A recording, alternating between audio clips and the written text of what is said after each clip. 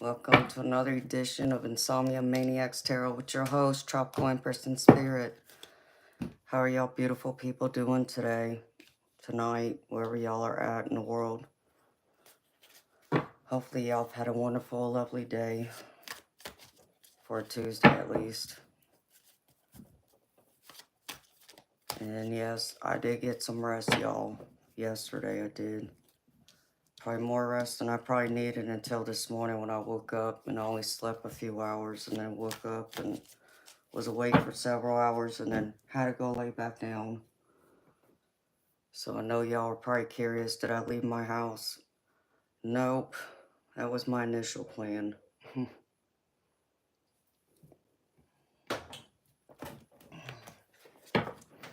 So no, I still didn't get to go out and enjoy a day out because, yeah, my husband in the other room just decided that he needed my car again and decided he needed to run those errands yesterday and said it couldn't wait for another day, so.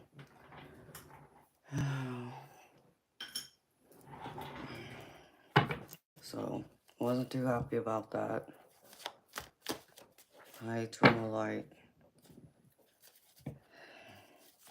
And then he said he was going to bring me my car back so I could leave, which he got mad at me because I just wanted to go out and enjoy the time by myself. So I think he was butthurt because I didn't want him there. And then something told me not to leave the house. Like, I don't know what it was. Something told me to stay home, though. And I think it was like within an hour before I even decided I was going to just lay back down and, maybe get up later. Yep, he was on the phone, almost got scammed, and would have threw away $1,000 that I surely don't have to give away, but he almost did it. If I wasn't here and if I hadn't overheard, that would have ended up really bad, and I would not have been happy at all. But I was too fired up by then. I gotta tell y'all will know when I'm mad. There won't be no mistaking it because my voice will raise and every other word comes out of my mouth is the F word. I will swear like a sailor. That's when you know to run. You pissed me off and I was not happy yesterday, so I was too fired up to even get in my car and go anywhere. So I decided to stay home instead. And keep my fingers crossed that he didn't give them any of my banking information that they were seeking, which I don't understand, because they tried telling him that he won $10,000 in a new car, but it was going to cost $1,000 to have the car shipped here. And I just looked at him and said, are you stupid? Come on now. Like, you're smarter than that. Like, hello. They're giving you $10,000, but they need $1,000 from you to have this car shipped here. That doesn't make no damn sense. It's like, use your brain. So I was not happy. No, Jameson, you would know if I was mad. No, I'm talking about what happened yesterday. Because if I was mad, the F word would be flying out of my mouth left and right. That's a good way to know. And my voice would raise very high, like I'm yelling at you. So no, I'm just passionate when I talk about things. Hi, beautiful Darby. How you doing, sweetheart?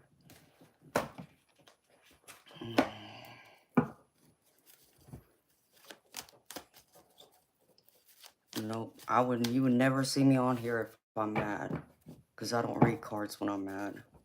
That's one of those things that I will not do. Is handle a tarot deck. Alright, Spirit. Six of Pentacles. So how you doing, Darby?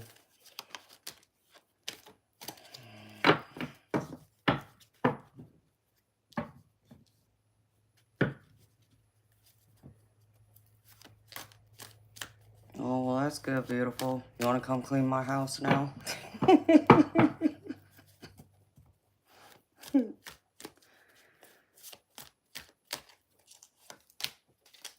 I know it feels good to have a clean house.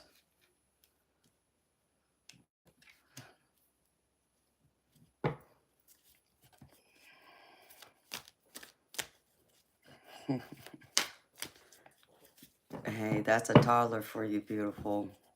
That's what kids are good at. Rugrats.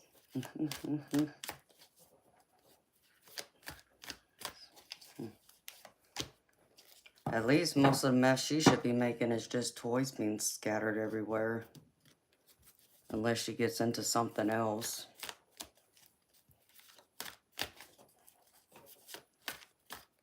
But that's a good mess to have. It's like every single time I go over to my brother's house, it's chaotic because there's toys everywhere. And I mean everywhere. And they live in his in-laws' basement, which has like 2 bedrooms, a living room, it has a full kitchen, and it even has a dining area, except for the dining area has a pool table, but the pool table is like covered. It's stacked up like past where my hand is, of clothes just piled up everywhere from all these little dresses she buys my niece. She dresses my niece up in, and but everywhere else there's toys, and like you can't walk through there without either stepping on something or accidentally kicking a toy or something laying on the floor. Choose your karma.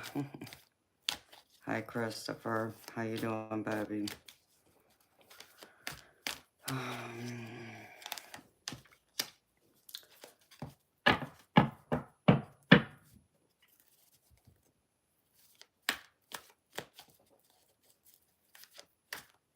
Oh, no.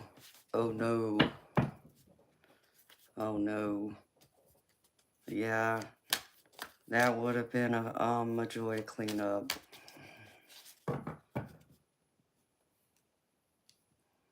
But you still gotta love her. See, that was the other reason why I didn't have any kids. Because I remember my mama telling me all the time when I was younger, she's like, oh, just wait until the day you have your kids. And it's going to be 10 times worse than what you've done to me. It's like, that's not happening, mama. I'm not having any kids. See, you already fixed that. So between that and tell me I'm going to have twins, nope. So I'm the only one out of the 4 kids who doesn't have any kids of my own. My 3 siblings all have kids, so I get to spoil them and send them back home. And that's the way I like it.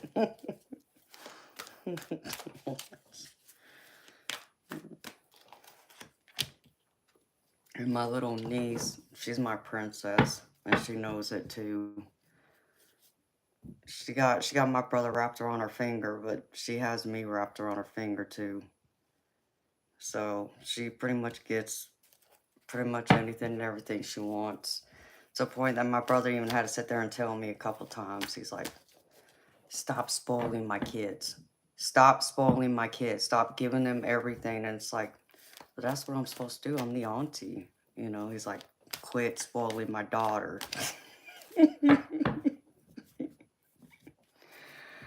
Oh my goodness. Hi, Jeff. Hi, John. How y'all doing? I mean, I was too when I was a teenager to an extent. I mean, I know if my parents were still alive, they'd probably say, yeah, I was a little hellion, but I mean, at least I didn't get any, like, legal trouble or anything like that, unlike my older brother. So, but, yeah, I was the child because, and it's like, and my parents, you know, I don't understand this because the way they raised us, you know, like some of y'all already know how I talked about how my parents, you know, would raise us to be outspoken, speak our mind, even swear. If we wanted to swear at them, we could, you know, just to express ourselves. Like if I wanted to tell my parents go F themselves, I could. and not be in trouble. And it wasn't considered disrespectful. And so, those times when I wasn't like, mad at them or anything, but you could say probably irritated with them. And I would say something to them, and then my mama, she would sit there and pop me outside my head, and she's like, "Stop talking back." I'm like, "What? What are you talking about?" I mean, the way I said it to you is no different than if I was mad at you, except for I didn't raise my voice so high, But there was still like it always confused me when my parents sit there and say, "Don't you talk back to us," or the other thing I remember my mom would say, "Stop talking under your breath." Man, it's like, yeah, okay, mama.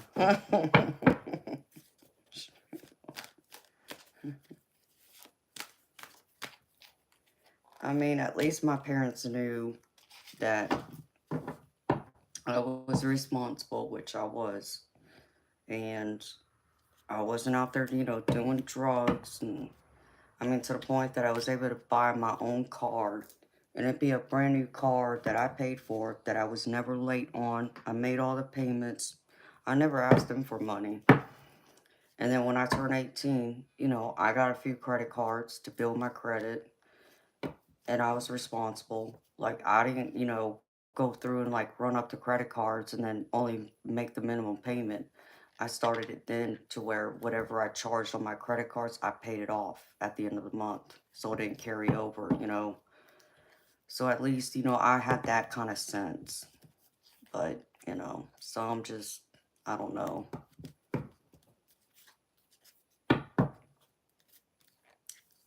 JJ Warner, you love my teddy bear? Yeah, I love him too. That's Teddy. He's my bodyguard. Hi, Farron. How you doing, sweetheart? How you feeling, honey?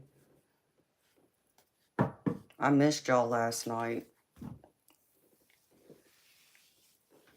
And if I wasn't fired up, y'all, yesterday because I was so mad, if I wasn't fired up, I probably would have gotten on here last night, but it was not the night to read tarot, so I decided to take the night off, whether I was going to or not, but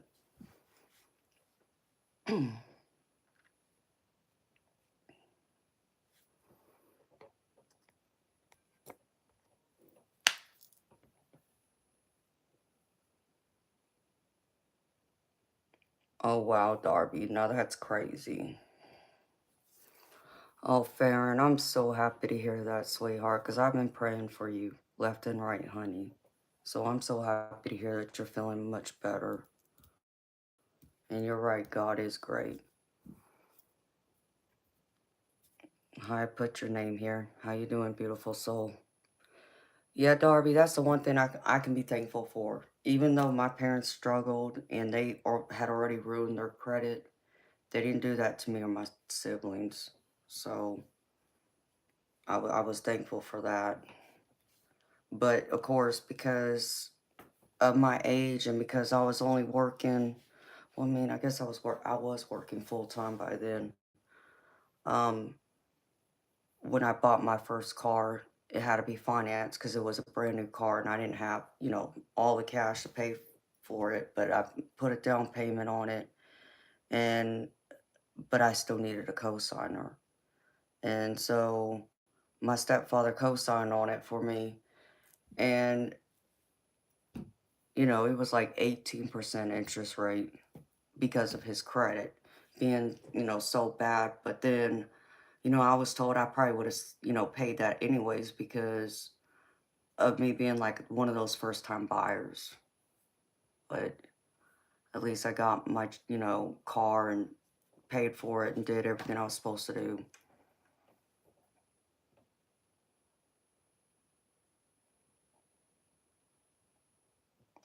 Hi Daniel, baby.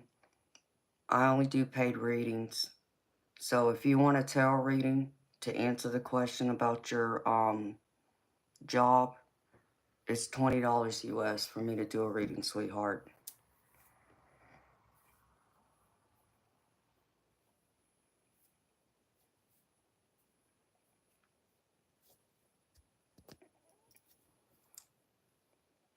Hi, so Fallon. You can barely listen to your wife, you're out. Amen. I don't know what the hell that's supposed to mean, but okay.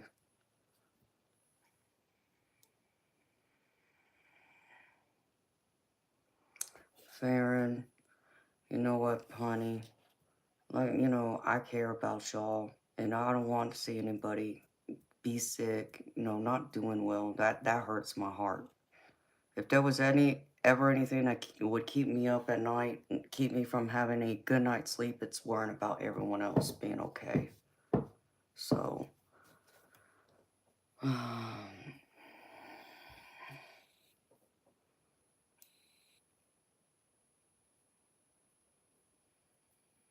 no, Darby, I can only imagine, sweetheart. Hi, beautiful, lovely hermit crab. How you doing, sweetheart? No, so Fallon, I'm sorry, honey. I'm sending you healing light and love. I hope you feel better.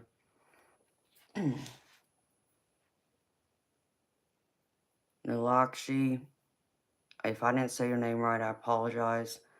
If you want a personal reading from me, I'm happy to provide it, but it's $20 US for me to do it, sweetheart. Okay. Let's see.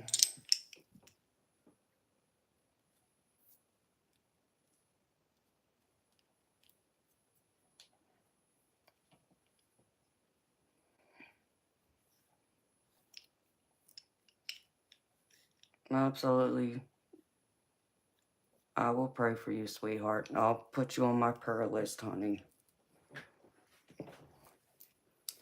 Lovely hermit crab. Yeah, today was good. I mean, other than I woke up after only sleeping for a few hours, which was strange. Because I normally, if I don't have to get up and be anywhere, I normally will sleep a solid 6, 8 hours. But I lay down and I think I only slept 3 hours and I woke right up and it's like, what? What's going on here? So, I stayed up till probably like about, I don't know, 3 in the afternoon.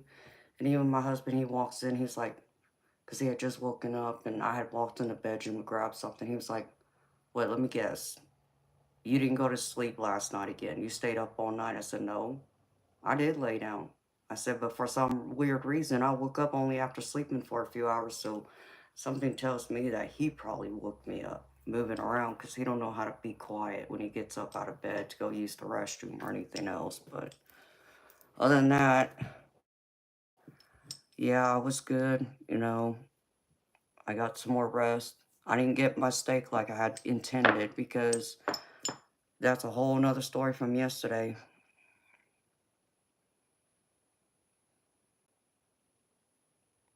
Mm, well, I'm sending you healing, sweetheart, for your exam tomorrow. So, like lovely hermit crab yesterday, I woke up and before I even could get out of bed to like go get dressed to, plan out my day, what I was gonna go do. He walks in the room, he's like, well, I gotta run up and grab a few prescriptions from the pharmacy and run somewhere else. Do you need anything? I'm like, I just looked at him, I said, yeah, when are you gonna be back with my car? I said, because I like to use my car for a change, thank you very much. And he got mad and got an attitude because obviously he knew I wanted to go out without him, right? So he gets all pissed off at first and I told him I'm fine, just bring me back my car. And don't be gone all day, so I can have my car. And so he's like, well, I won't drive your car then, I'll take mine. Whatever. So, and after he left, I was getting ready to go get cleaned up and everything, and then something told me not to leave the house. I'm like, oh crap, what is this? Why am I being guided to stay home? So I sat there, I'm like, okay, well, I know better to listen. So I listened. And like within an hour before, I decided to lay back down to sleep, I hear him on the phone. And I just walked by because I went into the kitchen to grab a drink.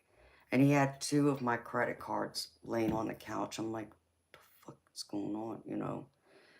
And he's on the phone. Um, and I could hear somebody on the other end that he's talking to, talking about his PayPal account or something, and talking about his debit card, wanting his debit card. I'm like, what? And without me even asking, I said, I don't know what that is. I said, but you better not give him my bank information. I said, otherwise, we're going to have World War II in here. I said, you don't want that with me right now. And so, he was like, he went like that, and then he was like, I want a car. And I just looked at him like, what? You know, and I just stood there and listened for another minute. And he's like, and I won $10,000, but they need $1,000 to ship the car here. And I just looked at him and said, and I could do nothing but laugh because I was so freaking mad.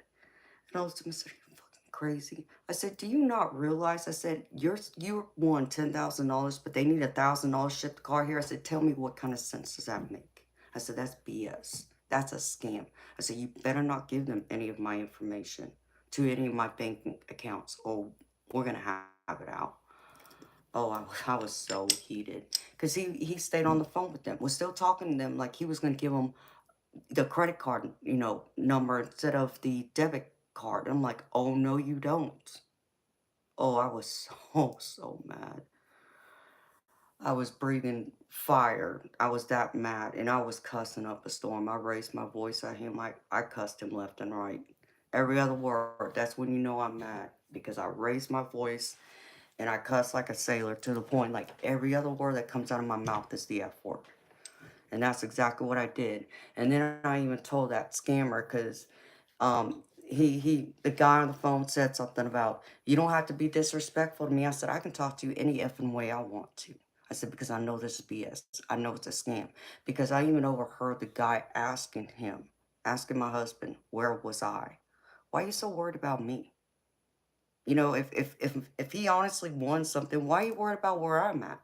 And then they also wanted to know what my credit line is on my credit card. Come on. And I think that's probably what pissed me off even more about him, because he's not stupid. But they were fixing to take him for a fool yesterday if I wasn't home. So by the time he saw my reaction, he saw me get all heated, he decided, yeah, he better not. It's like, yeah, that's smart, because, it would not have been a good day. Yeah, it's crazy. I mean, Darby, no. But I heard him say something about they had an account in like Jamaica. I'm like, what? Like, that makes no sense though. If you won $10,000, what do you need $1,000 from us for? Why don't you take it out of the $10,000 that he supposedly just won? You know, and the fact that it didn't register with him, I mean, like I said, mm-mm. It was something else yesterday. So, because of that, I was not in the mood to get in that car and go get my steak, go look at blinds, go do anything else I'd intended on doing. I stayed home, but I was so fired up by that point, and I couldn't get myself to calm down. I mean, yeah, the thoughts of me going up to the bowling alley crossed my mind, but then it's like, okay, well, then I'm just going to tear up my shoulder because I'm so mad. And then two, even if I had gone bowling, I probably wouldn't have been able to sit on here tonight and do this stream, because since I haven't picked up a bowling ball in a few years, my body's going to feel it the next day. I'm going to be sore everywhere like I'd just gone to the gym for the first time. So it's like, no, that's not an option either. So I just decided to lay my happy butt back down. And then I think I woke up like around midnight, right before midnight last night, and talked to a friend and, left it at that. So, but it's crazy. Crazy how they try. They really do try. And they almost got him. If it wasn't for me being there.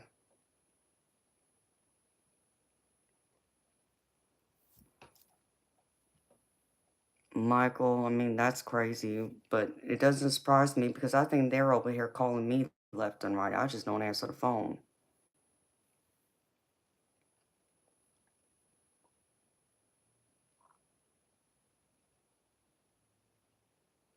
Yes, lovely hermit crab, and I would have been feeling it if I had gone bowling. I would have felt it, and I would not have been able to sit here because all my whole legs, especially my thighs, I remember all them times when I would take time off from bowling.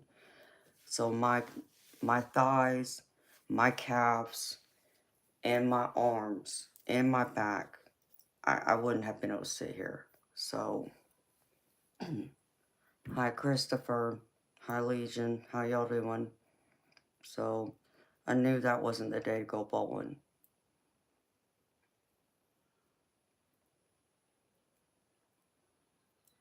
Oh, I know Darby. Oh, girl, I've already told him. It's like, if you're gonna order any nonsense that I don't know about, use your own damn credit cards. Leave mine alone. Especially the one that's tied to paying our bills that we have like auto pay with.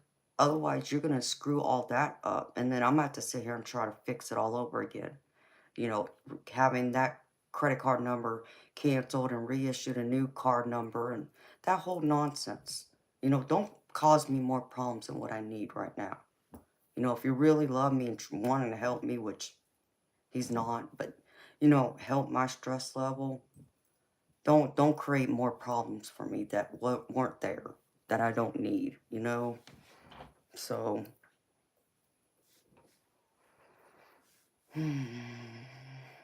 Hi Anna. Hi Roslyn. How you doing, beautiful souls?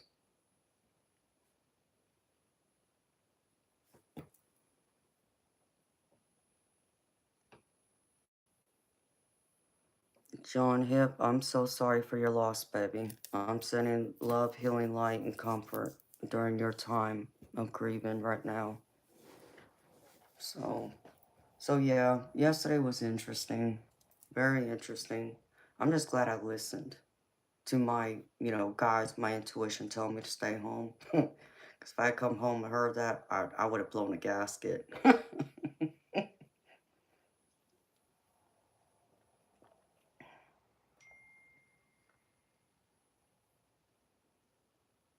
No, I love you too, boo boo.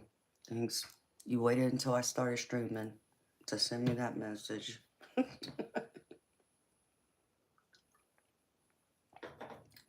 So, maybe he was watching. I don't know.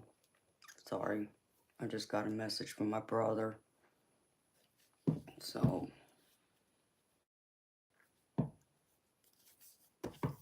my phone dinged and it's you, Ghost Town. Well, okay, if you're my baby brother, then yeah, you would be right.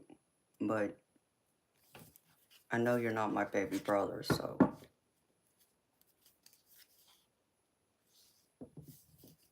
Hi, Texas. How you doing, beautiful soul?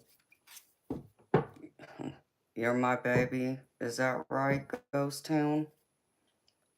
What, you mean you're my what? My romantic partner? Like, what does that mean? Because,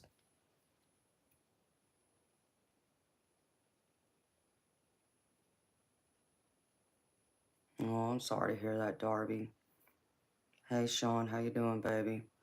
Oh, yeah, speaking of lovely hermit crab, I know you were asking, and I know someone else asked too, and I can't remember who it was now. Um, I did start working on that wish list. And I think all I'm going to do, beautiful, is I'm just going to add stuff to the existing wish list so it's all in one place instead of trying to separate like one for like just my decks and then the other one for, you know, holiday, birthday kind of thing. So I'm still working on it though. But that's what I'm going to do. So hopefully I'll have it done by the end of the week. All right, let me see.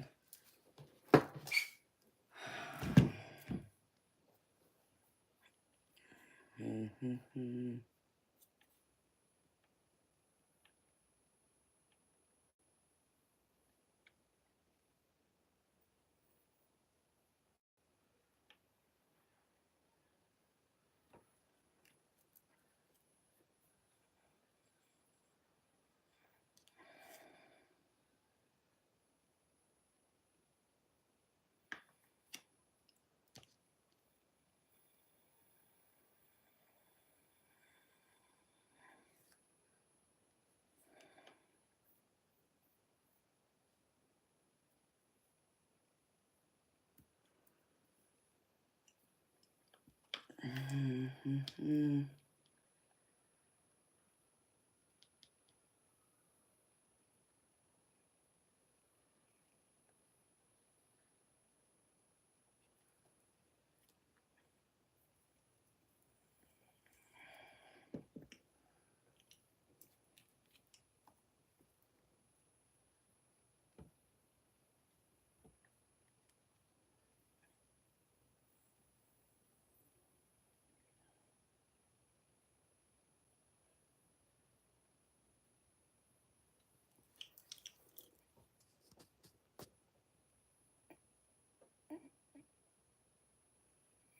Yeah, I haven't forgotten, sweetheart. So I started working on it. And, because I know I still gotta put an Etsy wish list together too. And I meant to do that like a month ago. And I hadn't gone around to it yet.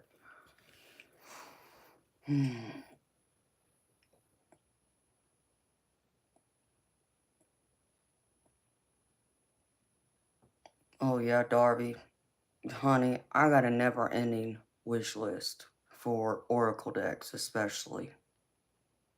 There's a lot of decks out there that I would love to have, but I think it's probably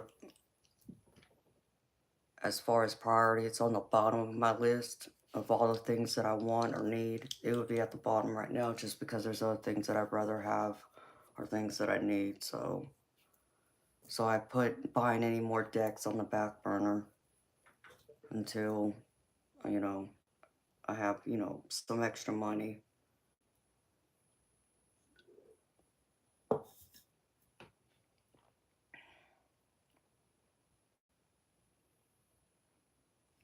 I'm sorry to hear that, Anna.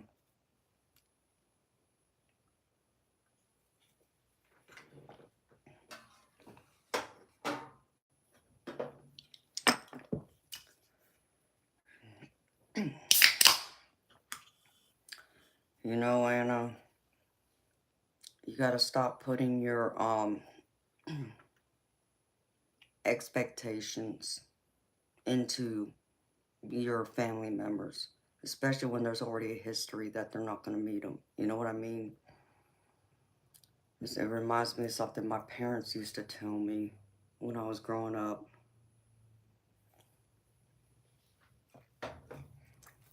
To not ever expect anything from anyone, because when you expect things or them to do or act a certain way, you always end up in disappointment. So it's best to not expect anything at all. So on the occasions that maybe they do something, especially a good thing, you're pleasantly surprised, by it. And so that's how I would um think about it and live by. And that's how I try to live by. I don't have expectations of people to, whether it's to comfort my own feelings, so to speak, like, where you were crying. I didn't rely on people to help me with that, especially like when my mama died, as an example, when I would have needed that kind of comfort the most. Um, I still kept it mostly to myself. And, are people doing things for me? It's like I don't have that expectation from people. Um, the only thing I expect people to do is be, kind and respectful to me and treat me the same way as they would want to be treated, or as, I treat them, and that's it. So anything else, whether it's family, friends, or a stranger, I have no expectations.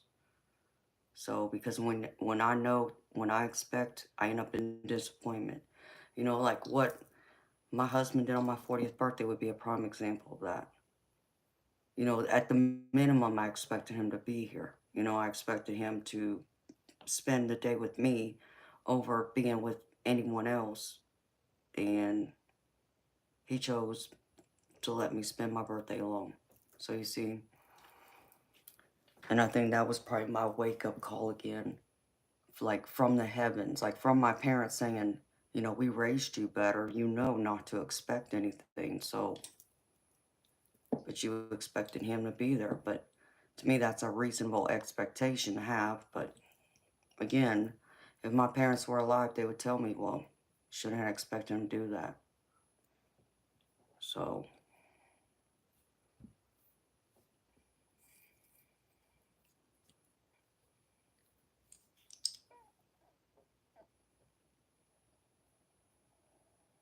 exactly, Sean.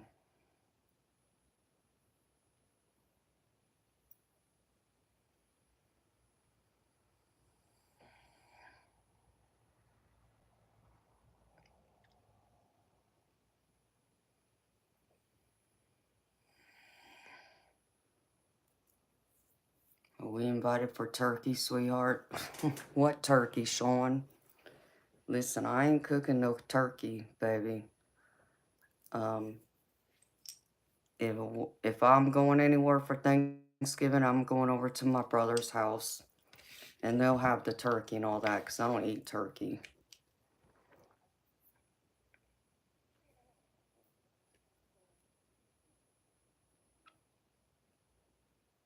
Lovely hermit crab, if you're talking to me, beautiful, um, I don't know what you mean. If you mean like if I'm shopping for new decks, I go for what I like, but what is actually calling to me.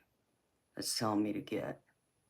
Because you want to feel more connected to every deck you use instead of being disconnected from it, or only getting it because maybe some of the images might be appealing to the people you read for if you're reading for others, that type of thing.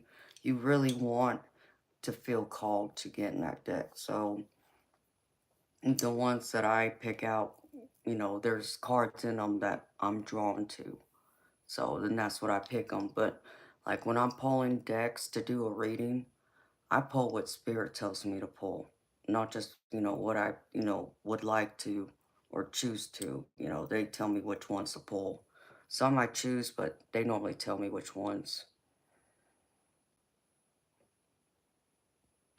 Yeah, Sean, that's right. You give and you never get back.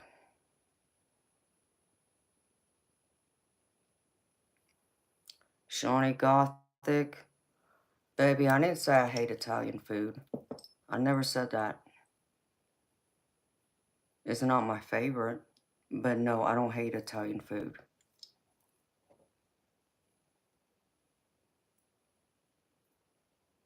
Yep, exactly, lovely hermit crab.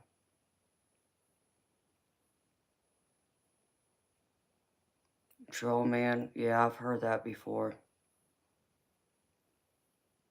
Hi, Glenn, how you doing, baby? And thank you.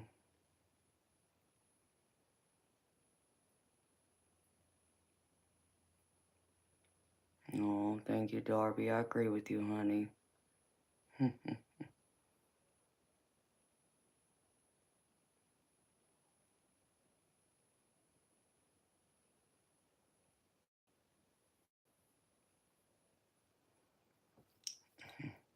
Oh, Darby, that's sweet of you, honey. Um,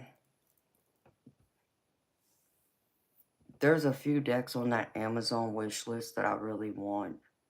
So if you wanted to buy me a deck, sweetheart, there's a few on there that I really want. Um, and I don't have it like where, what do you want most? I don't have that like listed in there. But one's an angel deck. Um, man, one is called Psychic something. It looks like it has like a phoenix on the cover, I think. And there's a third one. I can't remember. But pretty much most of the decks that are on there are Oracle decks, which I love Oracle decks. But there's a few tarot decks, and the ones that are on there are just the ones I gotta replace because I already have the decks, but the cards are like starting to tear and wear out, so I need to replace them. But yeah, I mean, that's sweet of you, Darby. The mermaid deck, I've seen one, and I know you did send me a few images, but I didn't really like sit there and study it, Darby. So to say that if it was calling to me or not.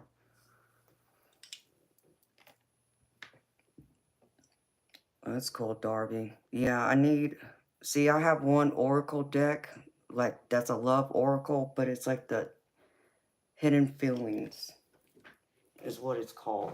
And it's the only one I've ever gotten. I wanted to get another one, but I just haven't. Um, Heart's Hidden Secrets is what it's called. But I know there's a few oracle decks that I need to get, love ones, and I think I have one listed on there.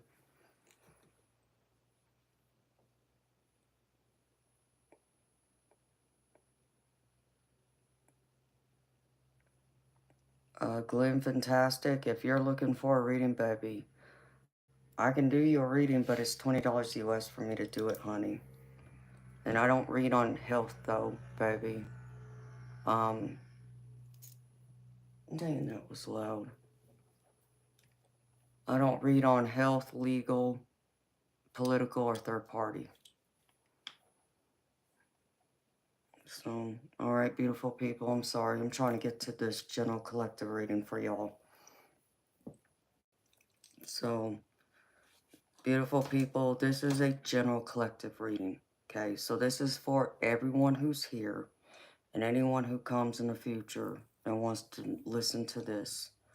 So it's not a personal reading, it's a collective. So everyone's energy is in this. So there might be parts of this reading that resonates with you and parts that don't. So the parts that don't resonate, don't force them to fit, okay? Try not to manifest that, especially something that's not, the most pleasant of outcomes or things you'd want to happen. Just put it to the side and leave it behind for others who it's meant for. And if nothing resonates for you today, well, maybe it's not meant for you today. But it doesn't mean it can't be sometime down the road. It's a timeless reading. So if you ever feel called back to this reading, trust that intuition and come back and listen to it. And I'm sure there'll be messages in it then that will resonate. But if you're here now, that tells me that there is a message in this reading for you.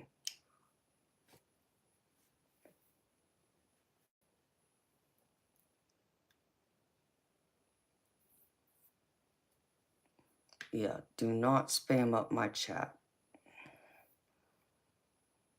Good evening, Fred. How you doing, baby?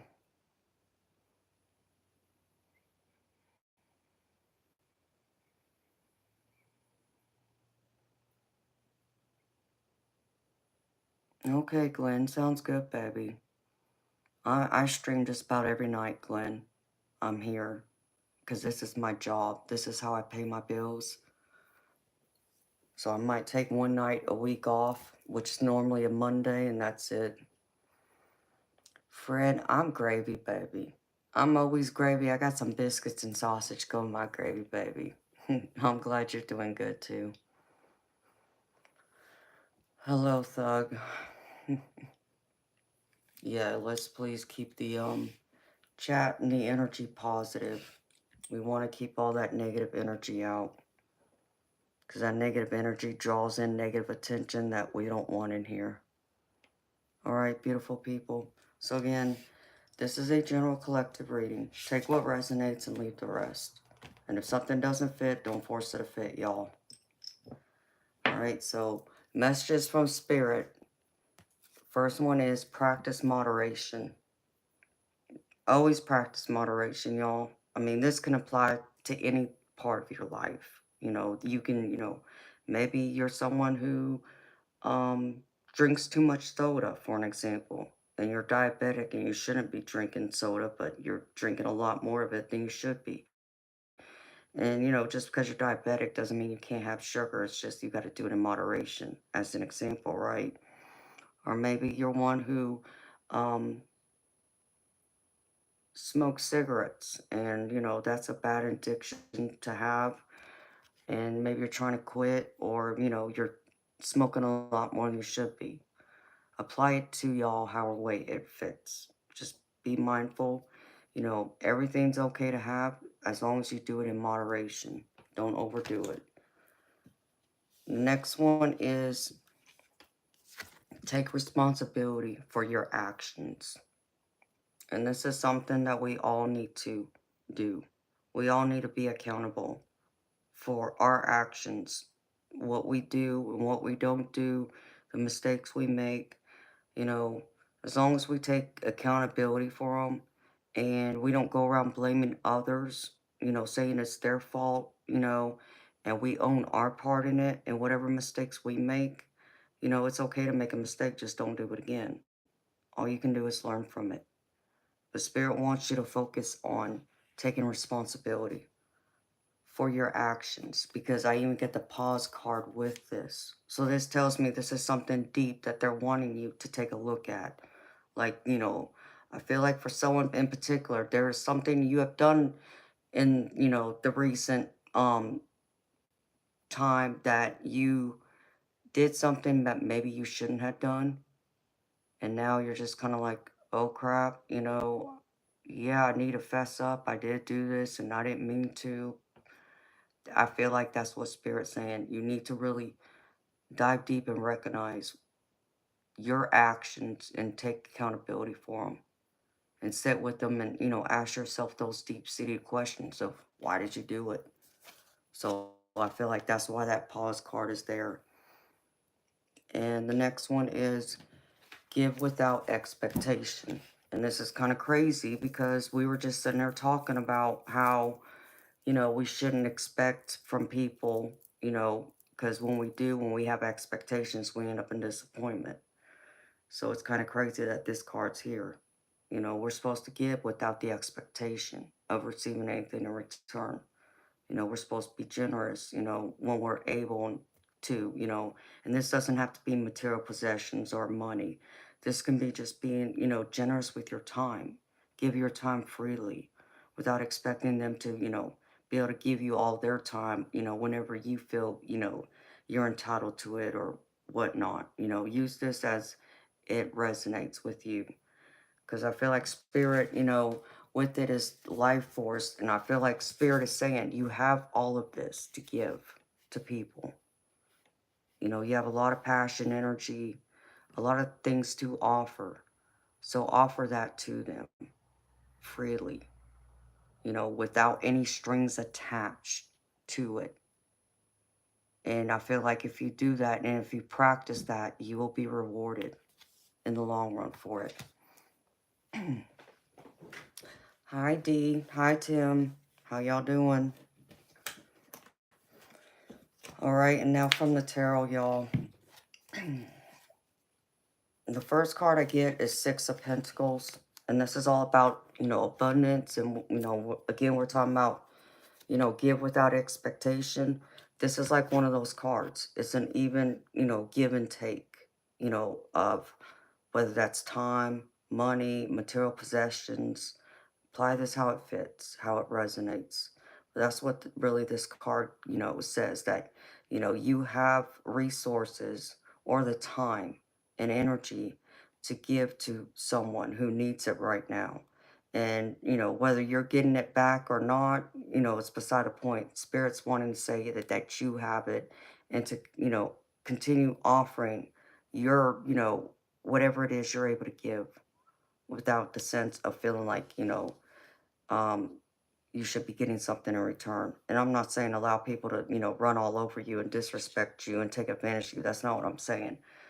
But, you know, put up a boundary, yes, I feel, with your time, your energy, whatever this is, you know, that you can freely give without feeling that need of expecting something back in return. Because Spirit's showing me that there's something that you're worrying about with this even exchange of energy, or whether it's, you know, one-sided. There's some kind of worry or fear tied to this that you're struggling with that you need to let go of, and it's something that you got to find understanding and the truth of a situation, you know. So example, we'll just say, like, you know, because I get the moon card with this, which is why I said that. So it's like I feel like this is spirit trying to say, listen to your intuition, but you got to take a step back too and assess it, and don't just look at it from one perspective. Like, I feel like there's going to be some kind of epiphany that's going to come through that's going to make you look at things a little differently. It's like, oh, well, yeah, I mean, maybe I shouldn't have done that, or maybe I shouldn't have asked for that, or given them that. Maybe I should have waited, whatever that is. Um, but I feel like, how was I going to put this? Like, you think of, like, let's just say, for an example, um, a loved one calls you and it's like, listen, things are tight right now. I don't have any money, to get back and forth to work until I get paid Friday. Can you loan me, $100 or whatever? And you have the money give, so you offer it and give it to them freely. And you do that without expectation. Then you find out later that maybe, well, it's not that they didn't need the $100. They did have the $100 to get the gas, but they were also spending, $100 somewhere else. That was not a necessity. Like, let's just say someone who's an alcoholic, for an example. They had the money to get back and forth to work, but they were gonna, not have the alcohol to help, consume. Just as an example. So it might mean you got to put up some more boundaries and have an understanding of what exactly people are expecting in that way, or if there is something like that, for example, that, okay, maybe they do have the money, but it's because they're not willing to give up something to do what they need to do, take on the responsibilities to, like, stick to their necessities and needs and not their wants and desires, is how I feel about that. And the next one is the Nine of Wands, which is all about having a lot of heavy weight, I feel. You've gone through this battle, and struggles, hardships. I feel like even this is like tied to a relationship for someone in particular. For someone out there watching me right now, I feel like this is tied to a close relationship. There's been a lot of heavy weight, a lot of burden, a lot of battles you've been going through, and spirits wanting to tell you it's time for you to believe in yourself and feel like that, you are doing everything right, or as right and as best as you can. To not give up, not walk away from either the situation, your life scenario, or, the relationship. Don't throw your hands up in the air and say, I give up. See it through. It's just a matter of now it's time for you to believe in yourself and find that balance. Instead of focusing all your attention on one thing, you need to find balance and make sure everything in your life is getting addressed and it's getting taken care of and nothing's going to the wayside. So just be mindful of protecting what it is you have created, and just stand up and have that courage to believe in yourself instead of just giving up and throwing your hands up in the air or throwing in the towel. That's not what you want to do. And the next one is the Seven of Pentacles. And this is all about having seeds in the ground that are taking time to grow and take root. But Spirit showing me that there's a pause in these seeds growing roots right now for you. But Spirit saying it's not something to worry about. Just give it a little more time. There might be a temporary pause in your plans of being able to grow that abundance you're looking for, whether that's, financially, material wise, even your spiritual or your physical health, even your career. Whatever those seeds are, trust in what you've done so far, that they will produce the right fruit in the right timing. And in the meantime, I feel like someone's going to be there to help you. Because I get the Six of Pentacles with this. So this tells me, like, this is like that give and take of, um, like, being charitable. So maybe, you have, some money invested in, starting a business, and Now, because you put all your money into that business, you don't have any money to pay your bills, and you didn't calculate it right. Like maybe you only had 6 months worth of money saved up for your bills, hoping that y- your business would produce enough in the meantime to get you through past the 6 months, and that hasn't come to be. As an example, okay, I'm not saying that's what's happening. I'm just throwing you an example. So I feel like now someone is gonna, see the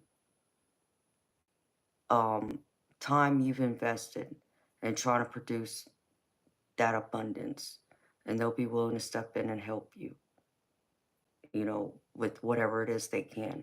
It may not be a lot, and I'm not saying it is, but at least the acknowledgement and willingness and genuinely wanting to step up and, help and offer, to do something, which is a blessing in itself. So take those blessings, y'all. And I think that's the other thing I feel like Spirit just said, be thankful and grateful.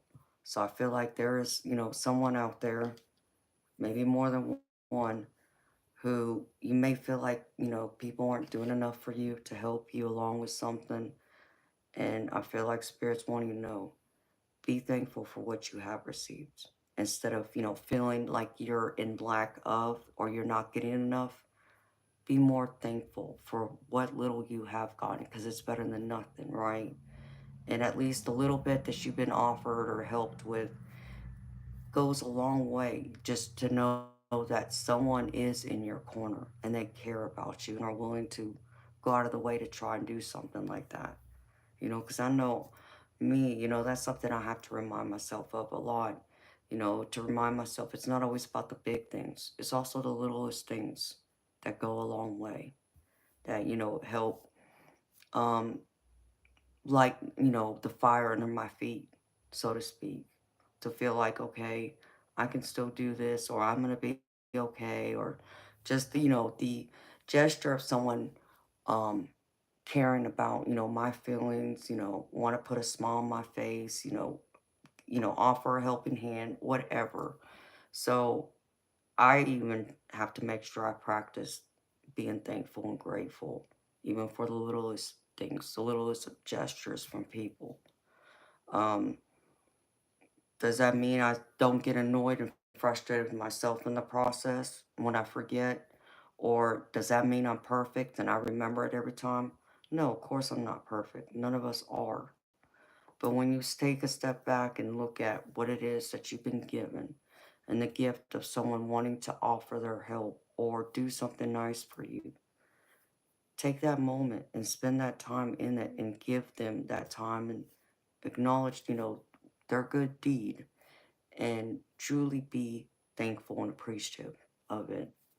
Because that really, it goes a long way. Hi, Gianna Forever. How you doing, baby? The next one is the Ten of Wands. And this is really like carrying all those burdens, whether it's your own burdens and responsibility and obligations, or it's others, or it's both. You're carrying around extra weight that doesn't belong to you, that you need to let go of. You need to release it and give it back to the people that it belongs to.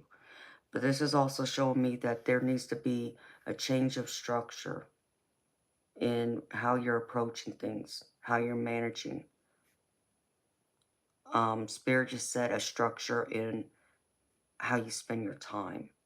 So there seems to be like an imbalance somewhere is what I'm picking up. So you need to find more balance and alignment in what responsibilities you're taking on and where exactly you're putting that time to take care of your responsibilities, obligations, without carrying all the extra weight for someone else at the same time. And sometimes that means even the balance has to come from you giving yourself that time, to take care of you, to make sure you get enough rest, you eat, you're doing all those things for yourself because you can't go around carrying around everyone else's burdens or trying to fill up everyone else's cups if your cup is going dry or is almost empty. Y'all always hear me say that. But I feel like you got to release some toxic people too, because I get the Eight of Swords with this. So I feel like some of this imbalance here is mental and emotional imbalance, because I feel like there's a lot of drama and chaos being caused. There's a lot of friction for someone. And you're kind of like doing this, juggling like, okay, well, that's my family. Like, what am I supposed to do? I can't just walk away from them and leave them high and dry. I'm not telling you to do that, okay? But what I'm saying to you is sometimes we got to practice a little bit of tough love, and that's whether that's on ourselves or on the people we love and care about. Because if we keep going around and babying everybody, that the people that especially like our kids, if we keep babying them, they're not going to ever learn how to be responsible, take care of themselves. Like, what's going to happen? God forbid, if you weren't here tomorrow, would they be able to take care of themselves? That's how you got to look at it. So you don't want to carry all that extra weight and keep, rescuing them or saving them, from things that they caused themselves. There's things that happen in life that you have no control over, or, you couldn't prevent from happening. But then there's certain things that we all done that's like, well, if you hadn't gone there, or if you hadn't spent all that money there, you would have the money, and, or, you wouldn't have gotten in that car wreck. You could apply it in all ways in life. So I feel like Spirit's wanting you to say, like, listen, maybe those toxic people, those people you love and care about who, yeah, you want nothing but the best for them, but that doesn't mean you got to hold yourself hostage to them too by tying yourself to them and carrying around that extra load, okay? Because you got to kind of like carry yourself instead. So be confident in yourself and love yourself enough to let them go, walk away, because they're not serving your highest good. You don't want people in your life who are going to, bring you down, pull you down, who don't believe in you, who don't encourage you, who don't support you, um, who aren't even willing to like give you some, some of their own time to listen to you. If you got a problem, that you need to vent or talk to someone about, and it's like they have no time for you. I mean, no, they're not causing chaos, but what are they bringing to the relationship to add value, to help maintain that solid relationship where it's an even exchange on both sides? That's what I mean. So, we all have someone in our life who's toxic, and many times, all of us have at least one family member who can be that way, who can act that way. And all you can do is love them from a distance. Okay? Don't bring them in closer. Keep them at a distance. I'm not saying hate them or wish ill will on them. Don't do that to anyone. Always, wish and want the best for everyone and send them away with love and light, but do it from a distance. So it's not interrupting and interfering in your life, causing, disruptions and chaos.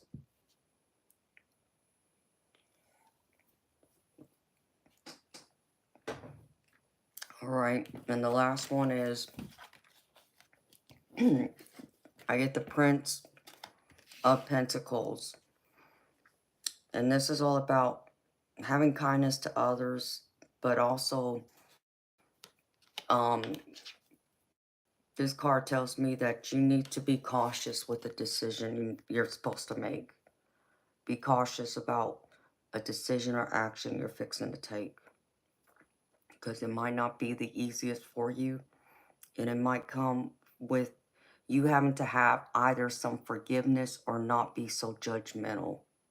And I feel like it's more, don't be so judgmental, because I get the strength card with this.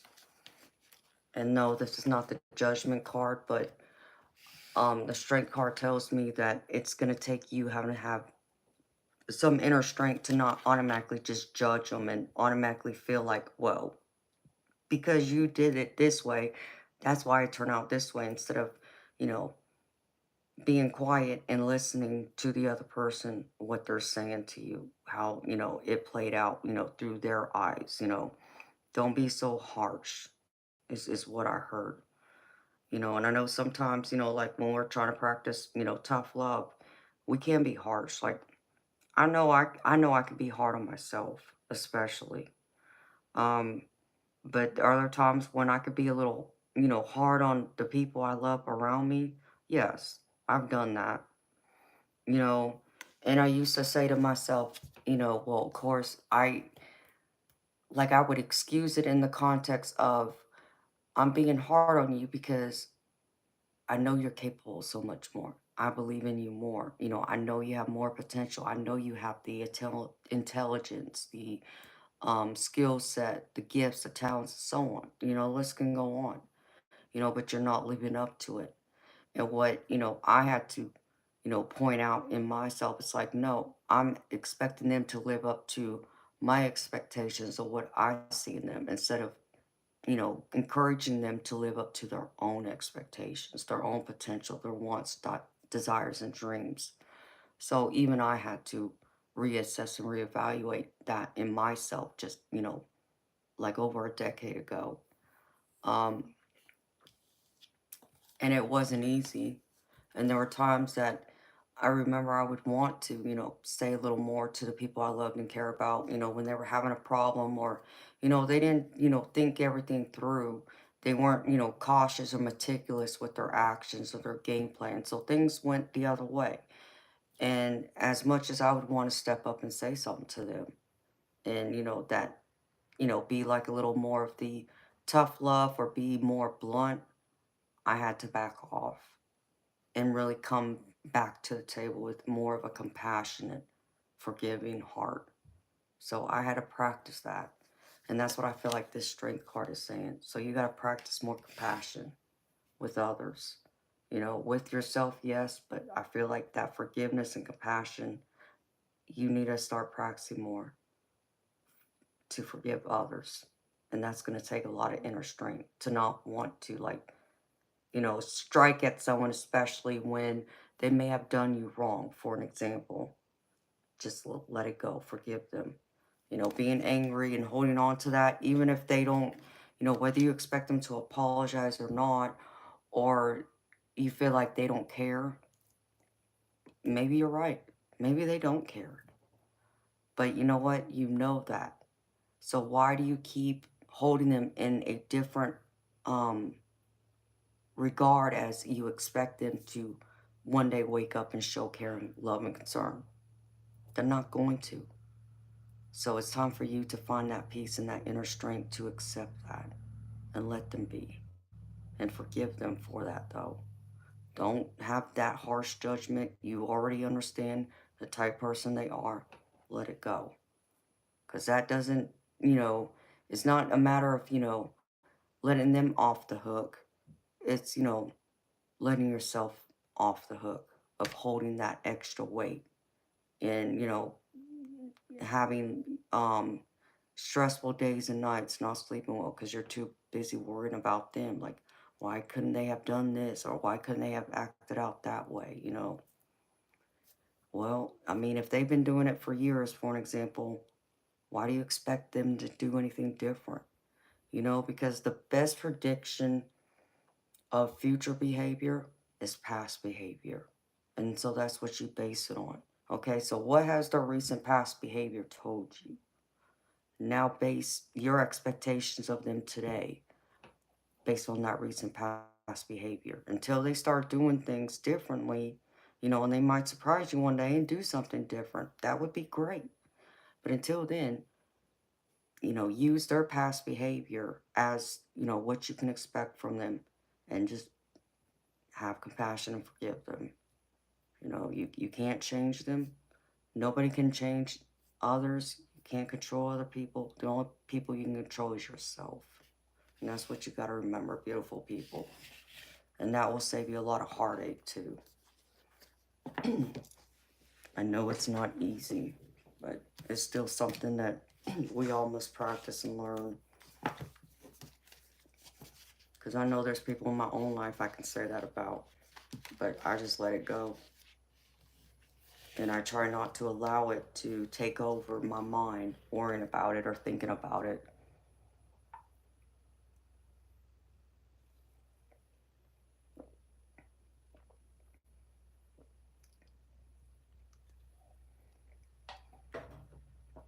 Alright, beautiful people. The oracle cards I pulled is, the first one is from the Guides of the Hidden Realms. And this is, which I think is just kind of crazy. It's the right card I'm thinking of, applies to what I just said. The alchemy of poison. Okay. It says, the word alchemy describes how a common substance can be magically transmuted into something valuable. The poison dart frog, for instance, is not inherently toxic. Instead, its body takes what it eats and turns it into a poison that is lethal to others but a powerful protection for itself. However, if the frog is fed a different diet, one not from its native environment, then it's not toxic at all. There's no doubt that our childhood traumas shape who we are as adults. Our initial hurts and betrayals are an emotional poison from which we evolve. Our past pain alchemizes into different personality traits that we express, some wonderful and healthy, others toxic and self-sabotaging. Right now, you're being asked to focus on how you've changed after all you've endured. You've moved beyond the difficulties, found your strengths, and courageously expressed them in the world. Reminding yourself of how far you've come is the new emotional food you need to keep nourishing yourself with. If you take a moment to observe your journey, you'll discover that the alchemy and magic you've been looking for has been inside you all along.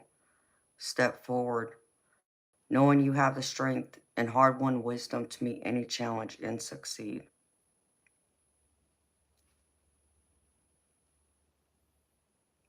So this is also about, transmuting the lessons you've learned from your past and also having forgiveness and taking your power back. Pretty much, not blaming others to me for anything that's happened to you. I mean, yeah, when you're a kid, that's different. You got parents that you expect to love you and nurture you and this and that, but some of us may not have been blessed with that. I was thankful I had loving parents, but I understand not everyone got that blessing.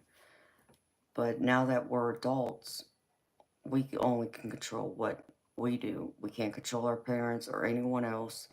And whether they were or weren't the best parents, we'll just say they weren't the best parents to you, well, you still gotta forgive them, right? Because you still love them at the end of the day, or I would think you would still love them. And not allow that childhood hurt to interfere and be what changes your present, your future now. Because you bring it in as a negative, unless you're going to take some of those lessons from back then, the things you experienced and endured as a child, and apply it to your life today, from lessons, then everything else, leave it back there. It's not helping you today. So you got to let go. And let's see. I got two cards here from the Oracle, the seven energies. One I pulled, the other one jumped out. So this is the first one. The Uncharted Sea. Okay, your comfort zone is sometimes exactly that, a safe, familiar harbor you finally come to in yourself. You have a sense that you don't need more than what is available right where you've landed in life. Now, however, is not one of those times. Like the hero's journey, the universe is inviting you to step into uncharted waters. Something is stirring. Adventure is calling. You may want to resist this urge because it will involve leaving your comfort zone. But embarking on this journey is essential for your well-being. Navigating the uncharted aspects of yourself means you won't have a map because no one else has ever been here. On this journey, you cannot rely on the help you would typically expect from others who have gone before you. This new territory is yours to explore. You're invited to be a pioneer, a path maker, who this is the day to dive into a novel experience and fully immerse yourself in the new. You don't know what this sea of possibility has in store for you. So stay curious and refrain from judgment or the need to label. Give yourself the time and freedom to be curious without the limitations and boundaries projected by your memories or expectations. You are in an amazing place right now, and you will never be the same for surveying these waters. So don't be afraid to step into the unknown. Know that we won't always know everything that's supposed to happen in our life, and we may not even have the roadmap to direct us there. But you got to trust in life. You got to trust in the universe. Trust in the energy that flows around you. And, like y'all have heard me say before, like when you face fear, flow with that energy. Don't, flow against it. Flow with it. Because for me, it's one of those things that's going to help push me further if I allow the energy to flow with me instead of, fighting against it. So don't be afraid to step into the unknown.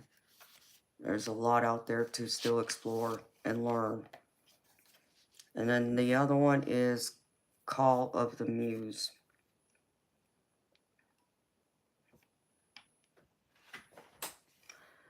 When you feel the call of the muse, you are being invited to create, to be the artist, choreographing your life, serving on behalf of the great artist, divine source. While the process feels intensely personal, your ego and self-identification are, ironically, the most unnecessary parts of the equation. While you might think you own the magic of your creativity, can you truly say you're the source of the inspiration? Similar to the spirit of genius from card 29, imagine your creativity stemming from another spirit guide, the muse. Just as the genius needs to partner with your intellect, so too does the muse need you to open your heart and let magic flow through your intuition and emotions. Stop seeing yourself as the center of the process and instead see yourself as a partner in a creative dance. Sometimes you might be inside the music and the feelings, the story and its expression. Other times you observe from the sidelines, watching it all flow from an unknown yet deeply intimate source. Today, your muse is calling you to be a channel and allow the creative energy to flow through you. The energy of emotion is waiting to be given a voice, a name, a shape, or a color. Journal, finish that writing project, start something new, paint, sing, dance, and don't worry where any of it lands. It has its own plans for you. Your muse knows where this all meant to go. For you, the big magic is in the experience of answering the call. So again, flow with the energy. Flow with creativity. And when you flow and allow creativity to flow through you, that's when you tap into your subconscious and you make even a deeper connection with spirit and the universe. And that connects you to your, surrounding environment and the people in it. So don't be afraid to, express yourself. You always hear me say that, what's that, magic that you possess that only you have that this world needs more of, but they don't have it because they can only get it from you. Share that magic. Allow it to shine because this world needs it. All right. And then the angel activation card I pulled for y'all today is Guardian Angel. And it says, you are not alone. Your guardian angel is here to hold you and support you, but needs to be invited to come forth and guide you. This invitation doesn't have to be issued through prayer. It can also come through your actions. So stop trying to do everything on your own. Let the barriers of independence fall so that you can be held, loved, and cherished by heaven and earth. Just remember, you're not alone. You're never alone. Even if you feel like you are because you can't see any of your spirit guides, your loved ones, or your guardian angel there, doesn't mean they're not there. So just know that, beautiful people. And that's what I have for y'all, beautiful people, for the general collective reading. So again, beautiful people, take what resonates and leave the rest. If something doesn't resonate and it doesn't fit, don't force it. Leave it behind for someone else. And if nothing fits or, resonates with you today, well, maybe it's not meant for you today, but it might be meant for you down the road. When you feel called to it again, it will be here for you to watch.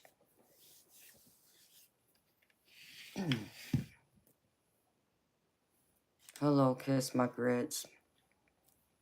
Hi, man from the West. How you doing, baby?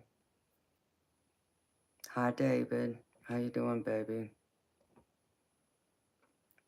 Hi, beautiful Jess. How you doing, beautiful?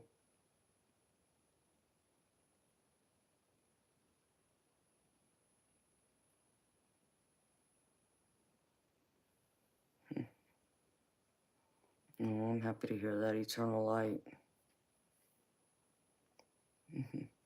Hi, Matthew. How you doing, baby?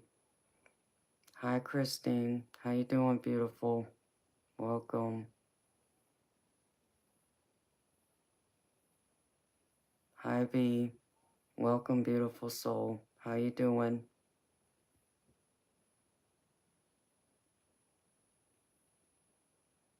Hi, enchanted angel. Hi, Michelle.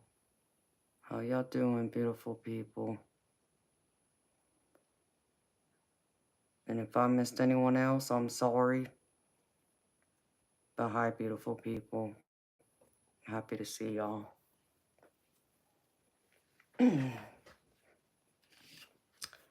You're sitting in the dark? Oh no, Jess.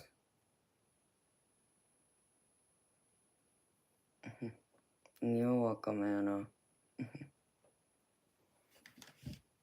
That stinks, honey. Hopefully the power will come back on.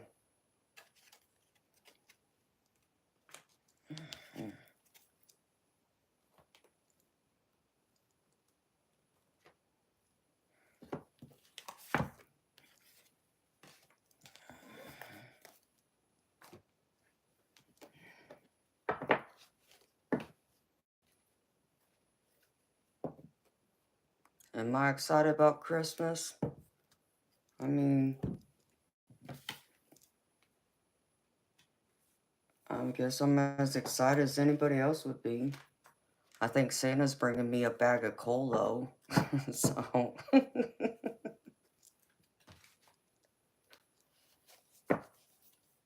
I haven't even been able to think about Christmas, to be honest. Like, I've been trying to put a wish list together. Because I know someone asked me for it on here. But outside of that, we'll see how it goes. we got to get through Thanksgiving first, baby. And I think that's probably where most of my intention is on, because I don't know if you remember, but my mama died on Thanksgiving. So I got to get through that day first before I can think about Christmas. So are you excited, David? Hi, Shane. Thank you, baby. It's good to see you too, honey. What am I asking for, David? I mean, baby, I got expensive taste. That's all I can tell you. I got expensive taste. Like, I'd like a new pair of diamond earrings. That's what I would love. If I could have my pick on what I wanted for Christmas, and it be granted. There's a pair of diamond earrings I found, but they're expensive though. So that's what I would be asking for though. What about you, baby? Because I think those earrings are like $2,500. Yeah, they were like $2,500.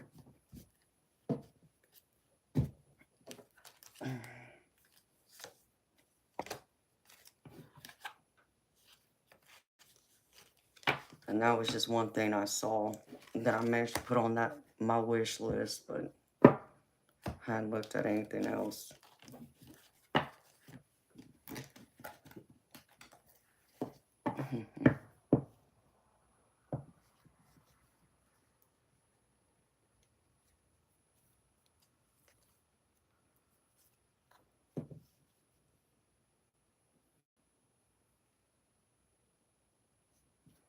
No, you're welcome, lovely hermit crab. Yeah, I love that angel card too.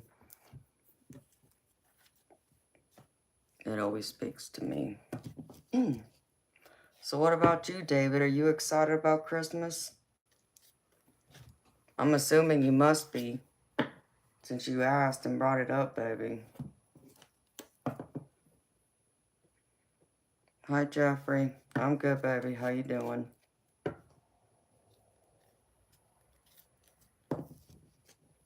Well, that's good, baby. I'm happy you're excited about Christmas.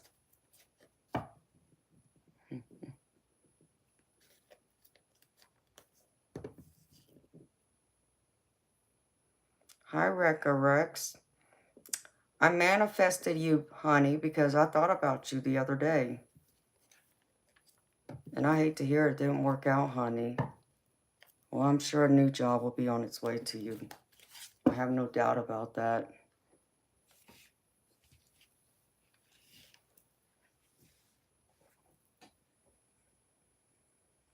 Yeah, it is early because we still have Thanksgiving, at least here in the U.S., to get through. Hi, Sterling. How you doing, beautiful soul?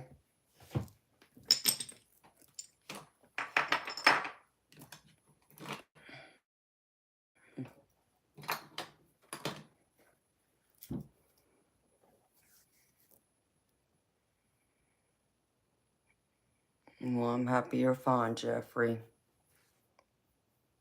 I'd like you to be good, but I'll take fine. Fine is better than hearing that I'm not good or I'm sad or having a bad day, so I'll take it. Aw. Sterling, you always make me smile too, baby, when I see your name pop up.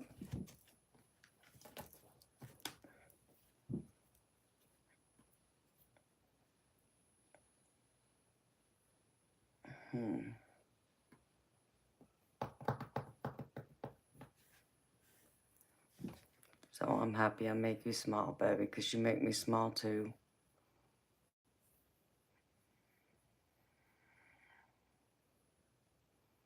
You need some luck, Rekka Rex. Have Rekka Rex, I'm sending you nothing but luck and love, sweetheart. Nothing but blessings and abundance.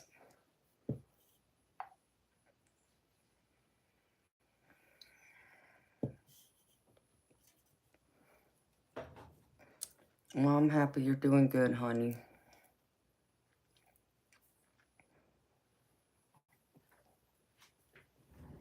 No, you're welcome, Rekka Rex.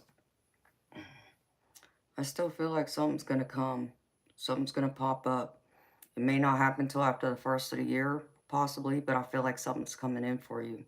I don't know why, I just get that feeling.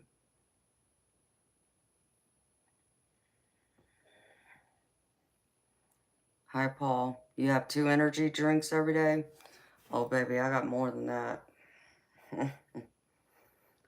I want to say that's like my 3rd can of Red Bull today.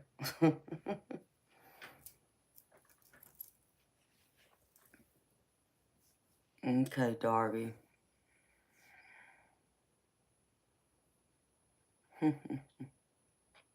Hey, Kate. How you doing, honey?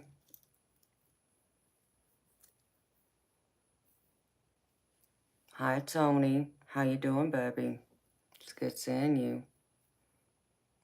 I don't know, Matthew. I mean, I got one right here. So,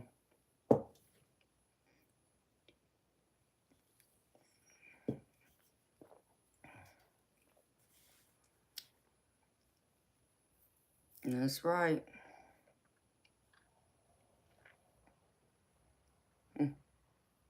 Teddy sells Red Bull. Oh, well, that's great to hear, Kate. Are you getting all settled in now?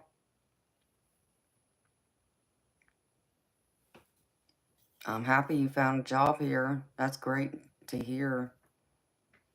Matthew, I'm gravy, baby. You know me, I'm always gravy. I got biscuits and sausage go with the gravy, baby. How about you?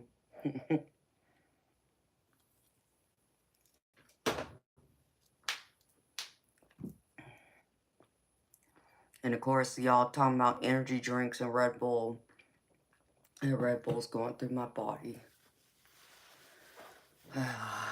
So I'm about to run to the ladies' room.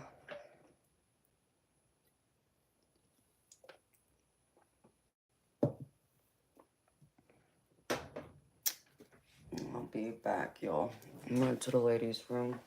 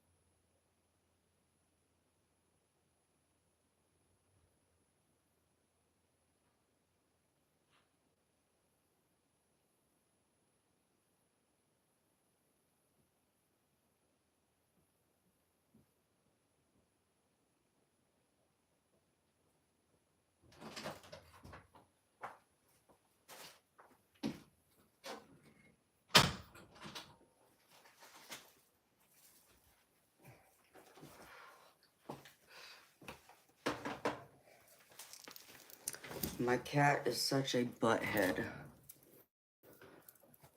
I walked out of the bathroom, go and pet him, and what does he do? He paws at me twice and scratched up my leg and made it bleed. He can be mean sometimes. It's like he just gets so feisty.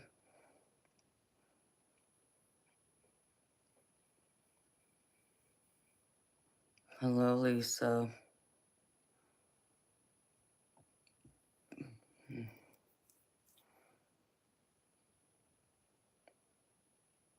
I know, man from the West. You get lucky, baby.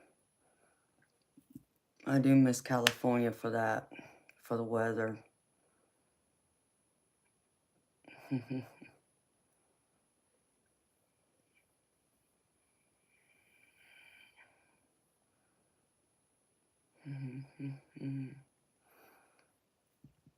Excuse me.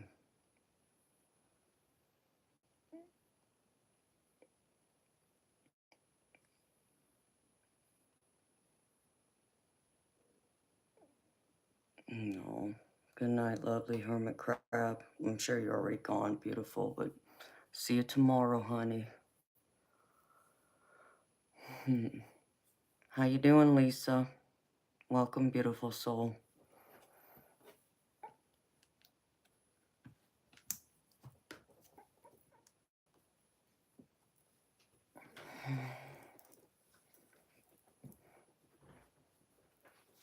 Exactly, man from the West. It's too cold up there where Eternal Light's at.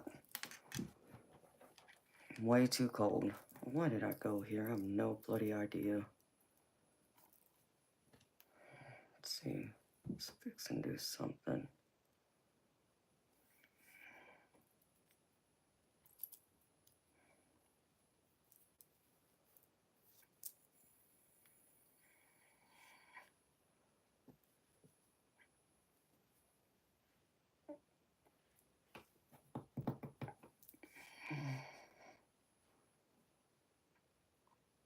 I'm glad you're doing okay, Lisa. It's nice to have you here, sweetheart.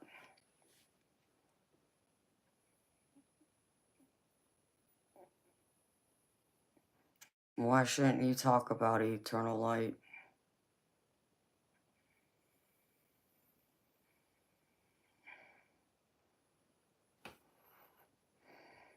I got that song stuck in my head now.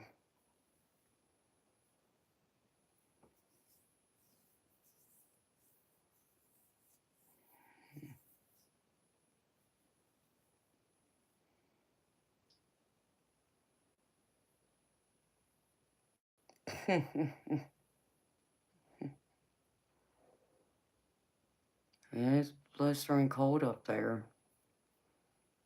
I don't want to live in a blizzard.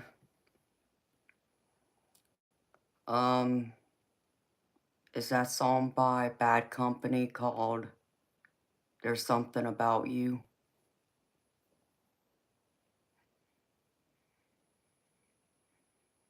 High school doll. Oh no. Now that stinks, honey. I'm sorry to hear that. They didn't even show up. So what? Are they rescheduling your interview or what?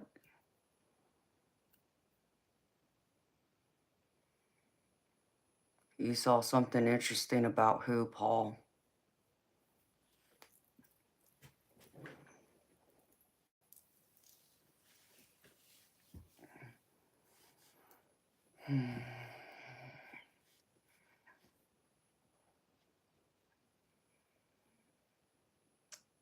Well, school doll, I'd call them first thing in the morning.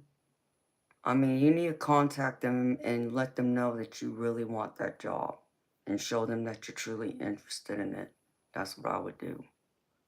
No, you don't want to say you're desperate, but you want to show that you do have great interest in the job. Okay, Jess, sounds good, beautiful.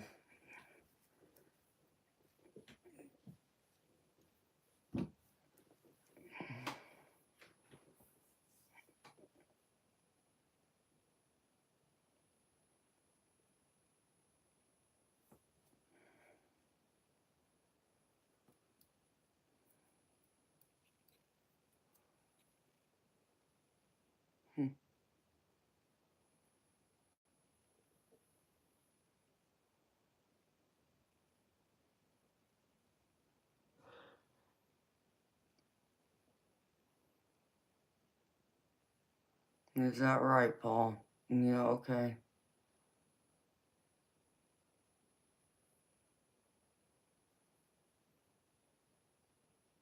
Well, Paul, I mean, if it's so top secret, I don't even know why you mentioned it then. That makes no sense to me.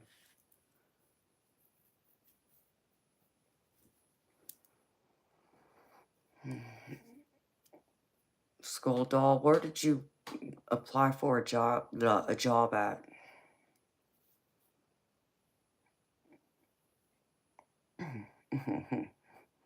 Man from the West. Here emoji. I love it.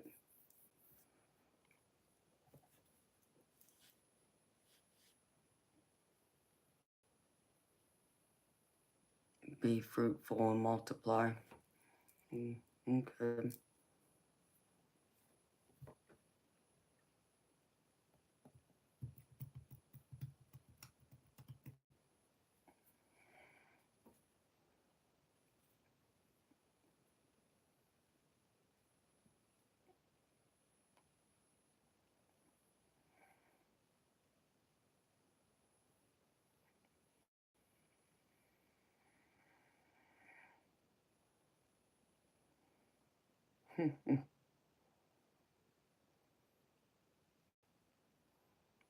Xander, why would you think I'm inconvenienced in any way? What kind of question is that? And why would you come in my chat and ask a question and not say hi to me first? You know, that's rude.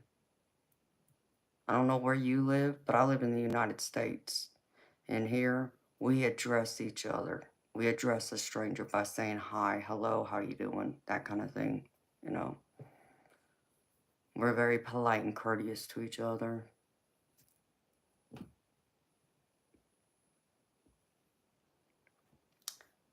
Hi, Philomosity. How you doing, baby? It's great to see you, too. I know you stopped in here for a few minutes the other night.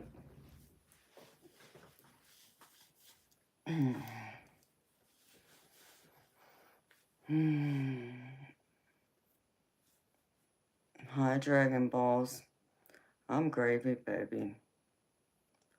I'm so gravy, I got some biscuits and sausage going my gravy, baby. How you doing?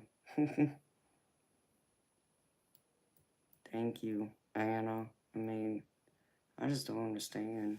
Like, what kind of question was that?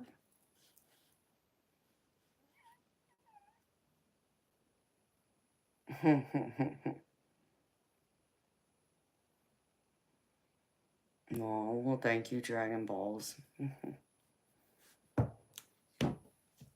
Y'all gonna make me blush in here. Told y'all, I try and dress to be nice and presentable for y'all. I mean, it's not like I go out of my way to dress because this is how I dress out in public too, but, you know, since I'm in my office at my house, I could easily just throw on a t-shirt and jeans and not care, but I'm not that type of person.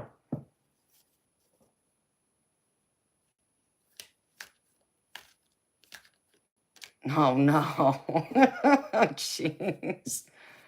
Philomosity, I guess you better slow down on eating those edibles, baby. Your girlfriend's gonna have your behind, baby. And then she's gonna snatch up whatever edibles you got left and then hide them from you, baby.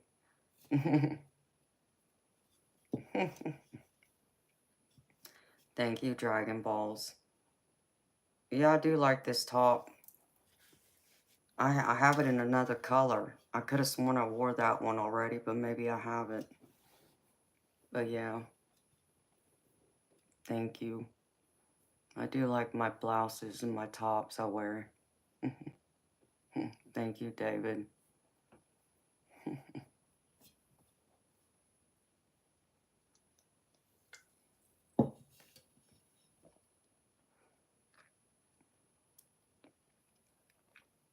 How many necklaces do I have in total? What do you mean, Dragon Balls? Like what I'm wearing right now or what I own?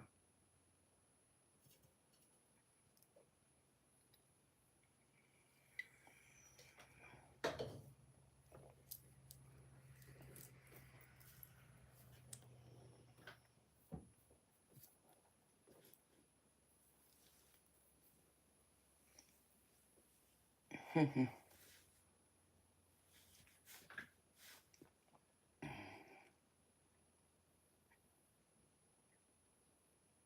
I'm wearing 3 different necklaces. Thank you, Dragon Balls. I thought I look amazing every day, baby. No, today's just another day for me. So I have this one, my crystals, and this one.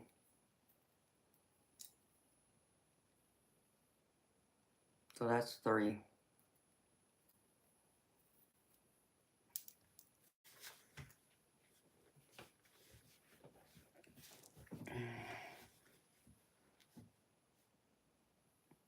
I always have at least 2 necklaces on at a time. Cause I wear my necklaces layered. Cause my cross never leaves my neck unless I'm cleaning it.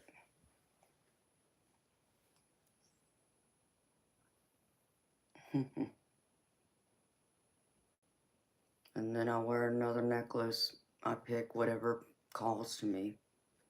I throw on, and then when I'm doing readings, I put on my crystal grid necklace. Can I hypnotize someone, man, from the West? No, baby, not that I'm aware of. I've never tried.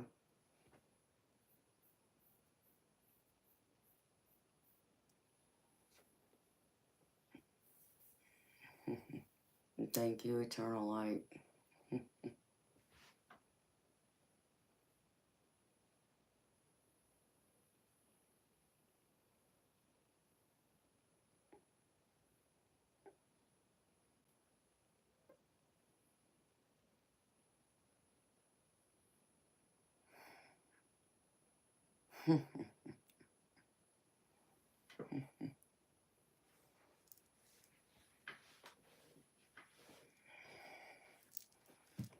Yeah, baby, I've never tried it. Oh, really, David? You got a thing for long hair, huh? I mean, most guys do, but, you know, you're hypnotized by me, Eternal Light.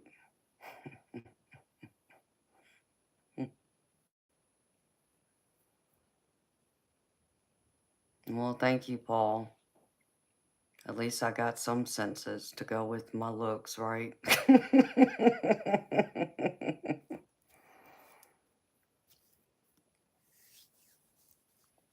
Dragon Balls? No, baby. The only thing I've done is sleep. I mean, because, like, yesterday, I had every intention on going out and running a few errands and getting me a steak until I woke up and my husband said he had to run errands and use my car. So I'm like, okay, well, I need my car. So when are you going to be back? So he got an attitude with me because obviously he knew I wanted to get out of the house and go without him somewhere. And then he almost got scammed out of $1,000 yesterday, which I would not have been happy about because I don't have $1,000 to lose to start with. So I was all fired up yesterday. You can say I was breathing fire.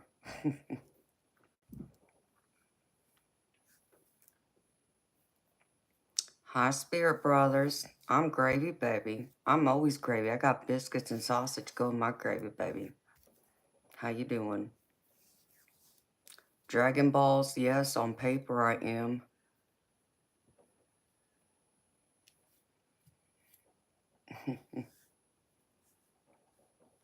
But I'm working on exiting it. So,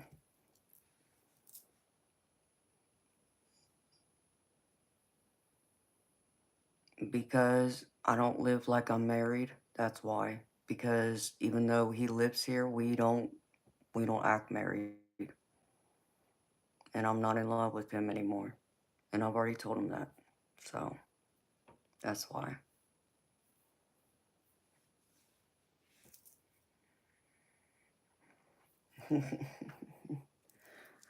Teddy looks like he's gonna pounce, huh?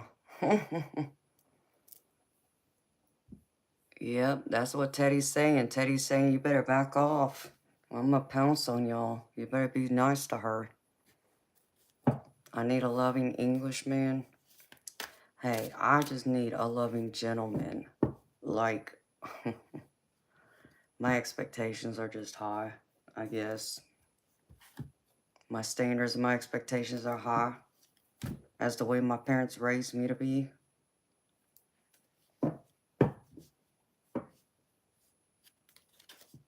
Oh, Dragon Balls, it will when I exit this marriage. Understand me. It will be better. Because I'm exiting in due time.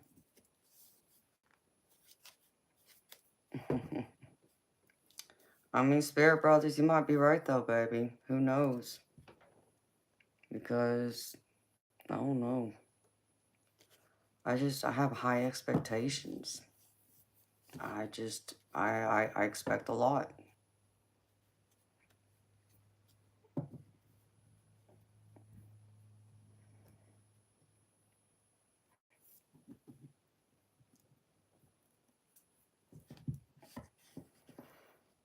Dragon Balls, I think so, baby, but, you know.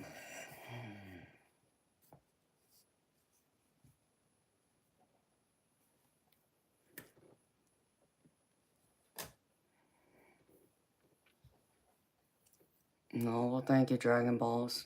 I think I'm a good person.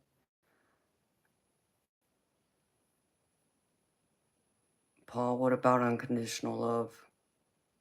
I've had unconditional love. Problem is, though, is that when you have unconditional love for someone, they don't have the same unconditional love for you in return.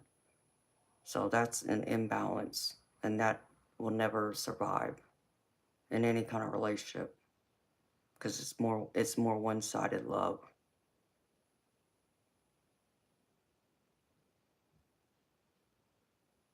No, well, thank you, Dragon Balls. I believe it'll be okay in due time.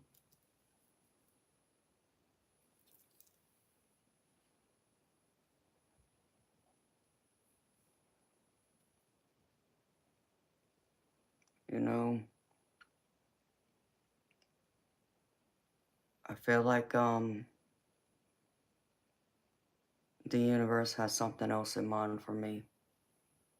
So that's one way I'm looking at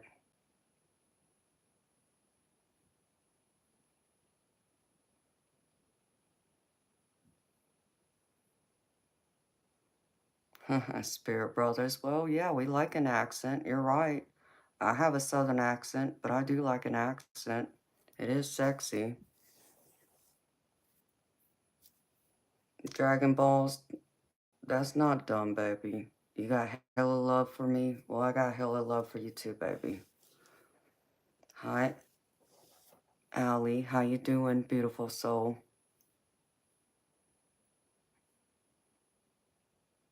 I mean, you just...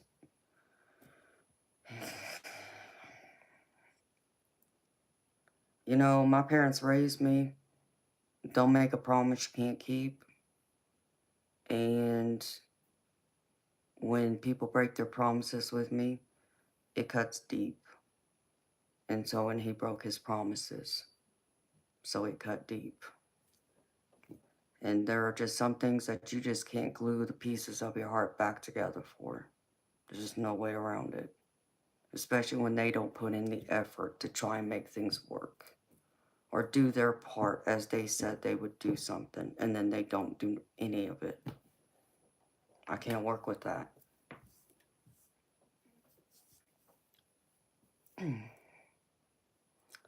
I'm gravy, Allie. I'm always gravy. You know me. I got biscuits and sausage going my gravy, baby. How you doing?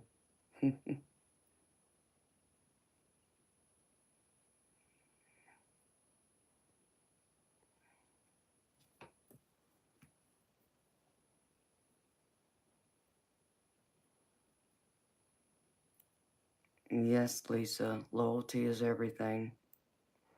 You just speak normal. Spirit Brothers, in your country, yeah, you probably do speak normal. But here it sounds a little different. It'd be no different than how I sound because I know when I call home to my family and friends in California, they all make fun of me. They tease me because of the accent I have, but also certain words I use. Because they don't say those words out there. There's no accent there.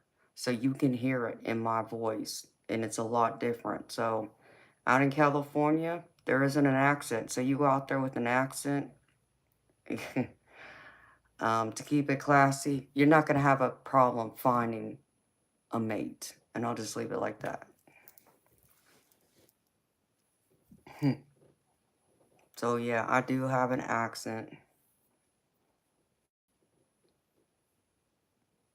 Like one of those, what is it?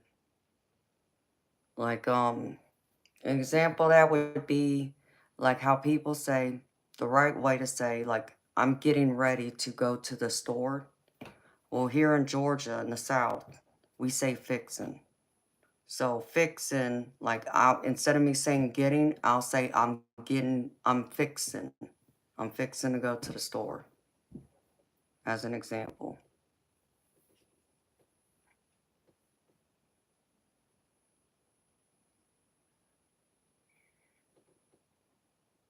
Yep, and I say y'all. I say y'all all the time. Um, I mean, there's many different things I'll say. Um, that's not, like what it sounds like in California, but it still wouldn't sound like what you say, Spirit Brothers in the UK either. So I love my accent though. It used to drive me crazy because when I would go home to visit and people would talk to me, they automatically noticed my accent and they automatically thought that I was from Texas. And it's like Texas isn't the only state in the South. So it's like, you know, there's many states in the South where that accent could have come from, but they picked Texas, I guess, because Texas is the closest state to California, so they automatically assumed, which made him look like a fool, to be nice. Yeah, you do. I hear it at certain times, eternal.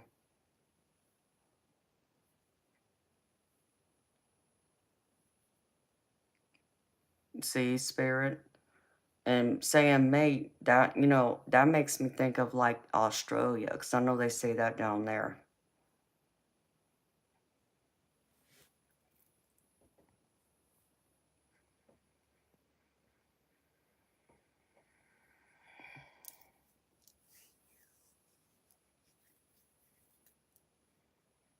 You like a southern woman, Paul?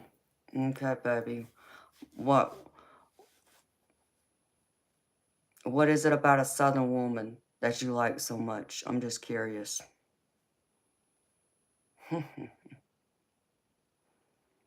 Hey, eternal, if that's what you want to call it, baby. I just know you do have an accent, because I do hear it from time to time.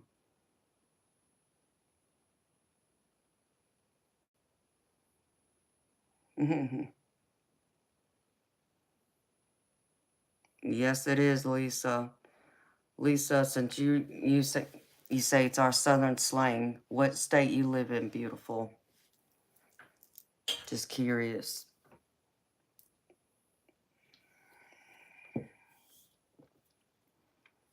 Yeah, it's our southern drawl. And I have a heavy southern drawl. I didn't realize the way I sound until, and this was several years ago, I called my house to leave a message on the recorder, thinking my family to get home before I would.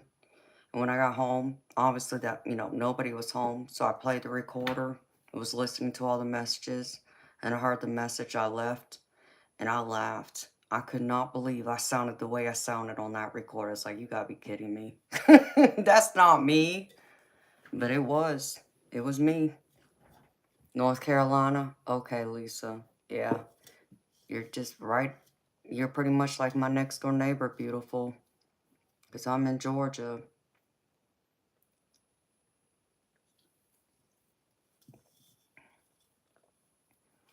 We're spunky. Yeah.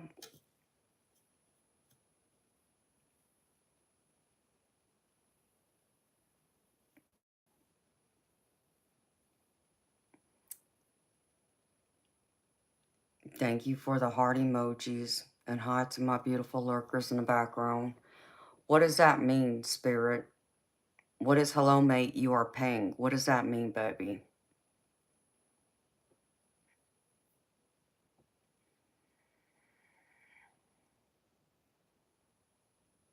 Oh, well, thank you, man, from the West. Yes, Lisa, we're pretty much next door neighbors. Practically. I mean, yeah, there's a lot of land out here, Dragon Balls. There's still a lot of farm country in Georgia. Out where I live is cow country, pretty much. Yes, they grow peaches in Georgia.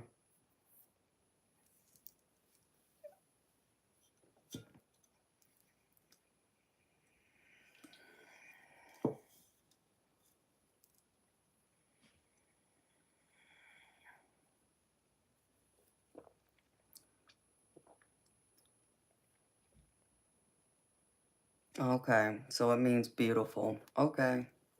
I didn't know what that means, so I'm looking at, I'd be looking crazy. Like, what the hell did you just say? Is that another language I don't know? Okay. Well, thank you, baby. That's very sweet of you. You're gonna make me blush. So I do like an accent. I do. And I do like, an English accent, Australian accent. I've heard them all. Call it British, okay?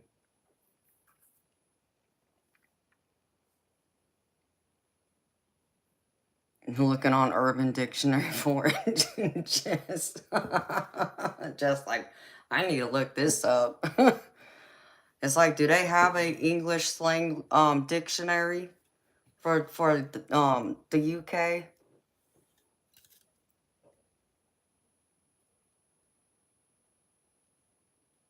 Hi, Sarah. You have a wonderful night too, beautiful.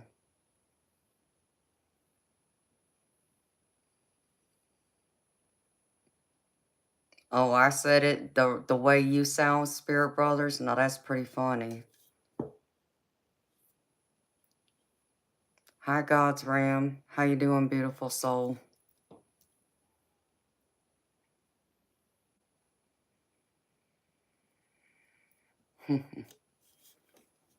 All right, Eternal Light. Yeah, because it's pretty interesting that her name is Georgia and I live in Georgia. That's not coincidence. I don't believe in coincidences. But that's pretty neat.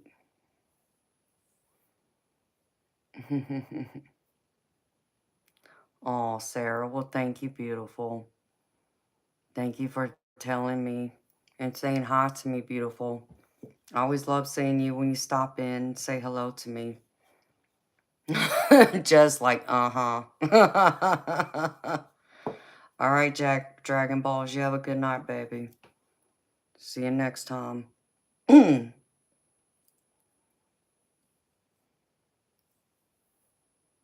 Oh, okay. Well, Spirit Brothers, it'd still be interesting to read, baby, because I'd want to know what some of these sayings are, because I get lost. Like, I'm looking at some words, I'm like, that doesn't look right, but I don't know what it means.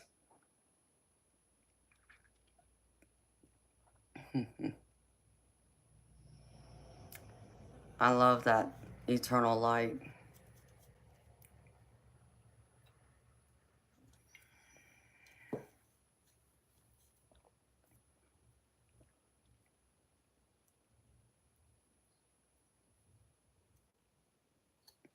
Okay, God's Ram. Well, thank you for stopping in and saying hi, baby. You have a good night. Sweet dreams to you. Sweet dreams, Dragon Balls. You'll teach me, Spirit Brothers? Okay, baby. Allie, whoa, 25? Sure. I'm 25 years old with 18 years of experience. I'll be 25 today. Sure. 25 sounds perfect.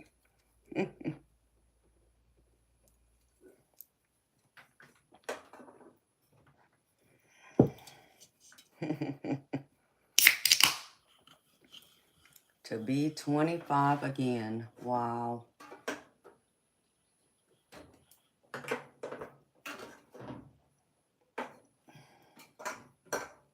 I'll be 25 today.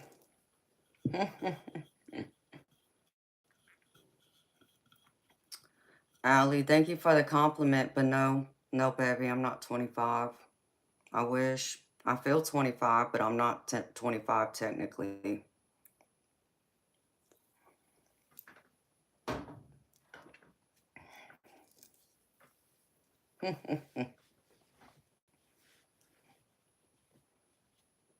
Oh, at this point, I aged backwards. Is that right, Dragon Balls? Hey, I like that too.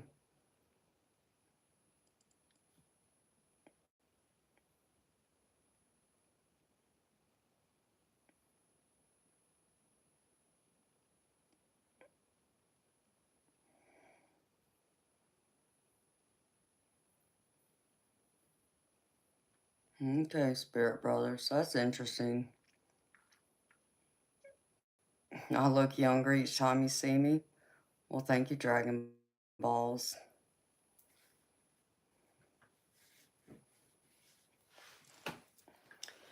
Yeah, I'm 43. I'll be 44 in March. So, do I feel like I'm 43? No, I still feel like I'm 25. So it's funny that you picked that number. I mean, you say I look 25, thank you. And I know you're probably being honest when you say that because it's not the first time I've heard that. Um, but I do feel 25. I don't feel like I'm in my 40s at all. I don't. The only time I might feel like it that way is when my back's giving me hell, and that's about it.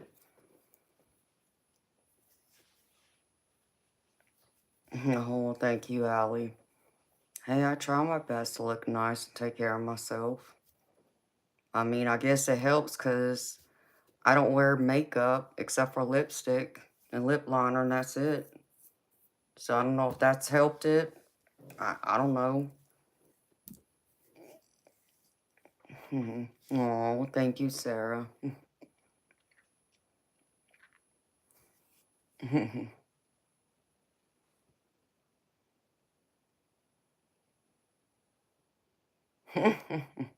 Okay, Spirit Brothers. I understand. You would put me in my 30s, Robert? Okay, baby. Like, what, low 30s? Where in my 30s would you put me?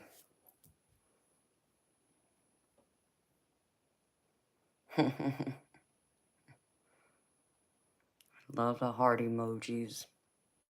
I love hearts.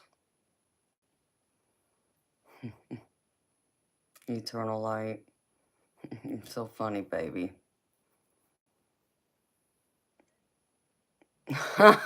Chess. You got that right.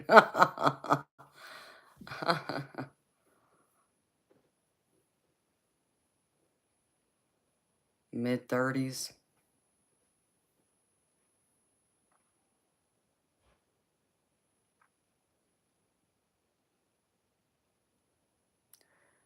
Okay, Robert, which one is it? 20s or 30s, baby? Because you said 30s at first.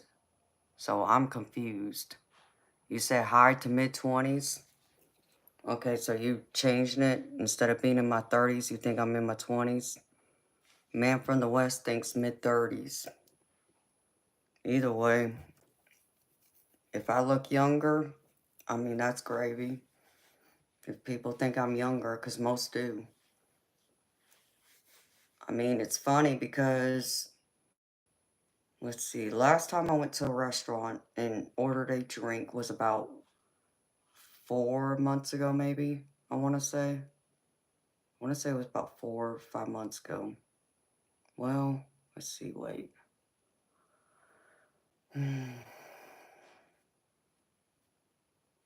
I'll say 4 or 5 months ago. I got carded for alcohol. So apparently they thought I wasn't of legal age to drink. That's right, Sarah. Gotta have the biscuits and sausage gravy.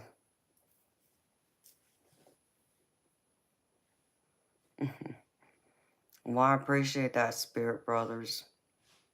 You don't need to guess my age, baby. I already said I'm 43. I'll be 44 in March.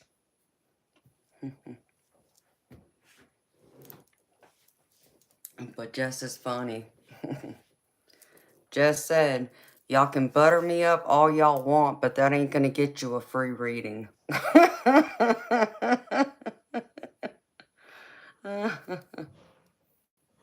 And she's right.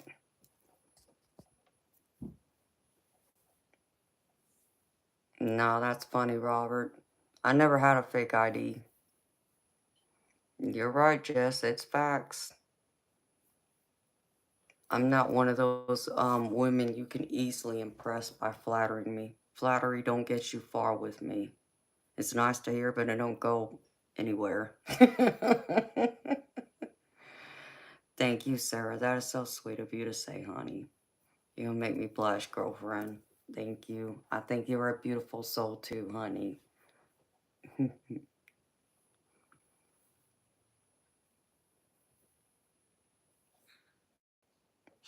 Oh, you could be a toy boy.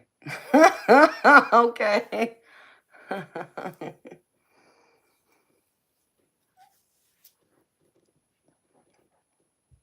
Hello from Tokyo.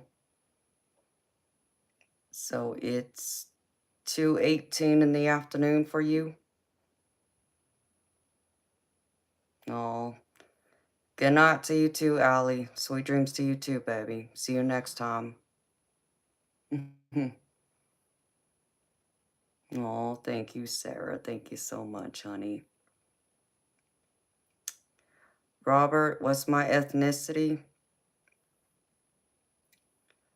I'm mixed. I'm Japanese, Polynesian, English, Irish, and Scandinavian.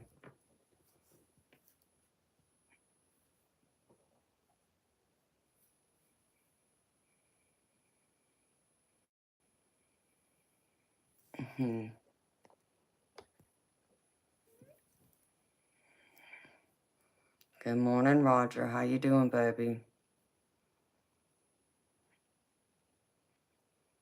Paul bodybuilder, what is that supposed to mean? You women are really something else. I'm staying single. Like, what? Why would you come in my chat and say some crazy nonsense like that without saying hi first? Like, that's rude. Where's your manners? I don't know where you live, but I live in the United States, okay? And here, we were raised and brought up to be polite, to be courteous. So when we meet someone on the street who's a stranger and we walk past them, we normally say, hello, how you doing? And have a good day. You know, that kind of thing. And whenever we want something, we normally remember our manners by saying please and thank you. So, what is with your nonsense?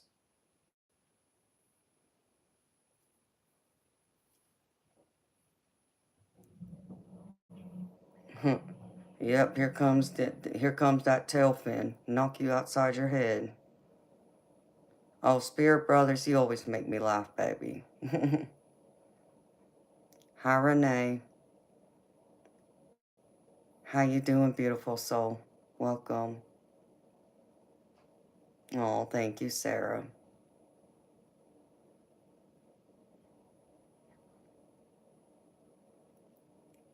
And good morning to you, Roger. How you doing, baby? Trolls are just plain out rude, period.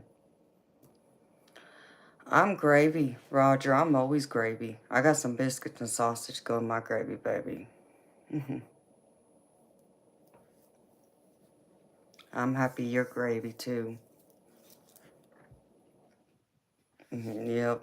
Thank you, Eternal Light and Jess. Y'all are awesome.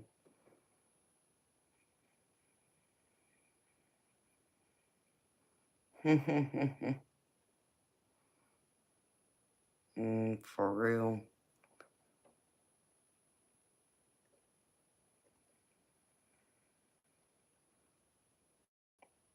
Oh, I guess that troll don't want to speak no more, huh?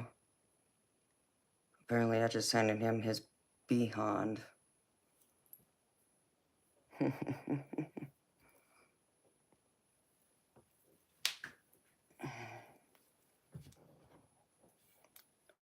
So what's going on with y'all?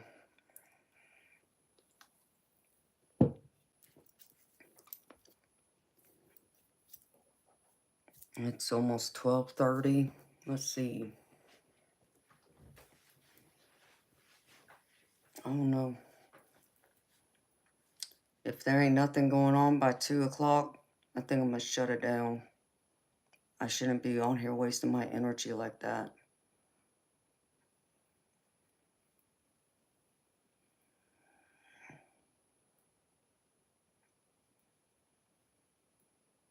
That's cool, Robert.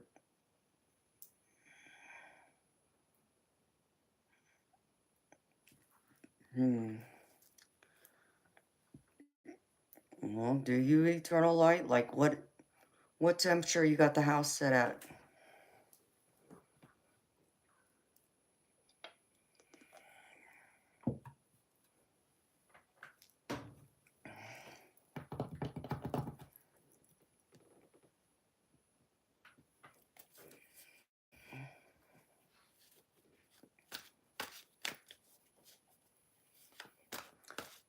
Amen, Spirit. That's exactly right, baby. Manners don't cost you nothing.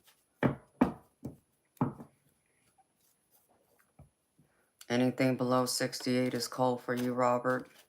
I agree with you, baby, because I know for me, I set my house sometimes at 68, but lately it's been hitting like 72, 73, turning the heat on because it's just been a little too cold for me.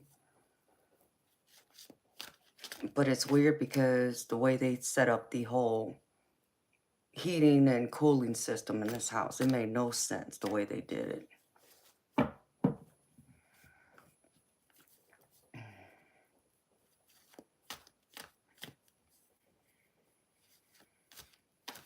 Whew, Spirit Brothers, yeah, that's too cold for me, baby.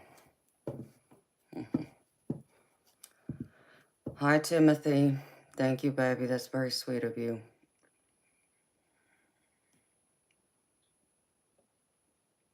You keep the house around 70? I mean, well, there's been times I've had my house set at 70.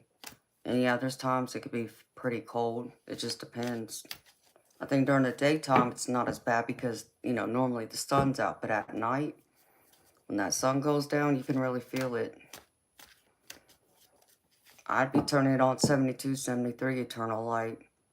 Hey, you want me to come up there and visit, baby?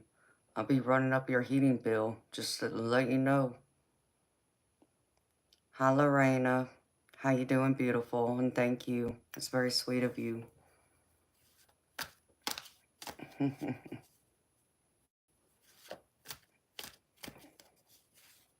You'll keep me warm.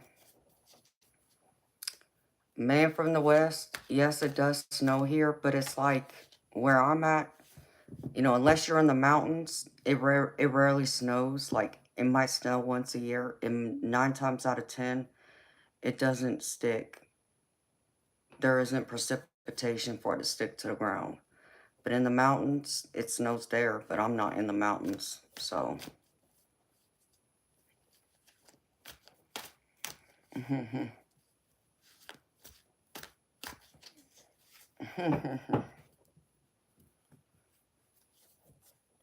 He'll put it up to 80. No, I don't need it at 80, baby. I just need it like 72, 73, of course. I don't know what your house feels like, but I would be guessing I'd probably set it at 72, 73 with the heater on.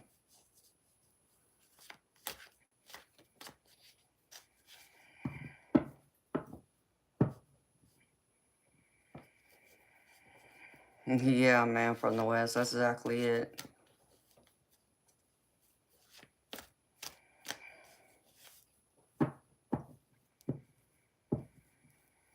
No, Lorena, thank you, beautiful. Same to you, sweetheart. I wish you a wonderful, beautiful day or evening, wherever you're at in the world, honey. Paul, I don't know. I think that's down to everyone's personal preference. Hi, Karen. How you doing, beautiful? Good seeing you again, sweetheart.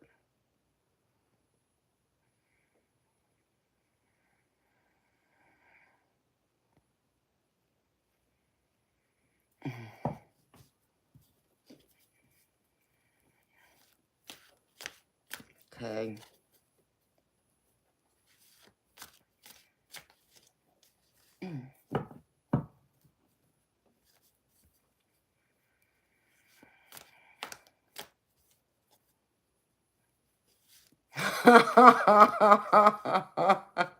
Isn't that the true spirit? Yep, that's too cold for me. Way too cold.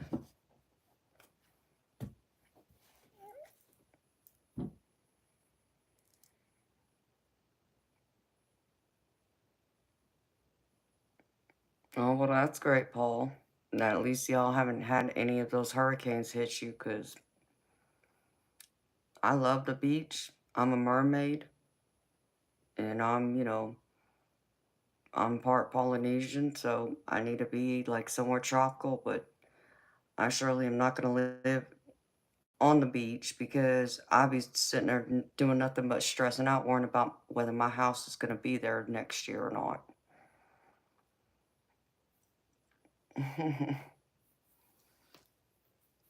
Oh.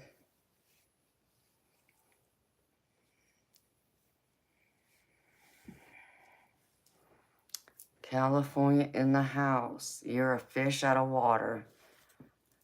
Well, where are you from, Lorena, originally? If you're in California, where did you used to live, honey?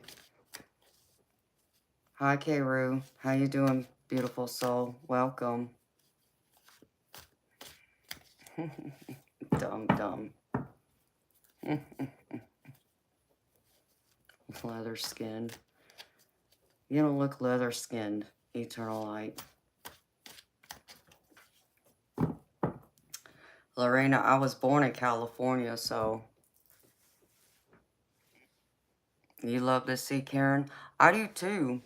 I love the ocean. No, like I said, I like being on the ocean.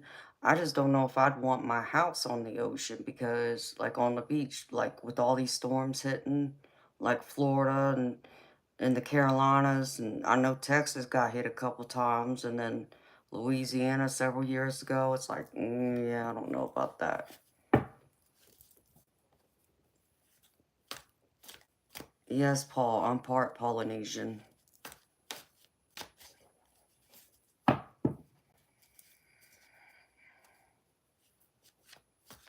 Spirit Brothers, California, yeah, it can get hot out there, but it's no different than it would be here. And to me, oh wow, if I was to compare California heat to Georgia heat, which one would be worse? I mean, that'd be a tie, baby. I couldn't pick one, because they're both pretty bad during the summer. But I think probably California would be worse, because it's a dry heat. To where out here in Georgia, it's a moist heat.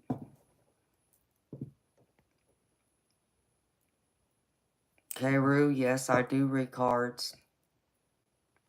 Paul, yes, I'm part Hawaiian. Hawaiian, Polynesian, whichever one you want to use.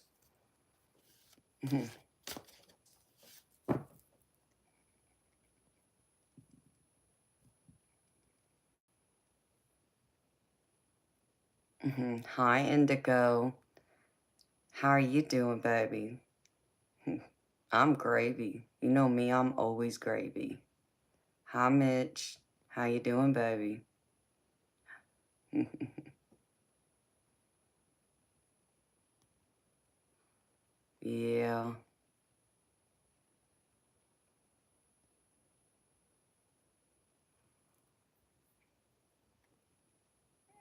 Okay, Lorena. I got you, beautiful. Yeah, I mean, the humidity here in Georgia, it's a moist heat.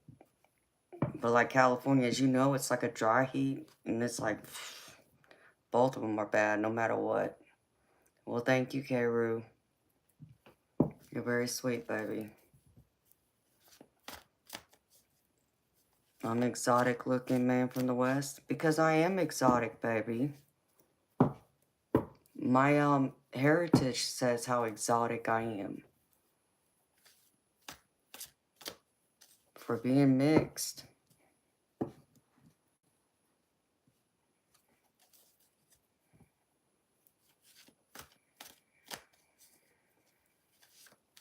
Indigo, yeah, baby, you already know. I already did a collective reading at the beginning.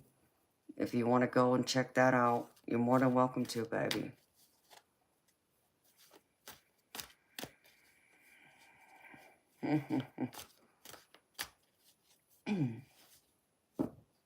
There's only one Amanda. Well, thank you, Mitch. Oh, thank you, Roger. You are too, baby, but you're always so quiet. I forget you're here sometimes. Welcome back to Hawaii. Well, Paul, I've never been to Hawaii. I hope to be able to go there one day.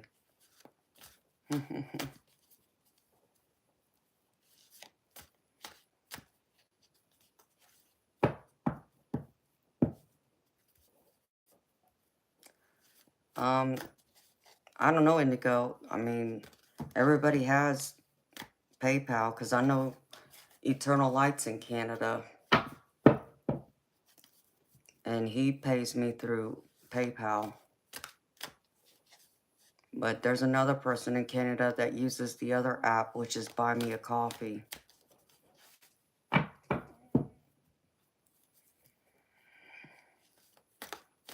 So, but yes, I'm exotic, because I'm mixed Japanese, Hawaiian, or Polynesian, whichever one you want to use. English, Irish, and Scandinavian. So yes, I'm exotic.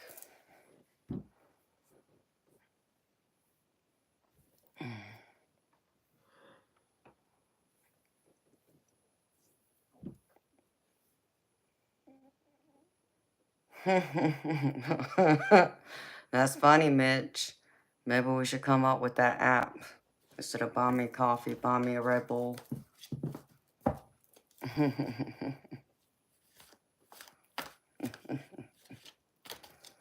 Oh, well, thank you, Spirit Brothers. You're sweet, baby. Oh, thank you, Roger.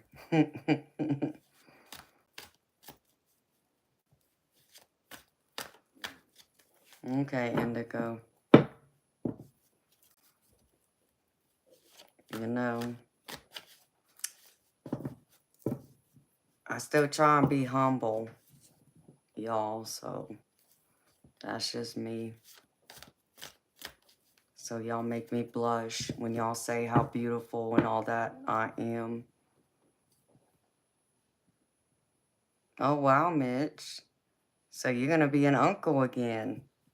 Well, congratulations, baby. Do you know what she's having, a boy or a girl?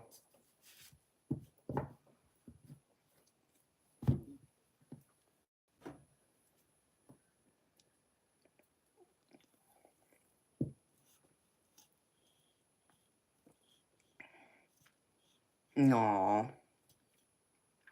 Well, that's exciting, Mitch. Congratulations to you and your sister.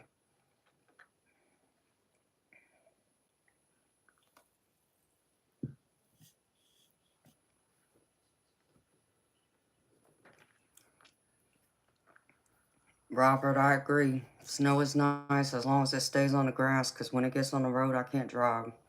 I don't want to drive in that.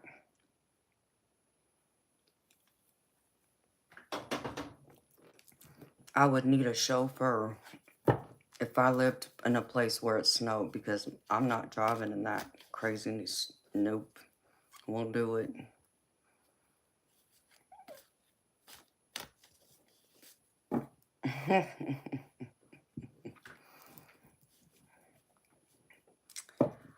Yeah, Spirit, I've been doing that since I was a little girl. And I couldn't even tell you where I got it from and why I started doing it. But yeah, I always lift my pinky when I'm drinking something. Don't know why. I don't know. Maybe I was royalty in a past life or something. At least I was told I was. I was some kind of princess, but I can't. What did that person tell me? I was a princess in one of my past lives. That much I do know.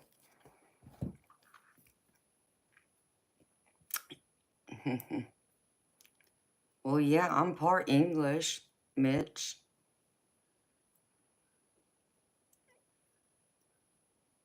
Yep, that's the English in me. Must be.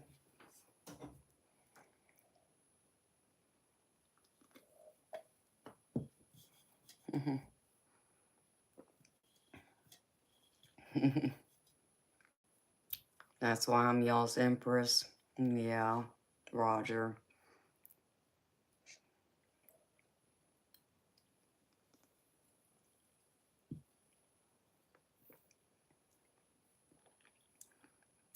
Mitch, I would love to come to the UK and see it one day. See where my heritage is over there. It's on my list of places I want to see. And I need another Red Bull, y'all. So I'll be back. I gotta grab another Red Bull and use the ladies' room. Because that Red Bull just seems like it went right through me again.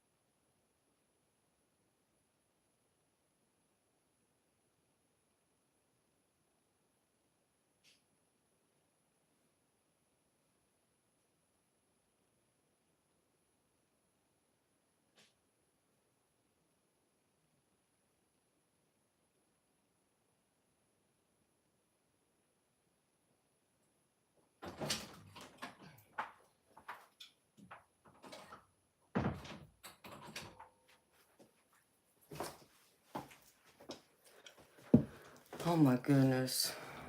My cat is something else. I don't know what it is, but every single time I open up that garage door from my kitchen, he wants to run into the damn garage. I don't understand what is up with that cat. Since I went into the kitchen to grab a Red Bull, I noticed that I only had like one Red Bull left in there, so the last case of Red Bull was in the garage, so I knew I had to open the door. And there comes my cat, Toby, and he runs right out into the garage. Like he'd rather be outside or in the garage where there's no heat instead of being in the house. I don't understand. So I had to fight with him to get him back in the house.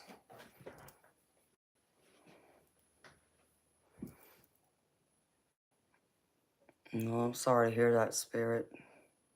Thank you, Mitch. Yeah, right, Spirit. Go to bed? No, baby. Shopping?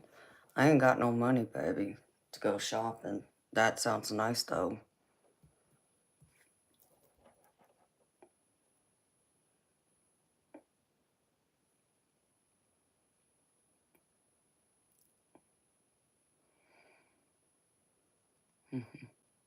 No, thank you, Robert.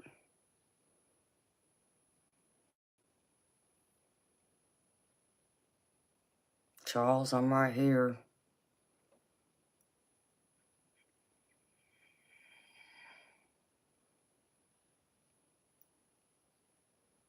No guns in the UK.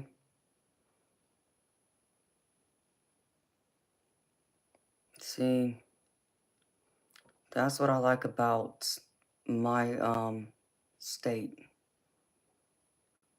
We're allowed to have guns. And the ones who obey the law, who don't have a record, are allowed to have a carrying concealed license, which I do have. So,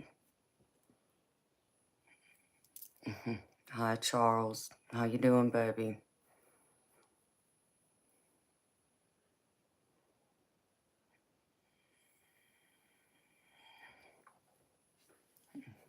Oh, all right. Got my other Red Bull.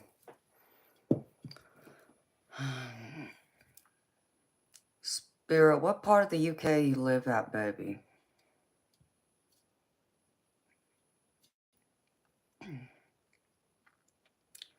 Yeah, Mitch, that'll always be a thing, because not everybody's responsible. Oh, well, that's good, Charles. That's all you can do, baby. Take it one day at a time. As long as you keep putting one foot in front of the other, you'll be gravy, baby. No, that is sad.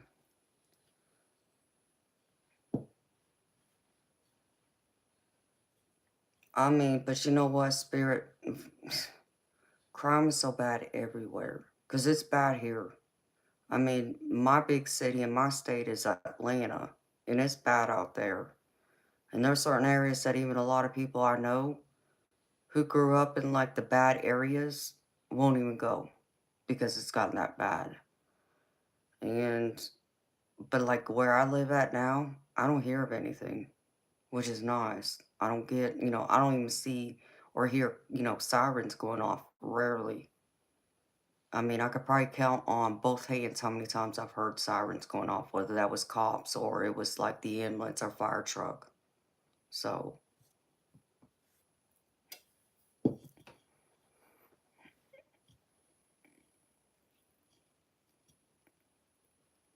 okay, Spirit, I got you, baby. I'm gravy, Charles. I'm always gravy, baby. I got biscuits and sausage go in my gravy, baby. I hope you're gravy too.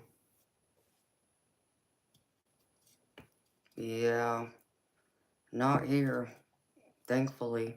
Not out in my area now. And now where I used to live, I used to hear sirens all the time, but most time it was the ambulance, the paramedics, or the fire trucks. But it was rare that I would hear like a police car going off. But I'm not saying it hasn't happened. It has, but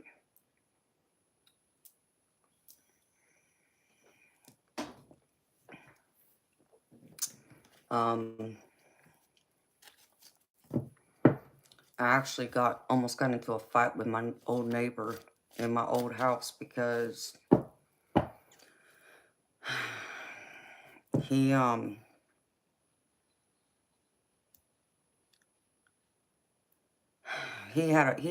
mean, his life was just messed up. I'll just leave it at that. But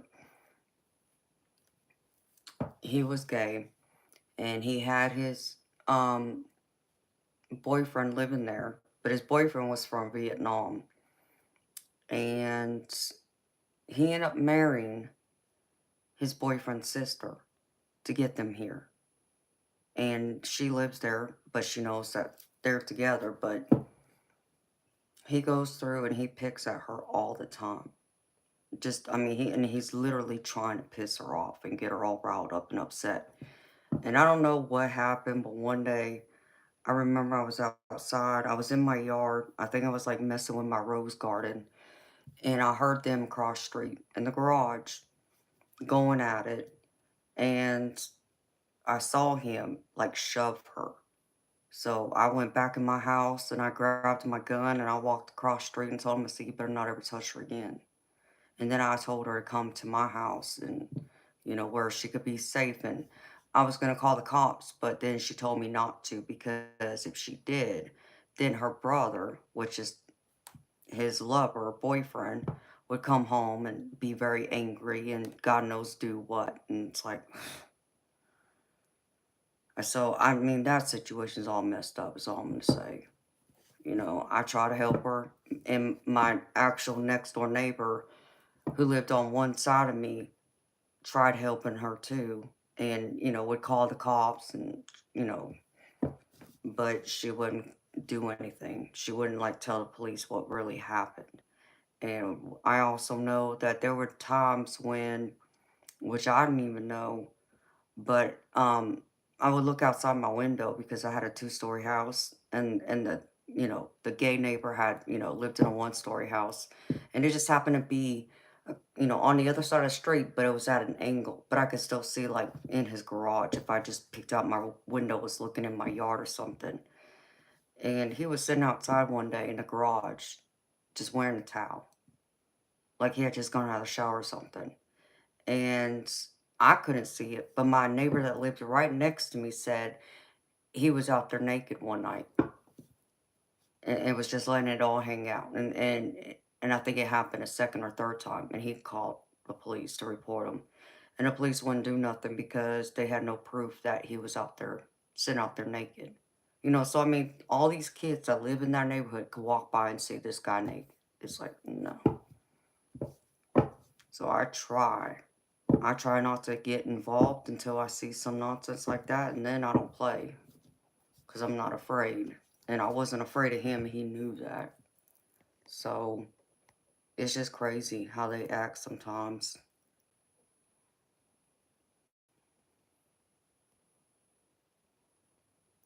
Wow, Spirit, that's crazy.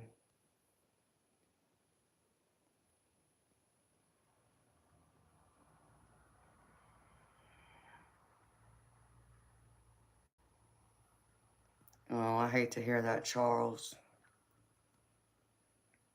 It's beyond sad.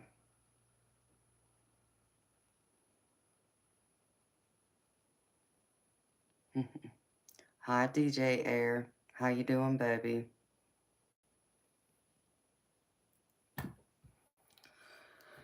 I don't have a Ring camera, Charles, but I need to get one.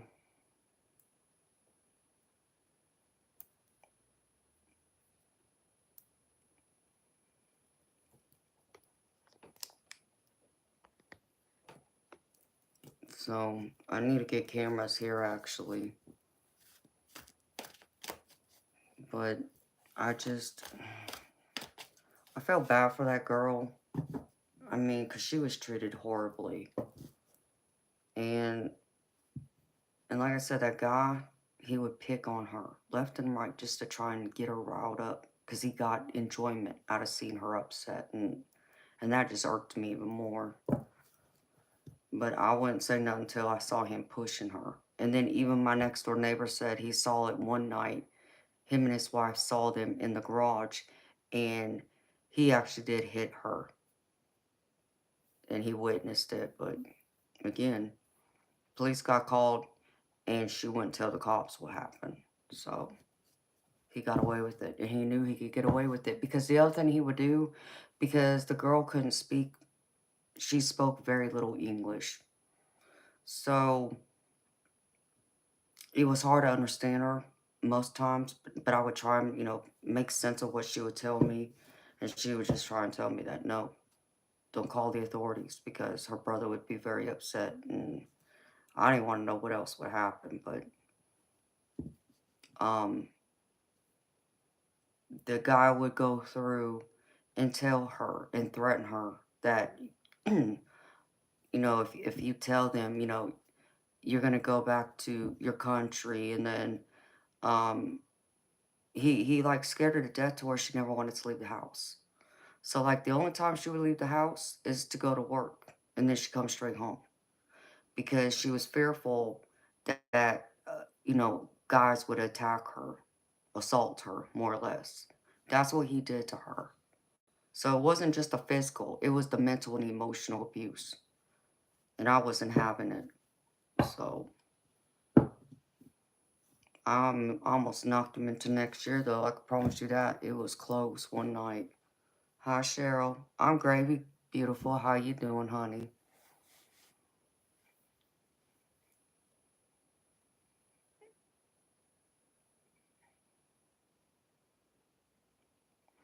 Oh, Charles, I wouldn't, baby. He would have had to touch me to get me to, you know, pull that trigger. I wasn't gonna be stupid, but I wasn't gonna sit there and watch him hit her again either, right in front of me. So you can almost say it was more of a scare tactic than I had, an intention of using it, because I would never do that. I didn't even have my finger on the trigger; it was just in my hand, in the holster. So I agree, man. From the West, he's a coward. He's a piece of, altogether.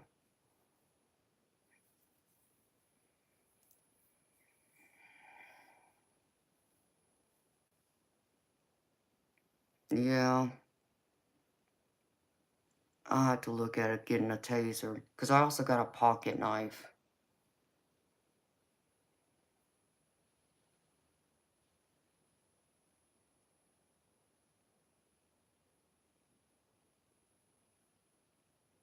Yeah. Hi, Christopher.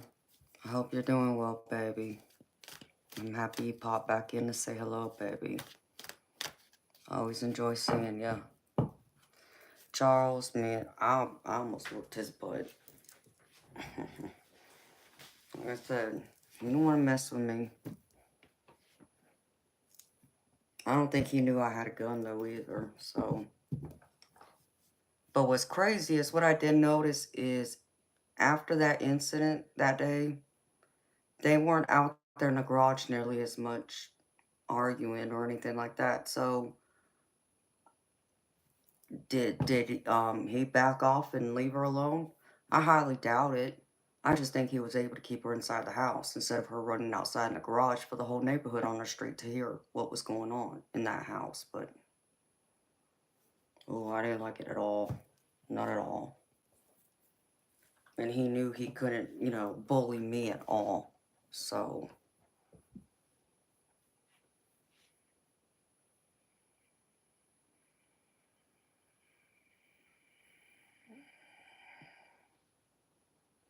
well, Spirit, you have all my respect, baby, for intervening with that, because that's a bunch of nonsense, too. Because I don't know, for some reason, some men don't understand the meaning of no and leave me alone. They don't understand what that means. It's like I remember, this was probably about a year ago. Um, on my other social media account that I still have, I don't get on it. But I was on it one day, and I answered a question or something, and as soon as I answered the question and posted it, somebody left a comment, something about how um women are supposed to obey and be submissive and this and that. I just said, really? Yeah, okay. Talking to the wrong woman. It's like, I don't know. We're not in the 1940s anymore. It don't work that way, you know.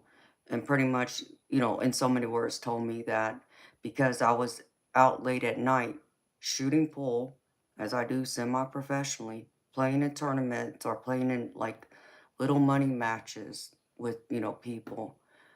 I had no business being out that late, that I'm supposed to be at home, making sure that my man's dinner is ready and this and that. So, yeah, my parents didn't raise a fool. Okay, you're talking to the wrong woman. But he felt like I needed to be punished because I wasn't doing the honorable duty by my husband, my man, whatever, he had the way he worded it. And it's like, yeah, come and say that to me.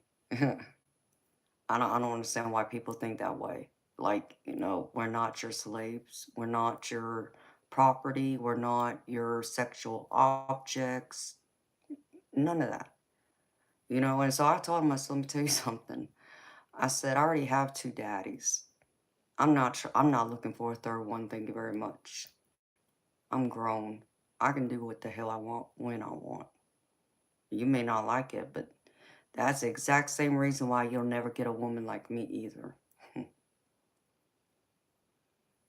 People crack me up. Well, I'm sorry to hear that, Spirit.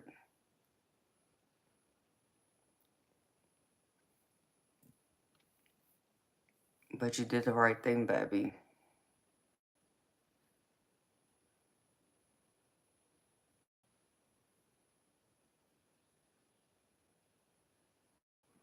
Yeah, Spirit. And Charles, I understand that, baby. I do. I get worked up over it, too.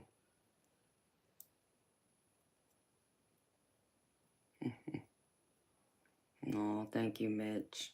I appreciate you, baby.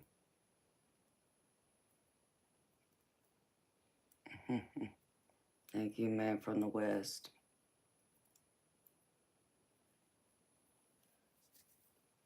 Some people are just crazy. That's all I know.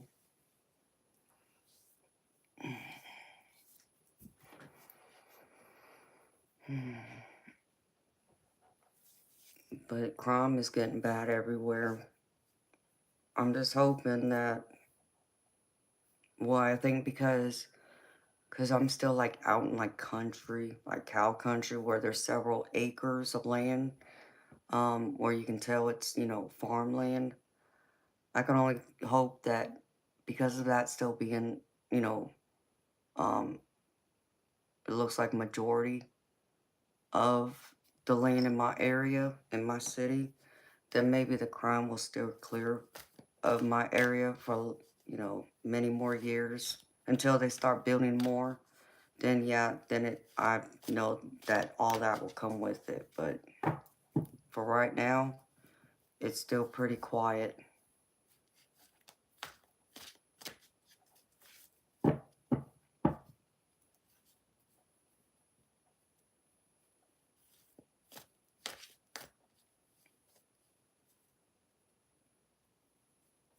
Okay, Spirit. Well, you have a good night, baby. Or a good day, because I know it's morning for you now. It's like, what, 7 in the morning? 6, 7? So you take care of yourself, baby. It's good seeing you again. Have a wonderful day. Take care of yourself, baby. Stay safe, too. Hey, Charles, I wish you nothing but luck, baby. I wanted to be a cop myself. That was my intention when I was in school. I had every intention on going into the military to either join the Marines or the Air Force. And then outside of that, I was going to go into school and major in criminal justice because I wanted to be a crime scene investigator. And then I plan on going in applying to be a cop, but mainly focused on working crime scenes instead. But I would still have, a badge and all that. So, but because I got into a bad car accident, that took that out of the equation. Plus, the fact my mama was sick and I couldn't leave her and I wouldn't leave her. So that was another factor. But I have nothing but love and respect for anyone who wants to join the um, police force or the military. It's an honorable job to have.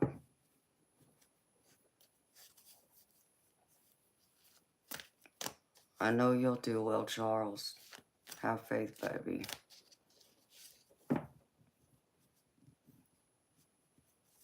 Have you done the police academy yet, or are you looking at, is that what you're trying to do first?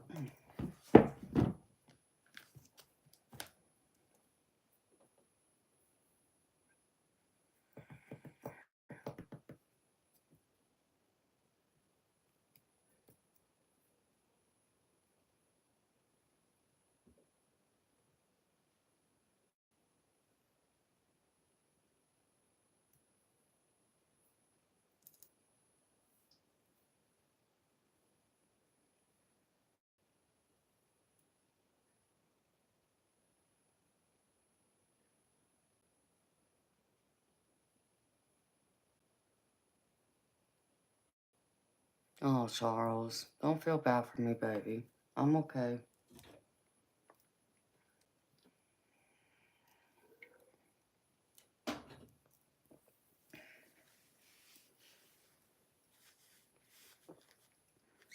I wasn't meant to do it, like you said. And that's the only thing I can, say about it, because if I stop and think about it, if I had went ahead and joined the military, I more than likely would have been out on the battlefield during the war when the U.S. Went after Saddam Hussein and all that after 9/11 happened. I would have just joined. So, and if I had, God only knows what would have happened. So I just have to believe that as much of my heart wanted to be that and wanted to do that, that I was meant for something else. Because God forbid, I probably would have died out there. Who knows? I don't know. But I did want to serve.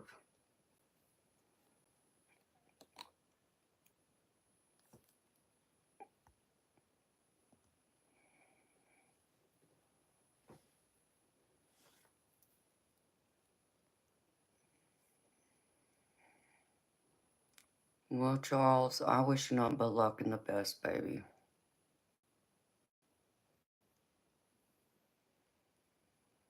Oh, well, thank you, Charles.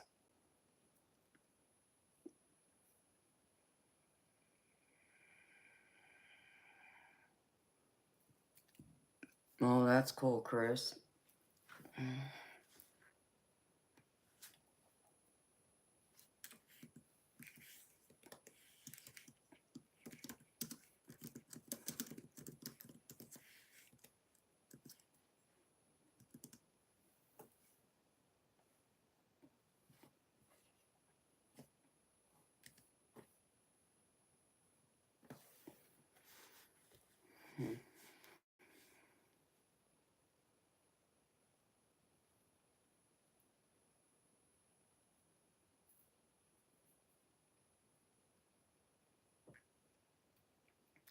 Yeah, I wanted to be in the Air Force because I wanted to fly one of the fighter jets. That's what I wanted to do.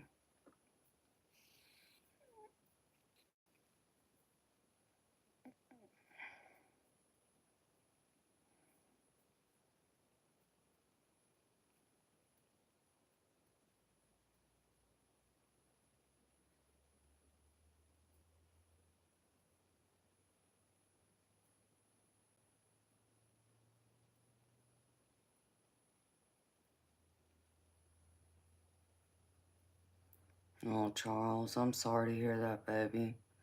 Yeah, my uncle got drafted into Vietnam.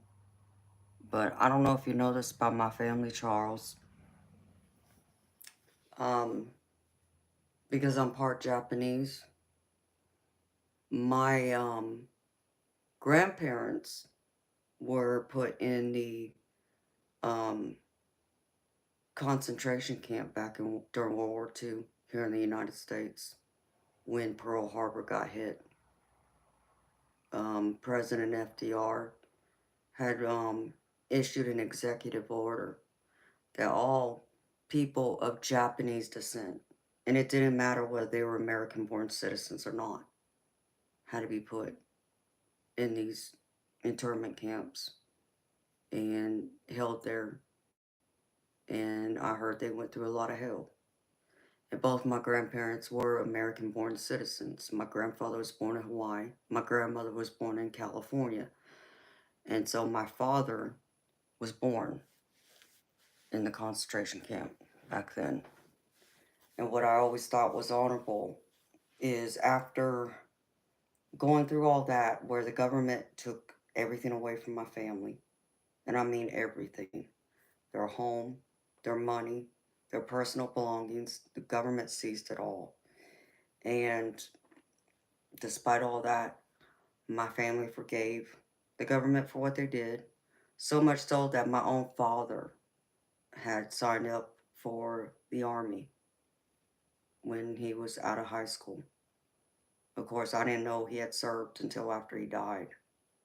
But I just think it's an amazing thing to know that my family went through all that.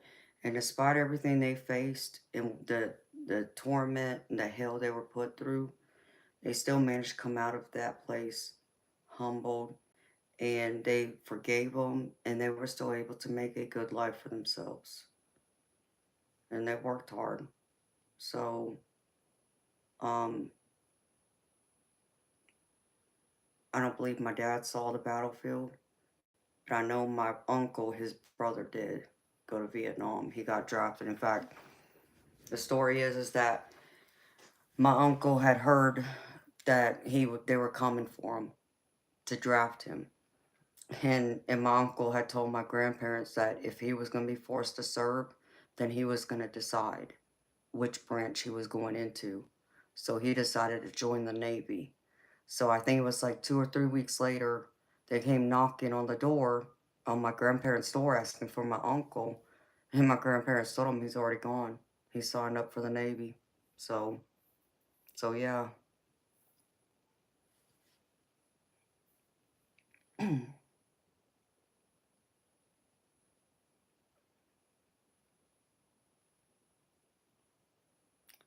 Yeah, there's a little bit out there, but not enough, Charles. They don't talk about what happened back then enough in the history books, like in school. Because in school, I don't remember anything being brought up about what the U.S. did back in World War II to their own citizens, specifically Japanese descent. You know, um, because whenever you hear about World War II and you hear concentration camps, everybody always thinks about the ones in Germany. It's like, no, the ones in the United States, and a lot of people have no idea that that existed, that all that happened, because it's been wiped from the history books, more or less, unless you go specifically looking for it because you know about it, like me. Like, I wouldn't know about it if it wasn't for my own family going and living through it. Other than that, I wouldn't know nothing about it.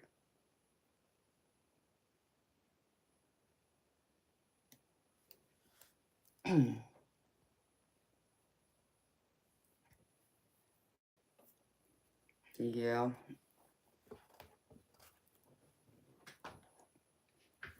So it's always been interesting for me.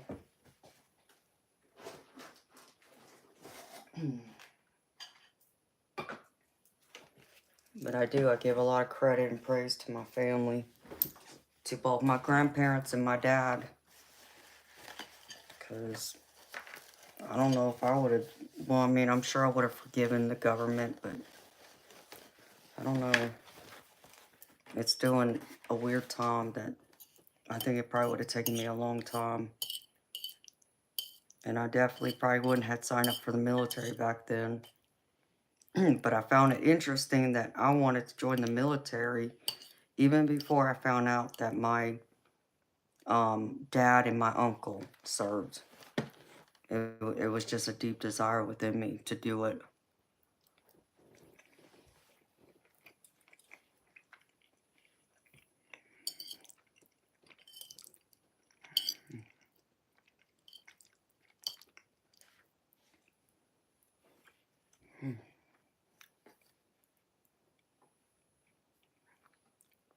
Absolutely, Charles.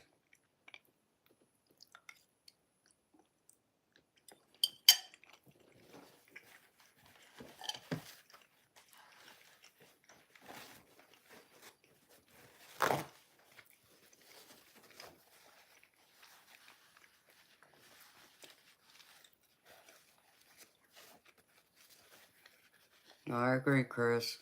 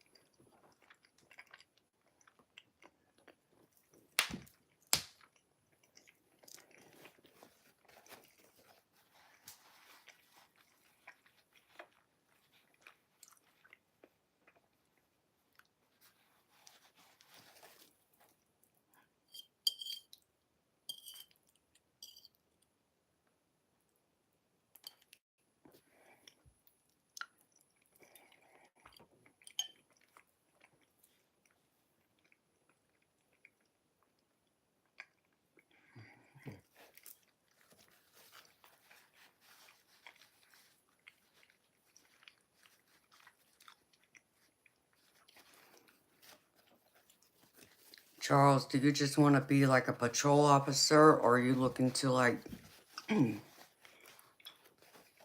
work up the ladder, so to speak, and be like a detective of some kind?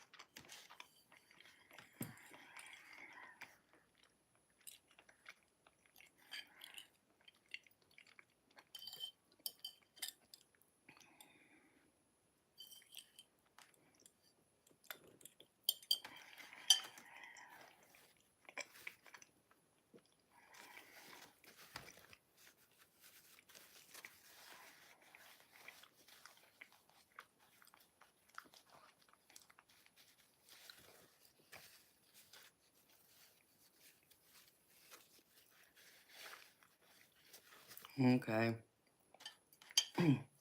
Yeah, a narcotics cop would have been cool to do too. See, the other option I would have wanted to do is to be a homicide detective.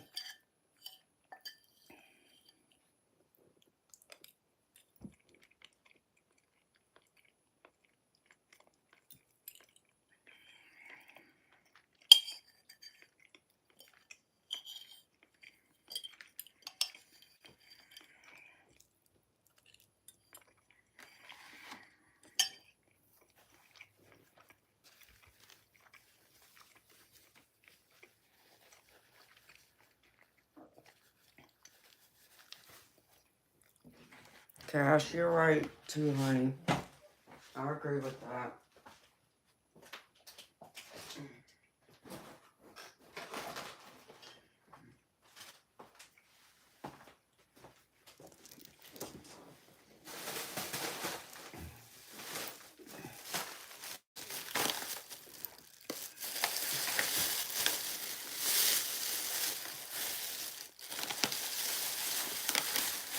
You haven't worked since you were 19. Did I read that right, Chris?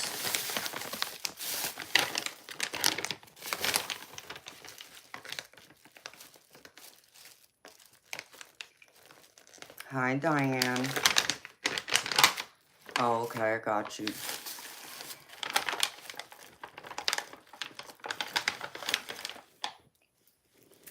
You haven't worked since 2019 for why? Because you were hurt in the military? If you don't mind me asking.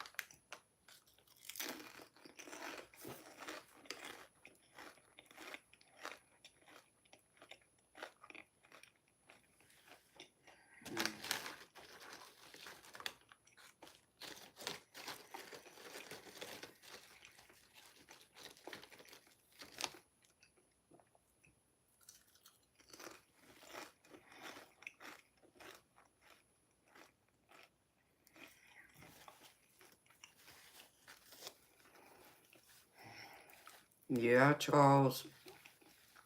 I've seen a few things myself, and so I get it, baby.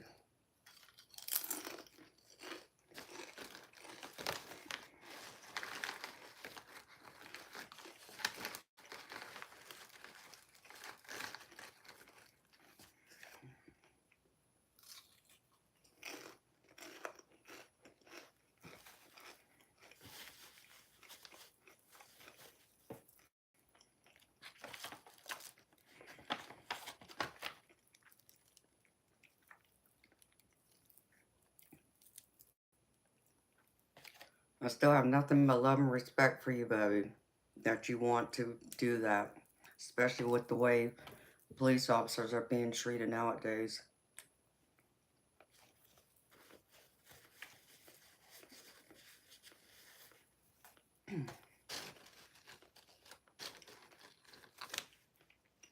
How you doing, beautiful Diane?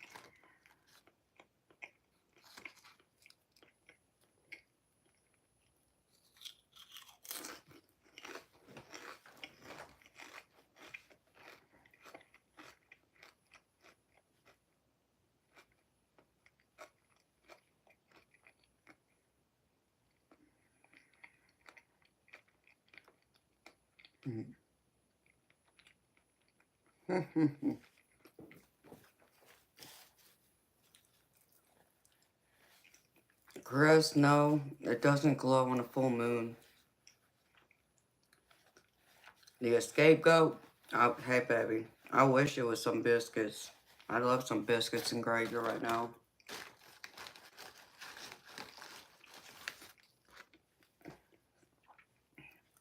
Yeah, Chris, I don't think my necklace is one of them, baby.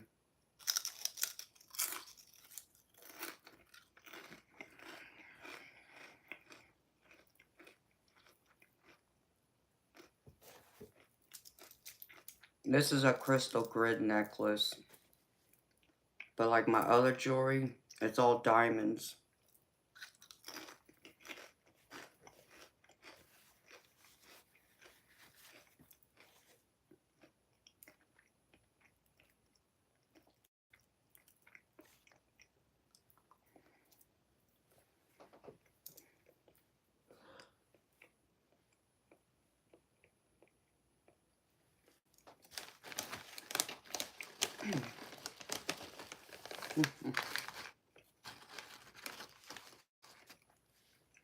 Boy, scapegoat, you're making me hungry for all that food, baby.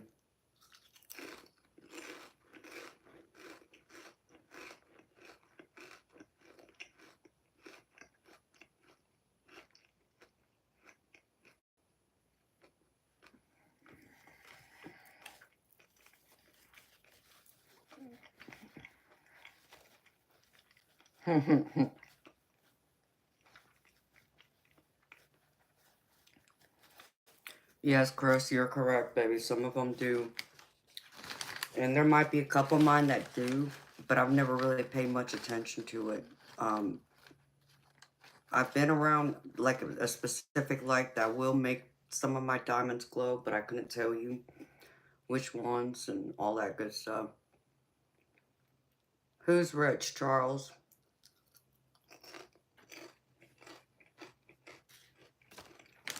I'm not rich, baby, if that's what you mean. Not even remotely. I can't even get my car fixed because I don't have the money. I'm missing blinds in my house, too.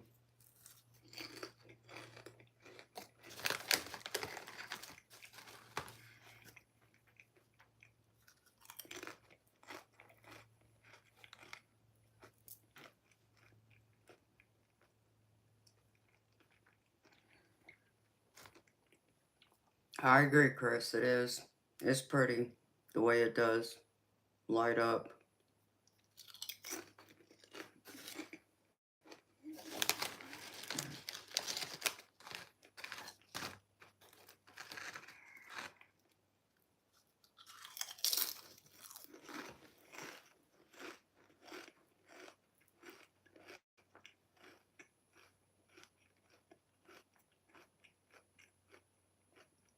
Hmm.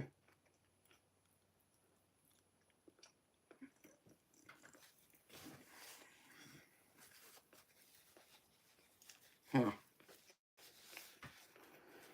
Hmm. Hmm. To fix my car, one of them is going to be every bit of $10,000, if not more.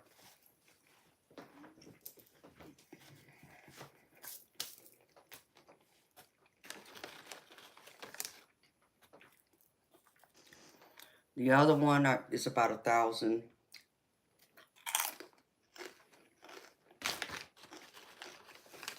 Maybe 2,000, depending on where I go. Because right now, I can't even get the dealership to work on my car because it's too old for them to work on now, which is stupid.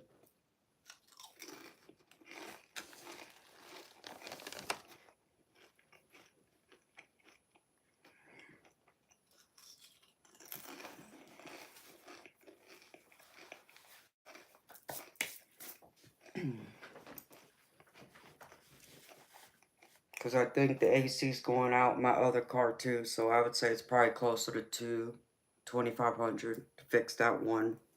That's still drivable. The other one's really just sitting there because it needs tires, brakes, and a new transmission, plus a few other things to go with it.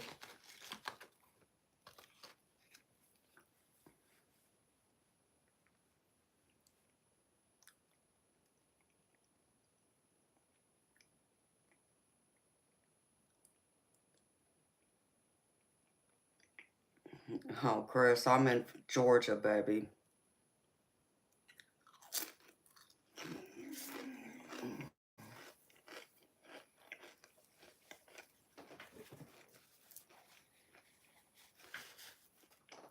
My cars are 22 years old. They're both 2002 models, so the dealership said because GM doesn't make the parts for my cars anymore, they won't fix it because the warranty issue with it. That's why. To go out there and use aftermarket parts.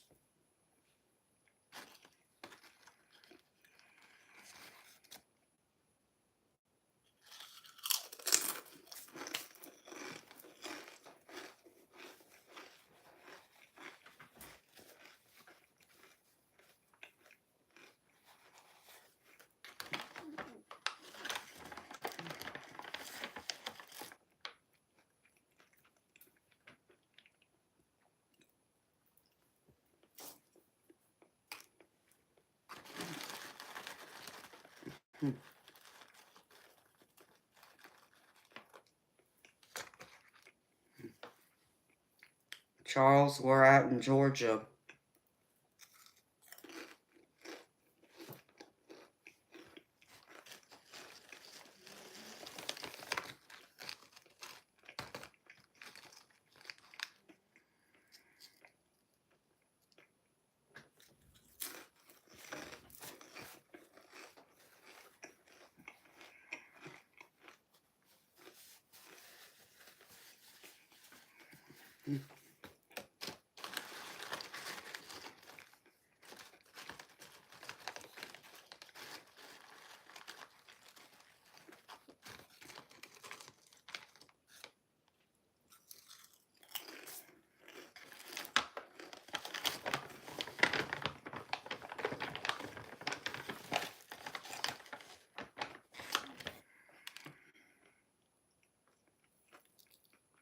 That's cool, Chris. I've only flown through Texas. I've never spent any time there.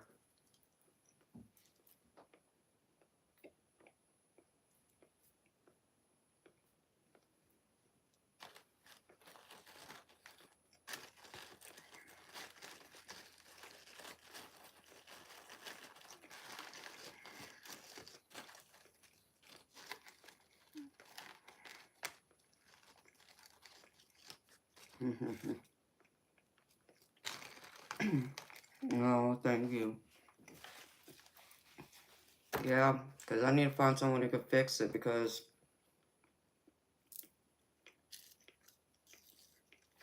one of my cars is leaking oil too, and I can't figure out where it's from.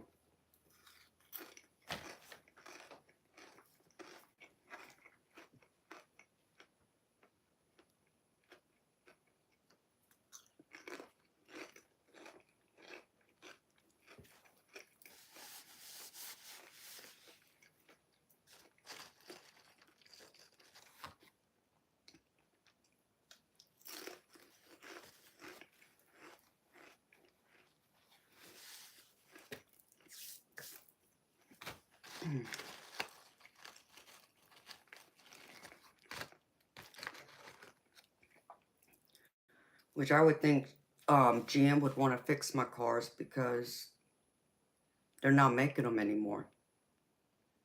Which is the Camaros.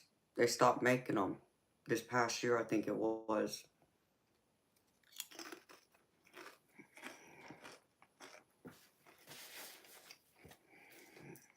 And the fact that those cars are still in pretty damn good condition considering their age, because I've taken care of them, but I don't know. It's just crazy to me. Thank you, Charles. It's very sweet of you, baby.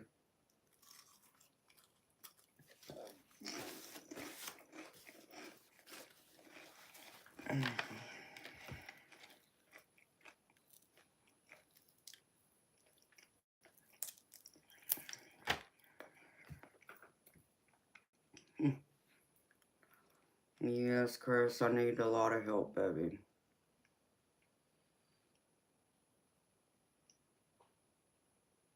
I'm the only one that works in this house.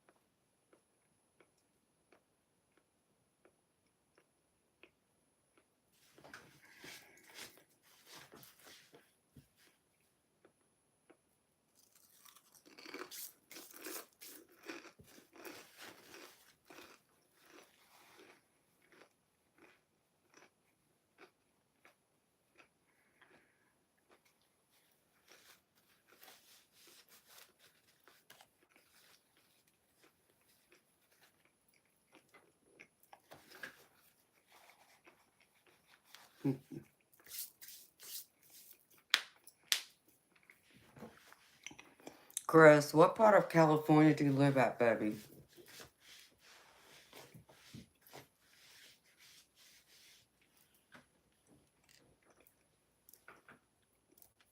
I think you said you lived in California, but maybe I'm confusing you.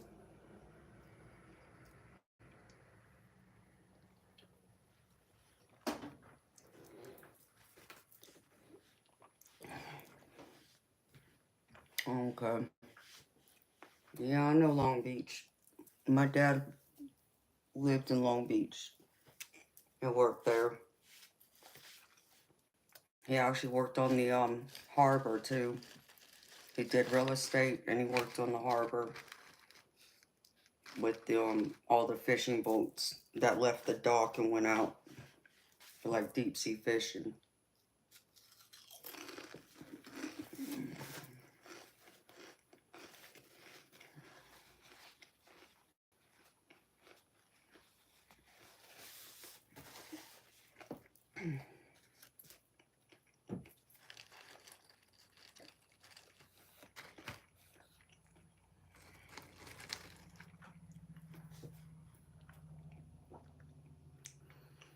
My favorite beach in California is Santa Monica. I love that beach. I mean, I know when I went home, one of the last times I was there, I went to Manhattan Beach, which was right next to or close to Long Beach. Um, but I still preferred Santa Monica, and I love the sunsets.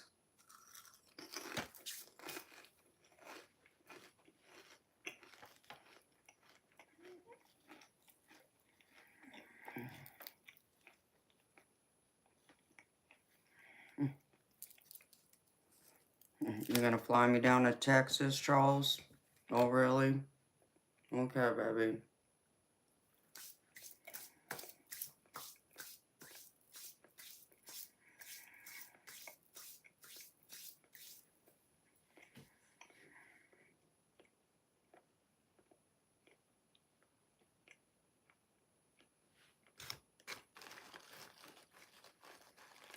Mm-hmm.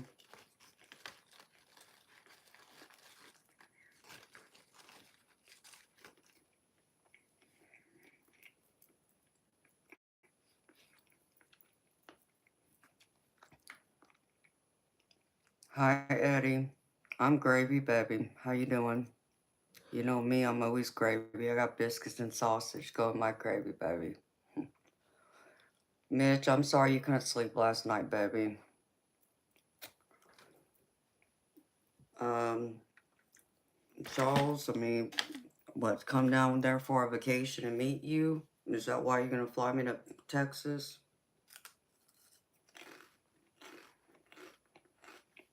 Hmm. Oh my gosh, Chris. Yeah, I love Cancun too.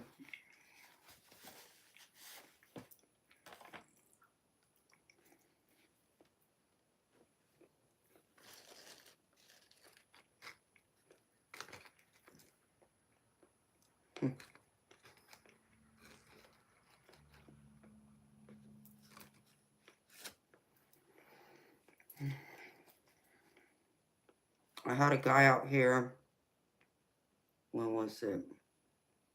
2, 3 days ago, walking on this main street right here.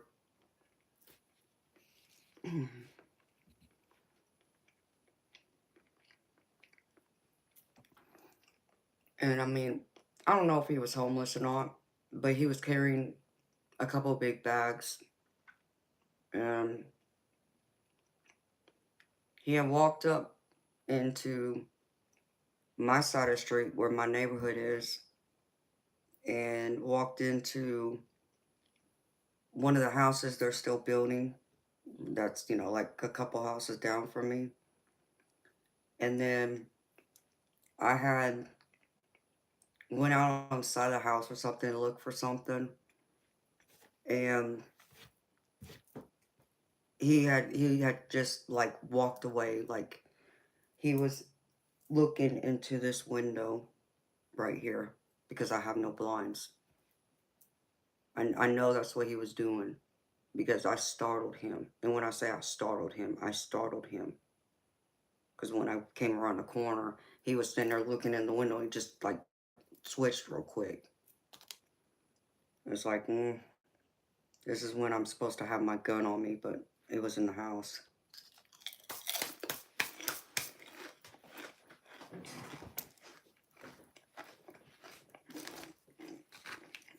So, that was not a pleasant experience the other day.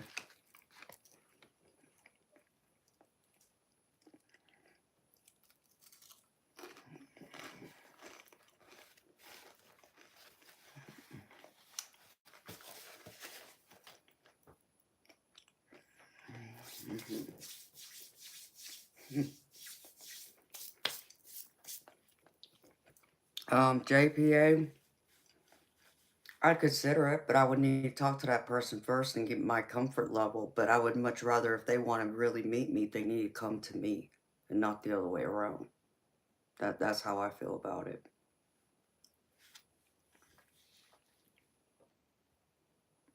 Steve, I'm well aware. That's my bodyguard. His name's Teddy. Hi, Bishop. How you doing, baby? Hey, I'm gravy, Bishop. I'm always gravy.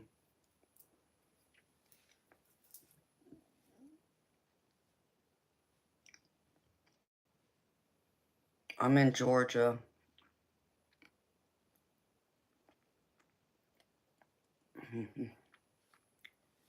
Yeah, Charles, there's a lot going on.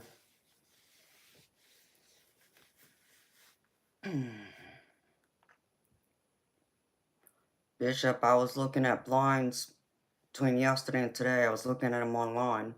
I never made it to the store, though, because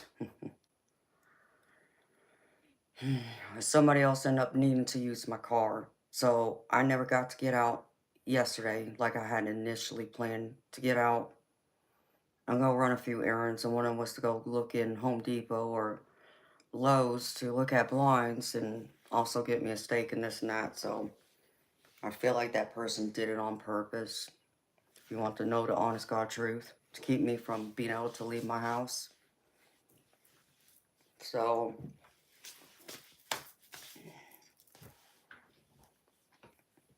I know those blinds run anywhere from, it was 80, 85, 90 bucks, I think, to like, if you were going to get like custom, it'd be like over 200 bucks per blind. I'm not trying to get no custom blinds, but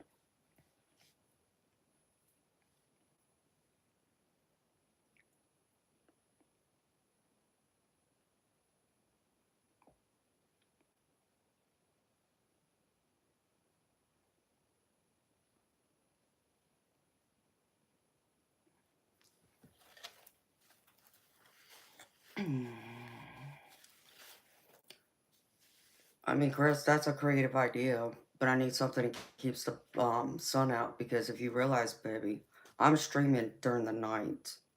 So when it's daylight, I'm sleeping, and I need a blind that's going to block out the sun when it shines into my window, because I need, the room dark so it doesn't interrupt me, because I noticed there's been some days where I see part of this window's not covered on the top, and where the sun's shining through, and it's shining like right on my face, and it's woke me up.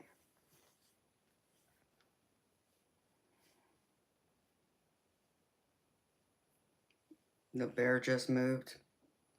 Yeah, he likes to say hi every now and then and winks to let you know he's there. He'll be alright. So, because, let's see. I already have, and here's the other thing. I know I'm not happy about this. When I had this house built, I picked out the floors. And, right where my chair is right now, the flooring they put down, it's already starting to break apart. I'm like, you gotta be kidding me. I've only been in this house since July.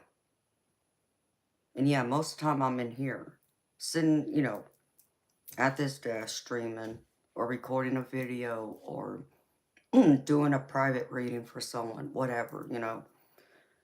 And for this floor to already be breaking, I'm just. And I can't get that builder to bring me the rest of the dirt that he's supposed to put in the backyard or the rest of the sod that's supposed to go with it. And there was one other thing he was supposed to fix. And it's like, I mean, thankfully, he had enough smarts to buy extra flooring because I know the extra flooring's in the garage. All I need is for them to install it, but I mean, I can't even get them to bring me the dirt and sod I'm still missing from my yard. Let alone, yeah, fix this flooring. And then what am I going to do then? I don't have a space to stream from. And I can't sit outside at night. It's too cold. There's nowhere safe for me to do it from. It's like, it's like this some BS. And I'm not happy with this builder at all. He's been nothing but a pain in my behind. And just being cheap about everything. And so it's been something.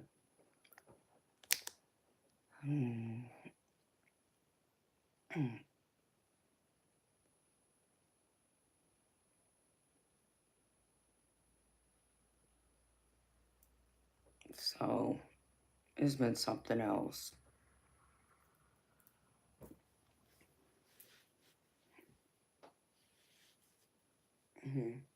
That'd be cool. JPA. I'm game for that. I know there's a lot of people who want to meet me. I know a few of my mods talk about having a get together to meet me and hang out. That would be cool. We would have to have a meeting point somewhere if that were to happen, but people want to come out here and meet me. I have no problem meeting them.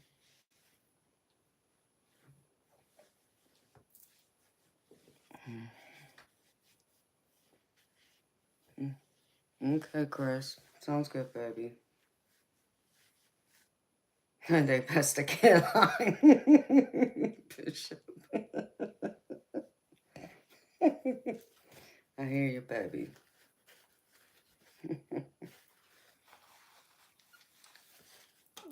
Charles, you mean alcohol? Yeah, on a rare occasion I do, but I'm really not a drinker. Um, like on a special occasion, I might have a glass of champagne. The only other thing I really would try and drink is either like shots of Patron or like I like a double shot of blue kamikaze, and that's about it. I mean, there's other ones I would drink too, but I just I rarely drink. Like I had to go through and remember last time I had a drink, which was probably about 4 or 5 months ago. I had a margarita at one of the restaurants I went to, and that was it. So that was 4 or 5 months ago.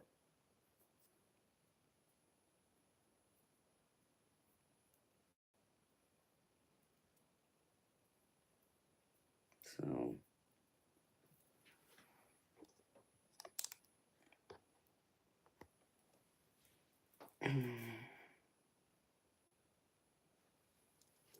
well,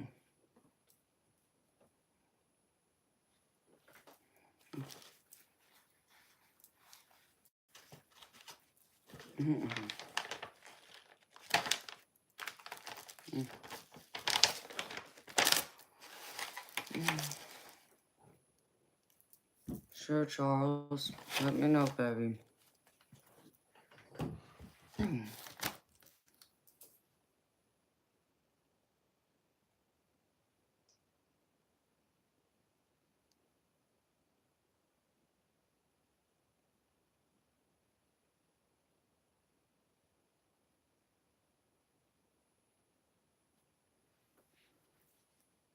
No, Mitch, that's not a way to do it, baby. No, I didn't do it to drown my problems. Um, like I said, it's like for me, it's a rare thing. Like when I was young, like before I was legal to drink, sure, I drank a lot. Being, a teenager, being foolish. But since then, it's rare. It's just really rare that I drink. Because I'm not, like, I don't drink champagne. I mean, or not champagne. I don't drink wine. You know, I'm not one of those that has to have wine with my meal. No, I've never been one of those. And once in a great while, you know, a drink may sound good, but most times it's like a special occasion if I drink. Like a birthday, something like that. Okay, I can have a drink or two with somebody, but that's about it. Ghost Town, do I smoke pot? Is that what you're asking me?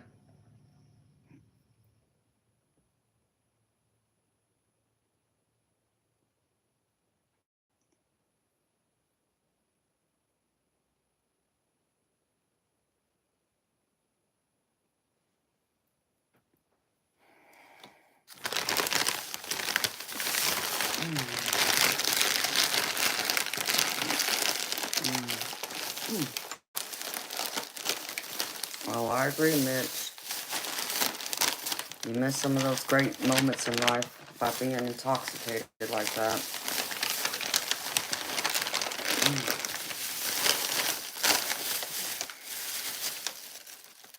I have no desire to drink.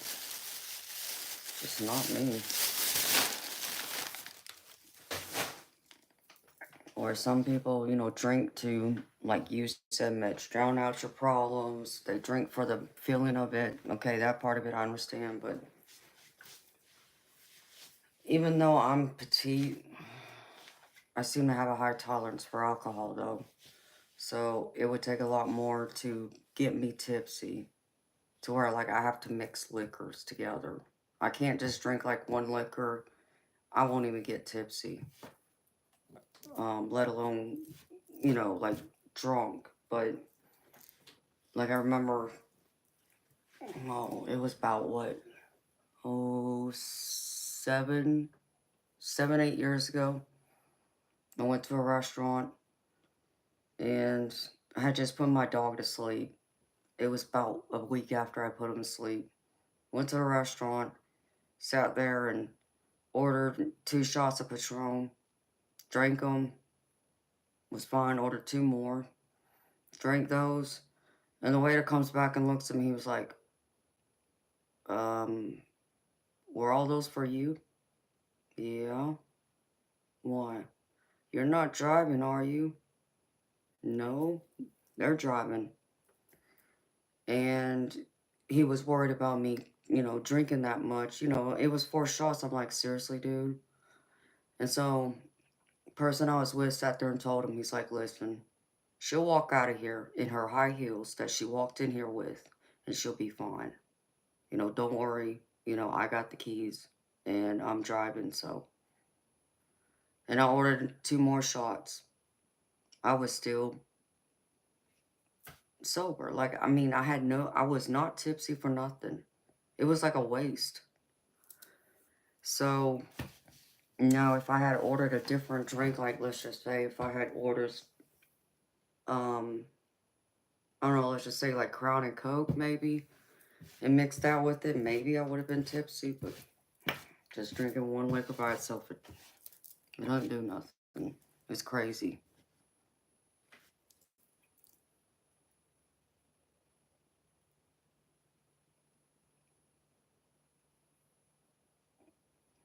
Yeah, well,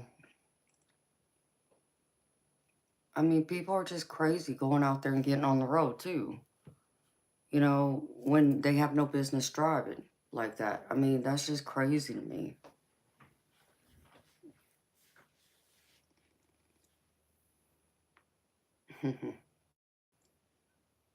Oh, Bishop, I love my high heels. When I go out, I put on my heels. But, Charles, I don't understand why they would do that. And people are so stupid to put other people at risk like that, not thinking of anyone else but themselves. I, I will not get behind the wheel of a car if I've been drinking. I won't do it. I remember I did it one time being stupid, but it was like early morning where nobody was on the road. And thankfully, I made it home safely. But I swore to myself and promised myself I would never do it again. And I never did it again. I won't do it.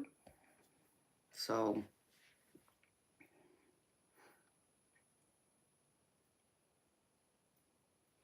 Shane, you're right. Life's crazy. People are crazy. It's like I don't know, maybe 3 years ago, I believe someone got killed in front of my old neighborhood. And it was like sometime, it wasn't even late in the evening, but why they got killed, like, what caused the accident? My neighbor said that one of them had been drinking. And it's like, well, that's just so sad. Just, I don't understand.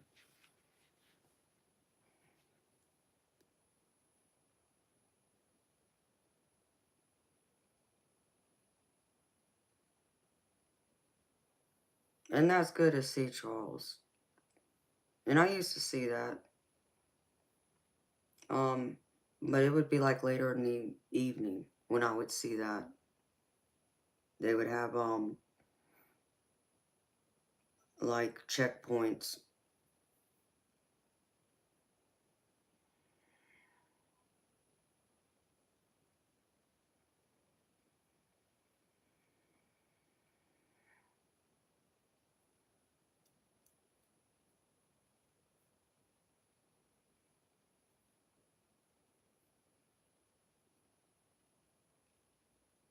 Shane, I don't know what you mean by that last comment.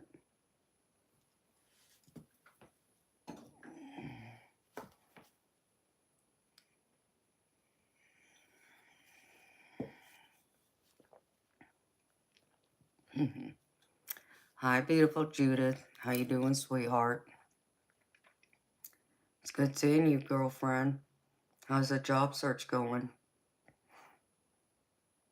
And thank you and blessings to you too, sweetheart.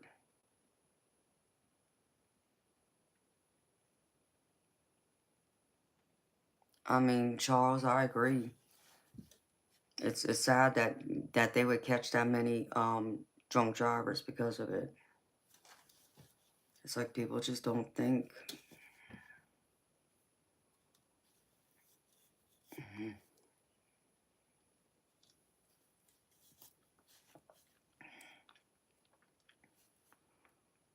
I don't want people to get in trouble, but at the same time, I don't want people to get killed because of somebody's recklessness. So, and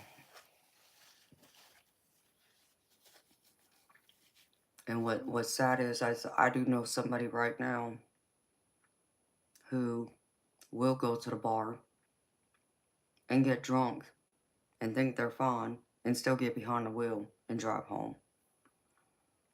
And they've been lucky all these years to not get in an accident or get arrested. How? I I don't know. I'm just saying that person's very, very lucky because they should have been arrested and busted a long time ago. Because it's like a routine because they're pretty much like an alcoholic. And they enjoy going to like the bars at night after they get off work. Or go to a restaurant, eat out, but then they go to the bar and have a drink, sometimes a few, and they think that they got a tolerance still when, um, it was over a year ago, they had one drink, one margarita, and they were toasted, like as if they had a few of those, and then made a fool of themselves, is all I can say. Thankfully, their spouse was with them, but most nights, their spouse isn't there. So they're out there driving, getting behind the wheel after they've been out drinking, and it ticks me off.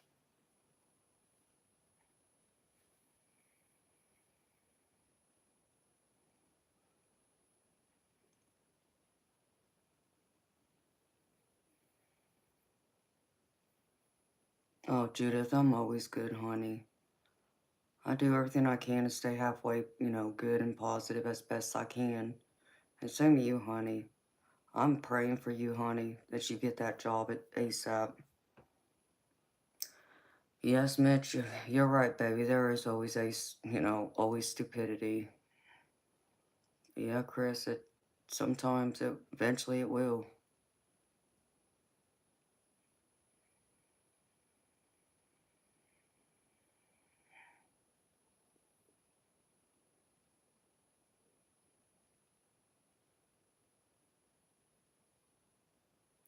That is so sad. And that's what I mean, it's stuff like that.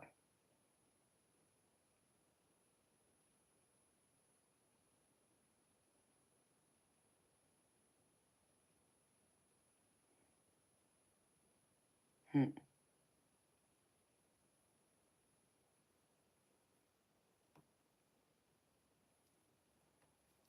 Yeah.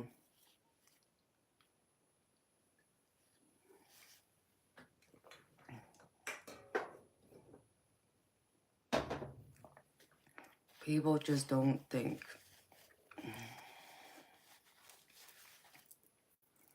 And to me, it's no different than anyone, especially in the States here, in the United States, where it's legal to smoke marijuana.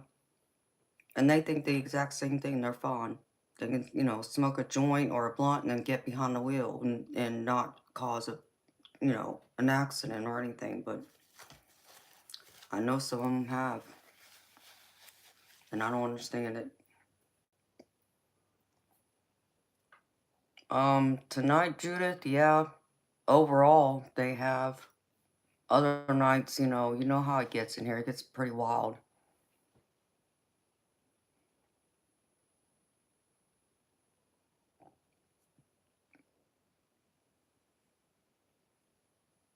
It's something else with people.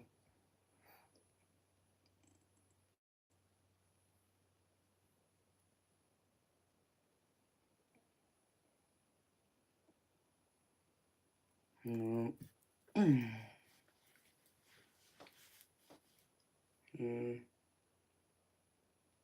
I'm sorry to hear that, Darby. So his birthday is the 20th or the 21st? Or, yeah, is his birthday the 20th or the 21st? Because I know Friday's going to be hell for me. Something just tells me this year it's going to be rough.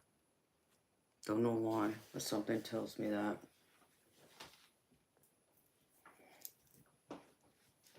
The 20th? Okay. Well, I'll be thinking about you, sweetheart. I'll be sending you healing light, love, and comfort. As I know it's going to be probably not the best day for you either. Mine will be Friday, but that's the death of my mom's death, so I'm not looking forward to it at all. That's the day that and when, and Thanksgiving, that's when I want to sleep through the day. Just because, so I don't have to wake up and think about it. That's how I used to be. I'm not really so much that way now, but I know there was one year, it was either Mother's Day or her birthday, I think. And I just wanted to sleep through the day.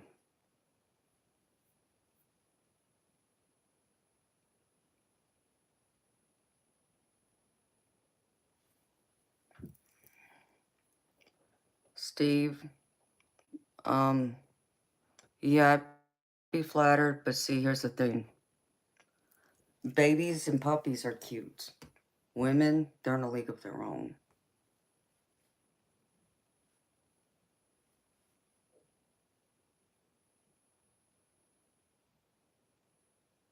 I'm sorry to hear that, Darby. Hi, Claude. Hi, nobody.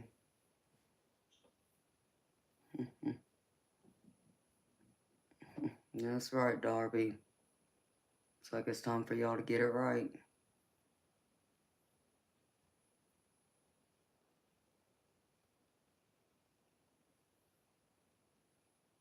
Oh,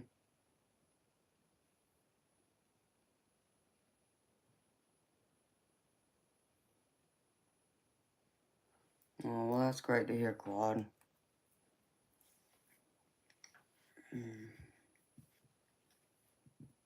Hey, I'm gravy, Claude. I'm always gravy. Got biscuits and sausage going my gravy, baby.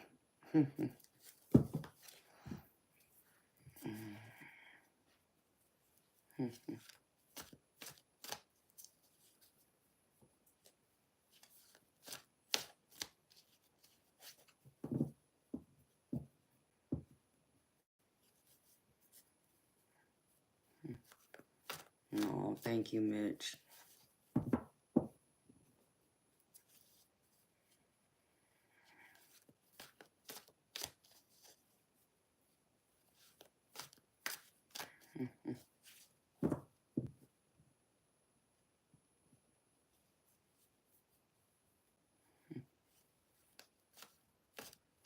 Oh, Bishop, that's beautiful, baby. Thank you. Rodolfo, thank you, baby. And thank you, Mitch. You are so sweet. Nobody, I understand. I'm an empath myself.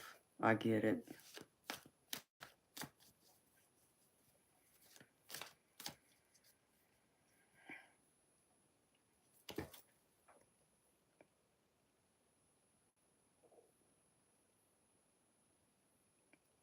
All right, Anna, have a good night, sweetheart. Sweet dreams to you.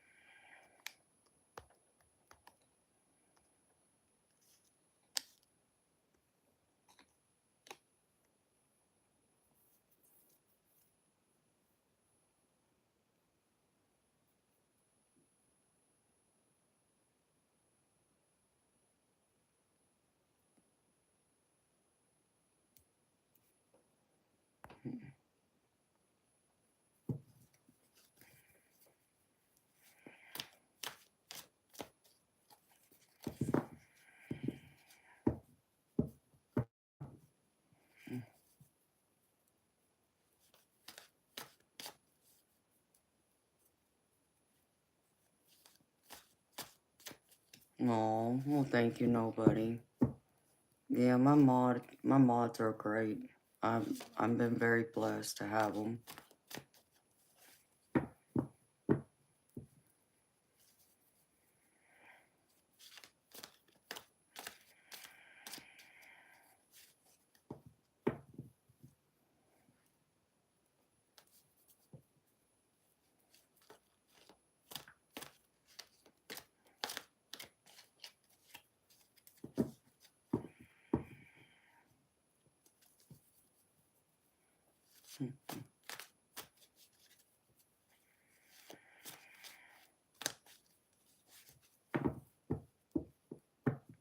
Oh, Charles, you have no idea how weird people are on here. It's been something else.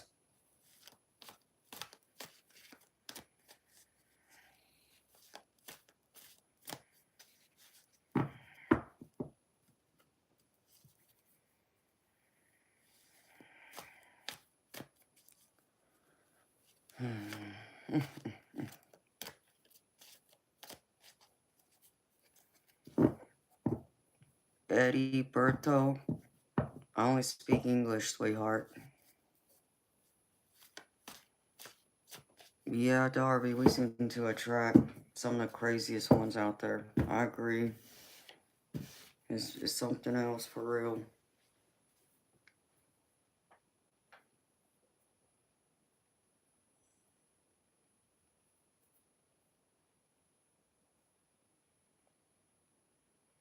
Okay, thank you, Darby.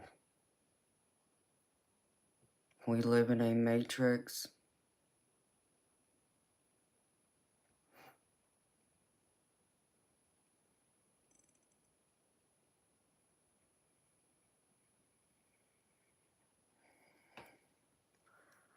Nobody. What do you mean we live in a matrix?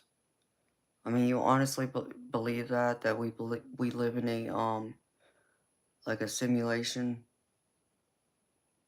I know there's people out there who believe that, but I'm not one of them. But I respect you if that's what you believe. It's just something that's the first time I've seen somebody say that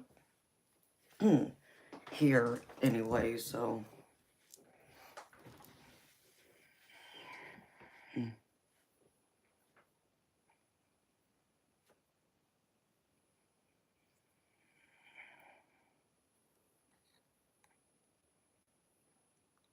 Yeah, I command you to get out.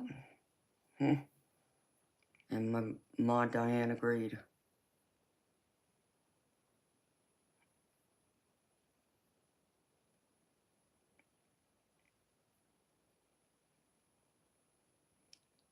Yeah, Chris.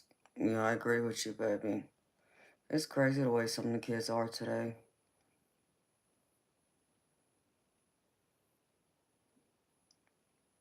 Eddie Bertho, I mean, I understand, sweetheart. I'm just saying I can't understand what you're saying if you're writing in a different language than English. Is all I was saying, honey.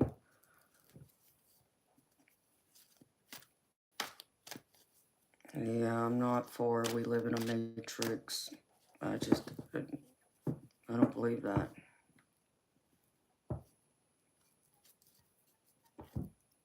I just, I don't understand why people believe that we're in a matrix. I get really confused about why. And it seems like it wasn't even something that people even thought about until after the actual movie came out with Keanu Reeves. It's just, I don't know.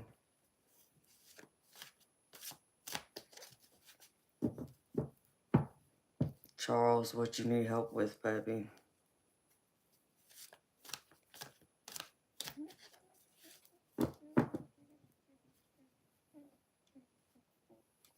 It's crazy to me. I mean,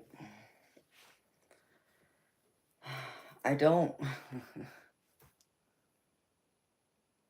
I only watched the first movie, I think. I don't believe I watched any of the ones after the first one. If I did, I may have watched the second one, but after that, I didn't watch any of them that came following. But, like, I just don't believe we're being controlled that way. I don't believe that it just, it doesn't make any sense to me. Because if you believe we're in a matrix, then that means our free will's been taken away from us. And that I don't agree with. I don't believe our free will's been taken away from us. However, do I have a belief that there are certain things we signed up for that were written in stone before we incarnated into the life we're in right now to happen? Yeah, I do believe that. Because I believe that's where precognition comes from. I believe that's where it originates from. So, with that being said, outside of that, I don't believe it's a matrix. I don't. Um, because then it would have to get down to like, what's the purpose behind it?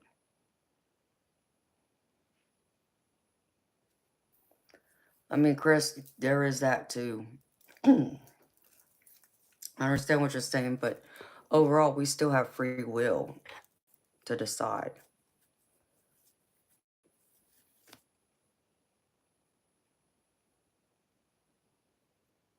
Yeah, I mean, that whole thing on it. I mean, to me, it did not become a thing until after that movie came out, and everybody's like, "Oh, we live in a matrix." What? No, no, no! Come on now. But you know, some also believe that we are also living in multiple universes at the same time. So we've been incarnated to live lives parallel to each other, which some would believe that's how precognition comes into play, which, okay, I mean, maybe. If you believe in like the twin flame thing, then yeah, I can understand that, but Edie, why do I look sad to you? I don't get that from people who always ask me that, who think I look sad. Why? Because I'm not smiling like a clown? Um, Forgive me, but I'm having a serious conversation. So I'm not gonna laugh when it's a serious conversation that I take seriously. Um, I take what I do here very seriously, both, being a psychic tarot reader and also someone that records videos on my psychic experiences. And I'm also going to be serious and give people my sincere, focus and time and attention who want to sit here and have a serious discussion with me about something. If somebody, tells, a funny joke, I'll laugh then. But outside of that, I'm not sad. It's mind-boggling to me that people look at me and think I'm sad or mad. It's one of the two. It's like, you know, when people have, talk about certain things, I would think they would hope and pray that I wouldn't be over here smiling and laughing like a clown. Because there's some things that's not funny. There's nothing to be happy about. So, can I be a hard person to read without me smiling? Yeah, I get that, but I'm not changing who I am either.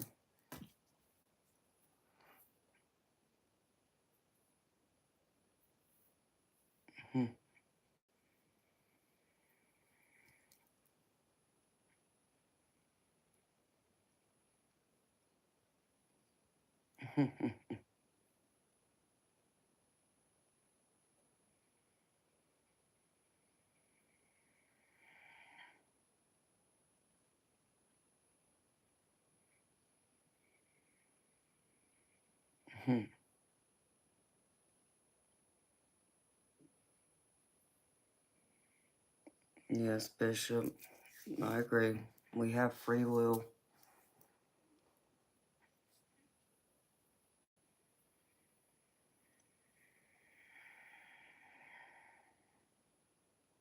Exactly, Judith.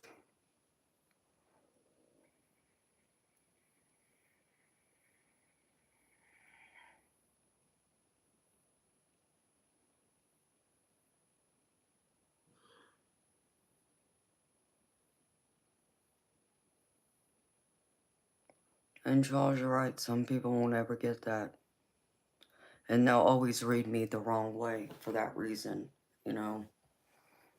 Even some of the things I say, or the way I say it, as I've learned, people come in here and they're like, why are you mad? Or they say, are you mad? What are you talking about?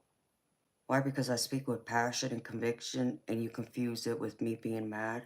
No. So I gotta tell all them, foolish people, let me tell you something. You'll know when I'm mad. And there will not be any mistake about it. Because my voice will raise high and then I'll start cussing up like a sailor with the F word and every other word.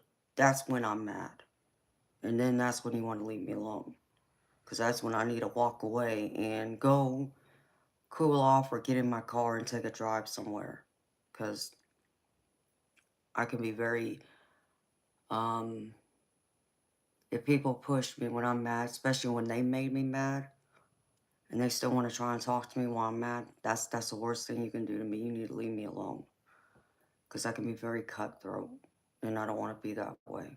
So I try and take myself out of the equation so I can cool off and go um, unwind, whatever you want to call it, until I can come back and have a civilized conversation with someone. But so it cracks me up with people who say that. Hi, Josiah. How you doing, baby? Absolutely, Mitch. Kindness is free for all.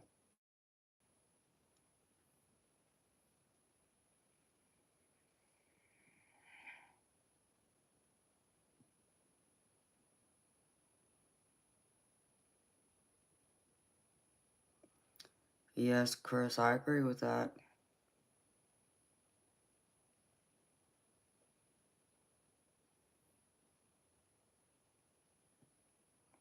Oh, yes, Chris, it'd be a lot of F-bombs I'd drop.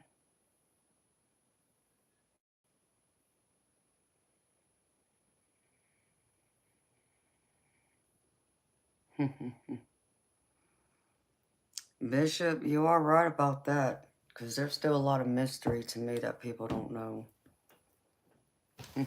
That's funny, though. You understand how a Pisces woman is. Yes, that's true in that sense. Yeah, Darby, it's either that or I put some rap music in there, but yeah, I definitely need one of those.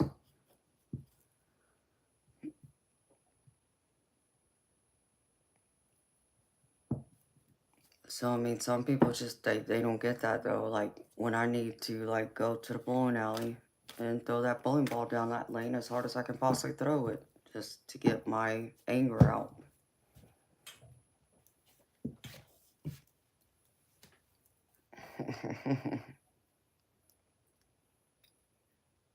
mm. No, Mitch, so you would completely understand how a Pisces can be.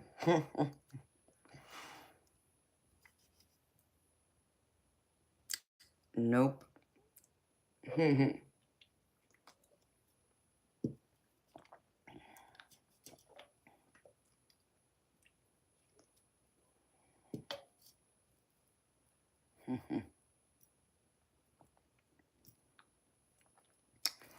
That's right, Judith.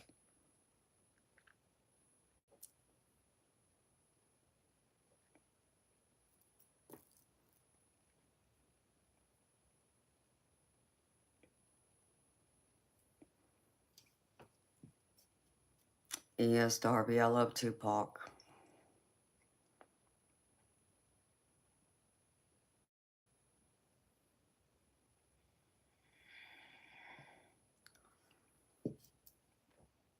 JPA, that's very sweet of you, baby, to do that.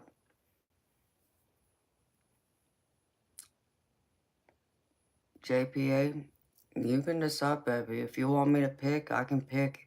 If you want them to draw a number and try to figure out what number you have thought of, that's fun too, baby.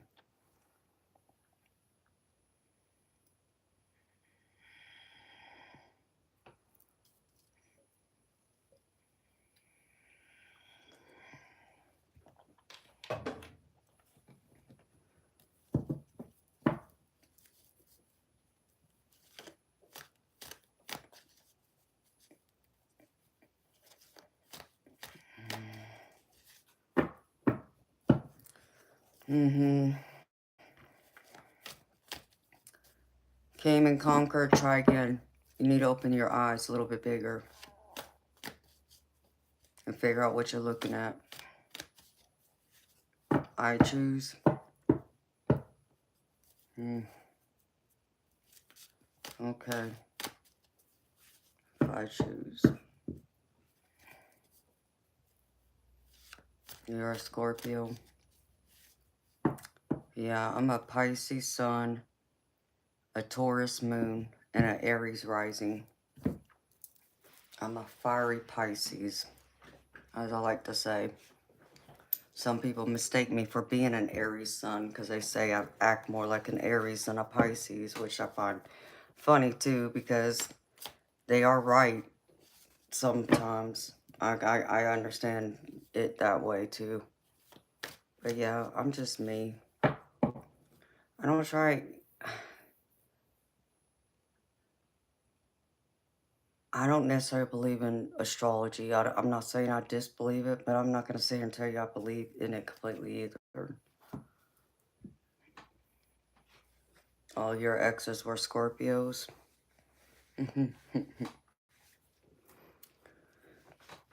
Yeah, I only dated one Scorpio and he broke my heart.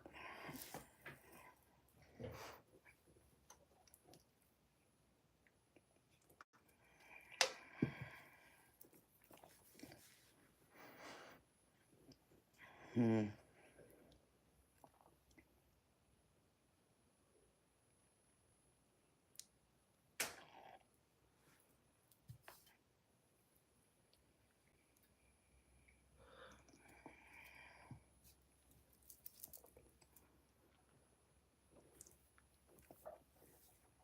Yeah.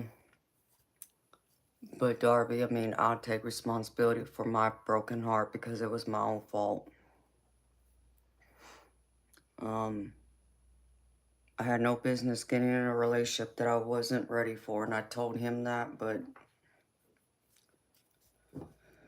um, he still wanted to try and have a relationship anyways. So, and by the time I developed deep feelings for him, which was like probably 5, 6 months after we had been dating, that's when he decided to break my heart. But what are you gonna do? That was a long, long time ago.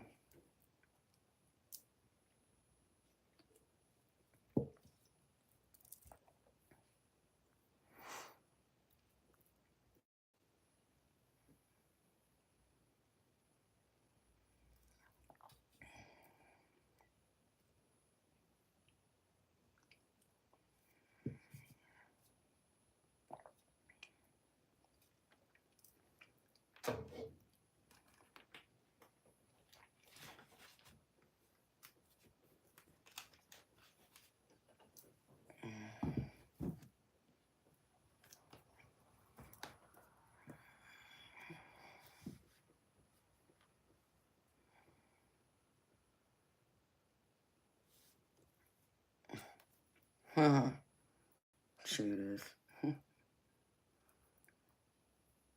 Yeah, I got hurt. I got hurt plenty enough times.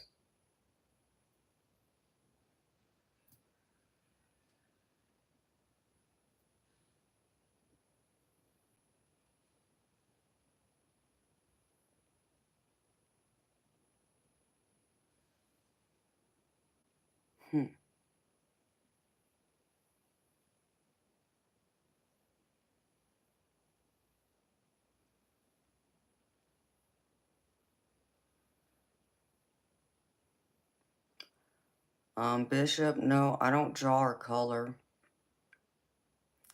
My only artistry is writing poetry, which I haven't done in some years, but that's where my artistry talent is.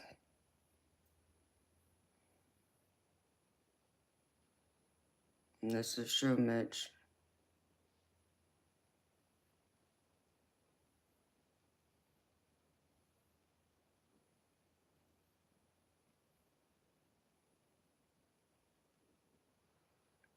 I agree with you, Darby.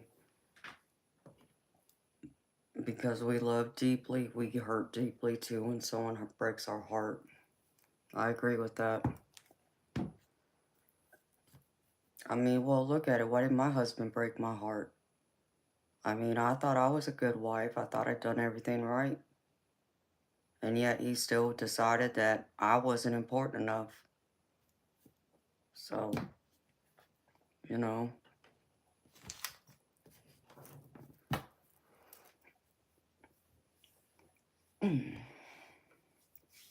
Hi, Thomas. How you doing, baby? How was your vacation?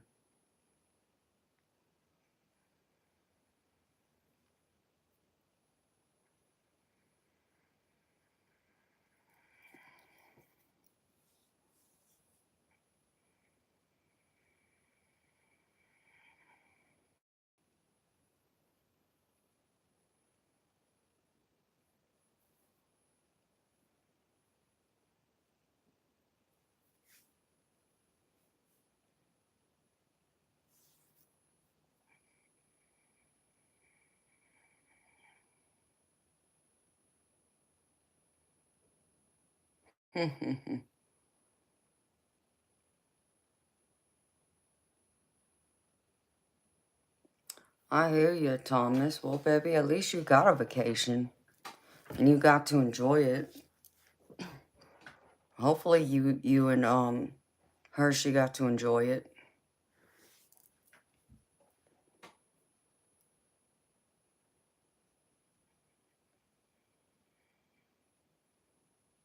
Hopefully y'all took a lot of pictures too. So I'm glad you got to go on your vacation though, baby.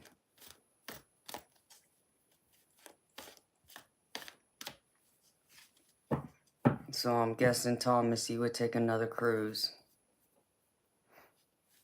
Oh, it was? Yeah, that's gonna happen sometimes, Thomas.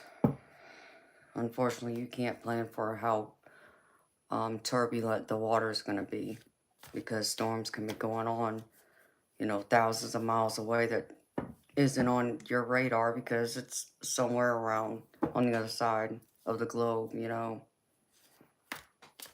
But I'm happy you got to go on the cruise because I know you asked would you be able to go on it. And I said you would, and you did. Oh, JPA, thank you, baby. Thank you so much.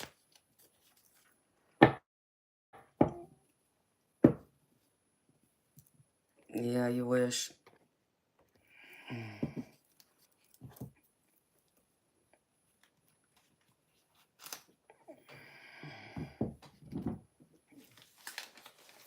Oh, okay. Well, that's cool, baby.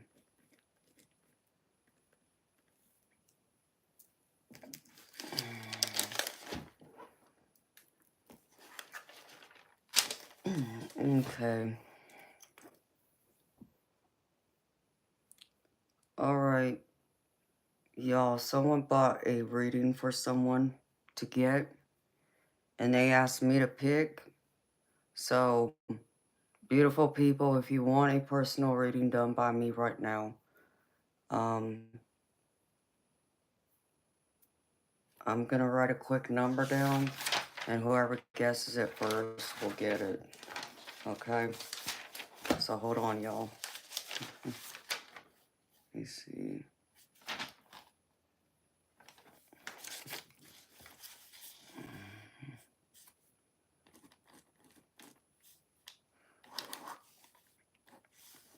Alright. So again, if y'all want a free reading that was paid for by somebody that I will do, I need you to guess a number from between 1 and 50. And whoever gets the number first gets it. So y'all keep going until I tell y'all to stop. Keep going. 1 and 50, Judith. It's the number between 1 and 50.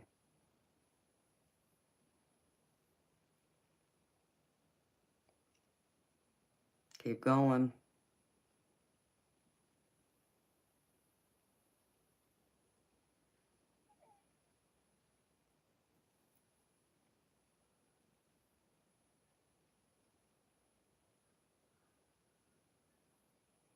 Keep going. Oh, Chris just got it. Okay, Chris got it. Say 44. Congratulations, Chris. You're going to bed? Well, baby, I can always hold off and do you a reading tomorrow. You just gotta come here sooner. If you want, I'll hold off and I'll do it for you tomorrow.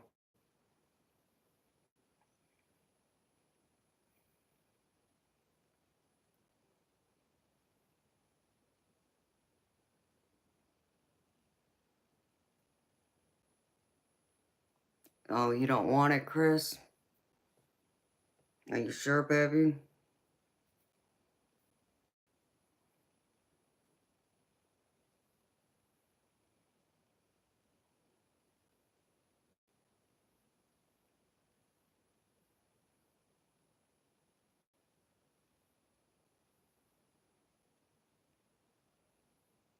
Okay, baby.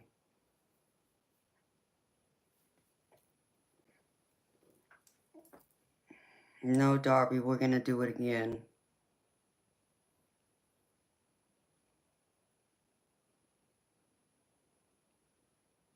Well, I appreciate you, Chris. So,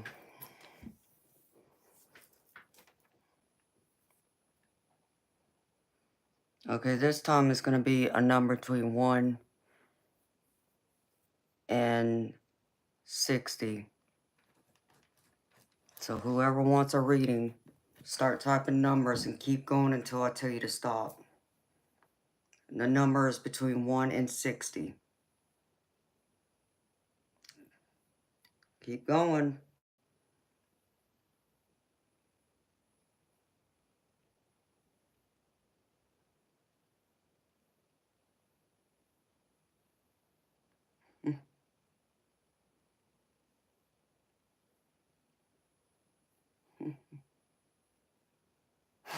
Judith.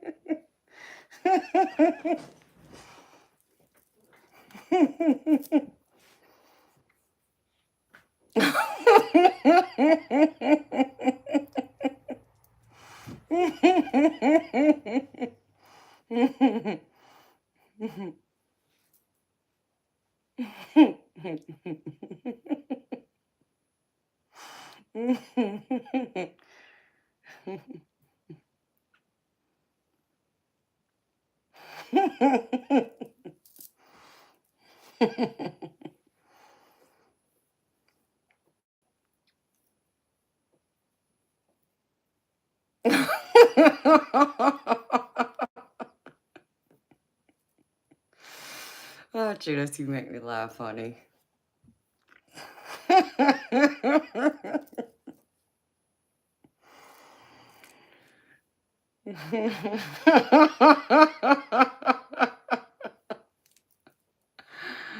Keep going, y'all.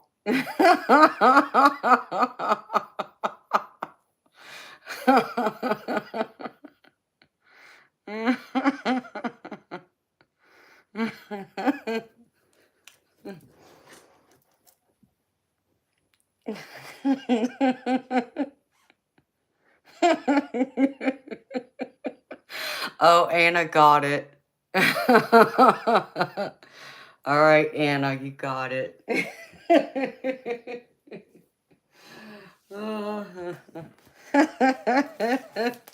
It was 54.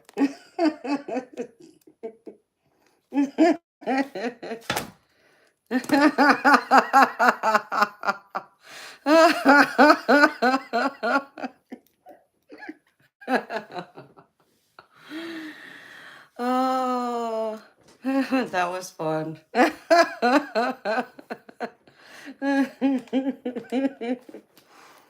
Congratulations, Anna.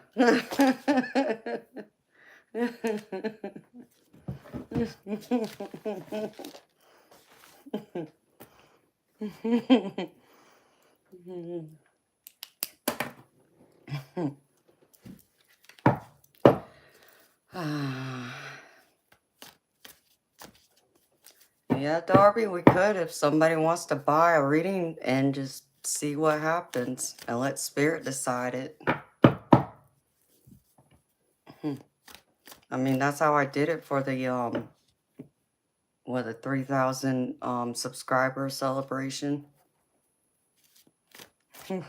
No, JPA, thank you, baby. Thank you very much, sweetheart, for doing that. I appreciate you so much.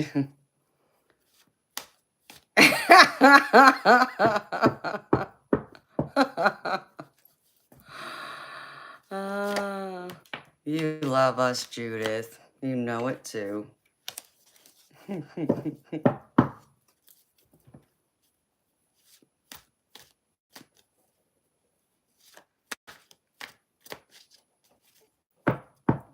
54. Judith is, if I can talk right, Judith is just playing. You know we love you, Judith. And I wrote the number down, Judith. You know that, honey. What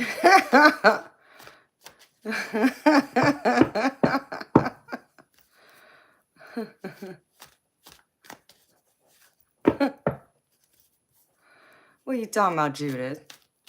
I watched all the numbers, honey.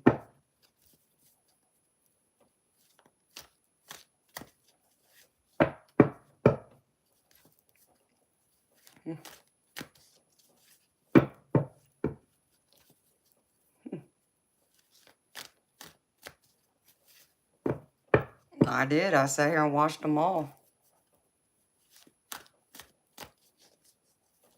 If you think I'm wrong, Judith, I'll go back and look. I know you're messing with me, though. Mistletoe, hi, beautiful soul. And thank you, sweetheart. Hi, Brandon.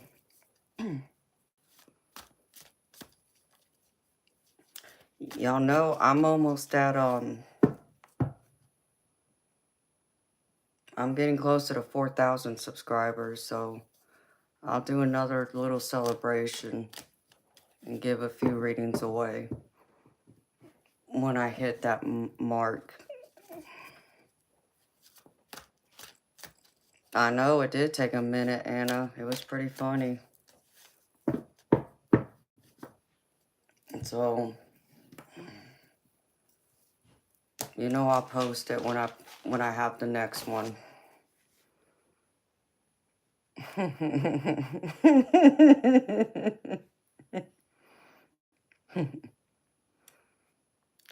Mitch, I hear you, baby. Let me see something.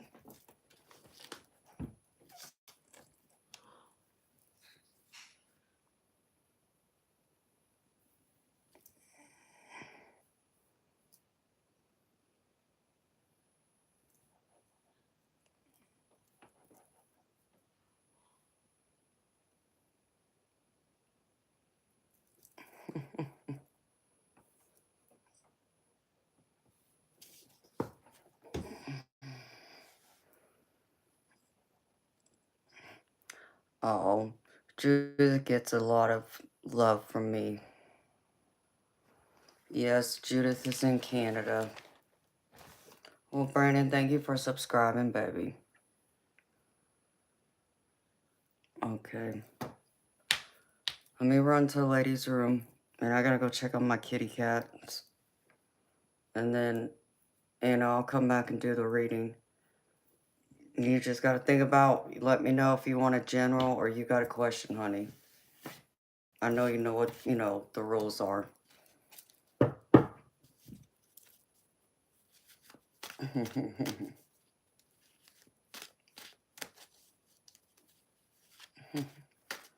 Hello, Hector. Well, thank you for stopping in and saying hi, baby. You have a great night. Take care of yourself.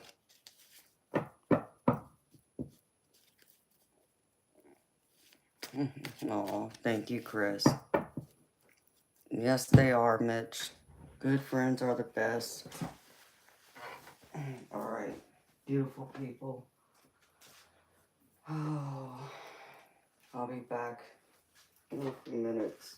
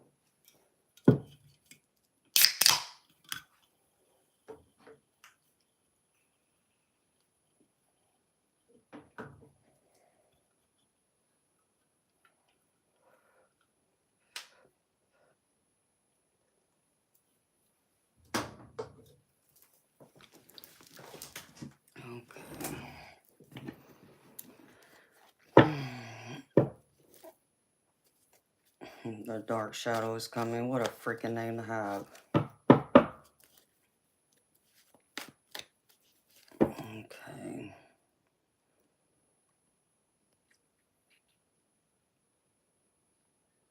I'm right here, Charles. I had to go check on my kitty cats and use the restroom. I got 4 kittens who's destroying my spare bedroom, and their mama in there.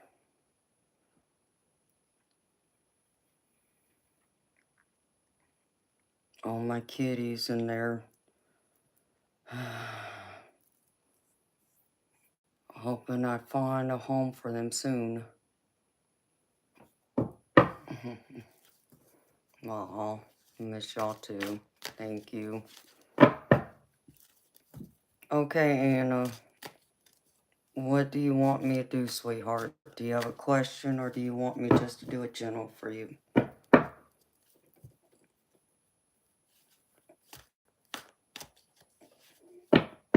What does the spirit world want you to know about your unique gifts?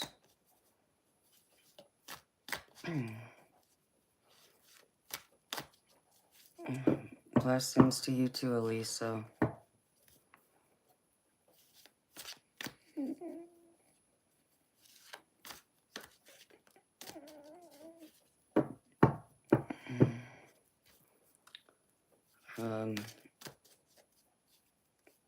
Goes down.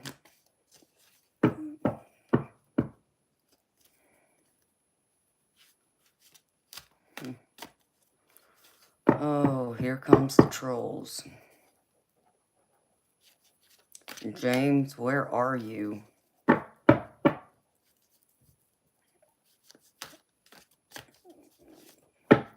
James, you're normally good about taking the trash out, baby. Exactly, Judith. I was sitting there thinking the same thing.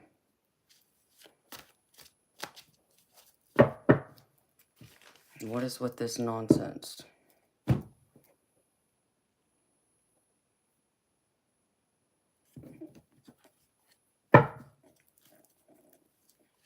I mean,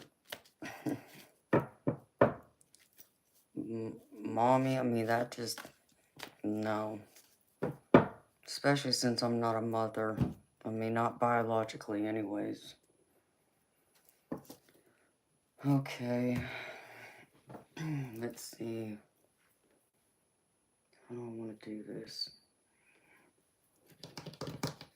I guess I'm going to pull this out.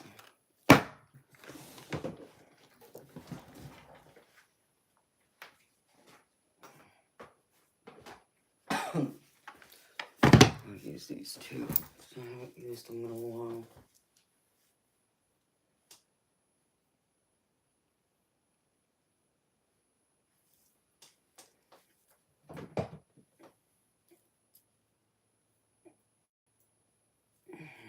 Wait to see.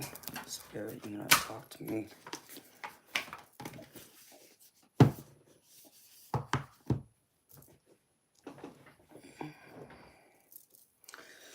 I know, Charles. They get bad in here. And Mitch, yeah, passionate is great. I have no problem with people who are passionate. Thank you, Claude. Some of them want to come in here and start trouble.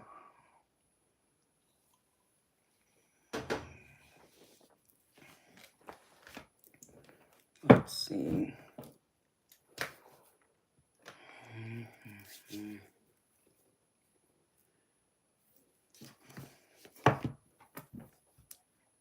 gonna leave those out because I'm gonna get to this specifically.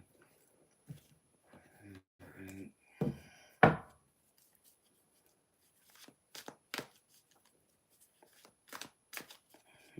This way.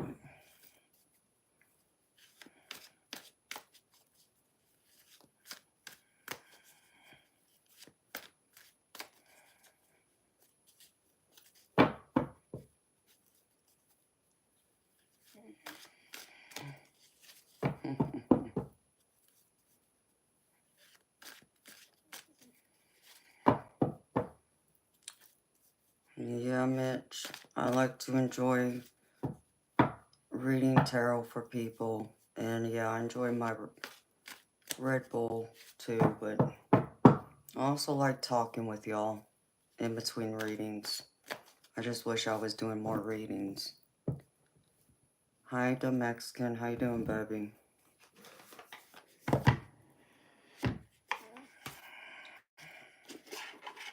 Spirit. How do I want to do this?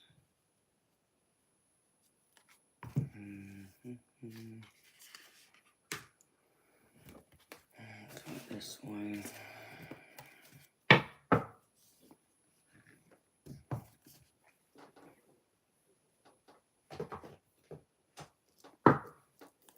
Spirit.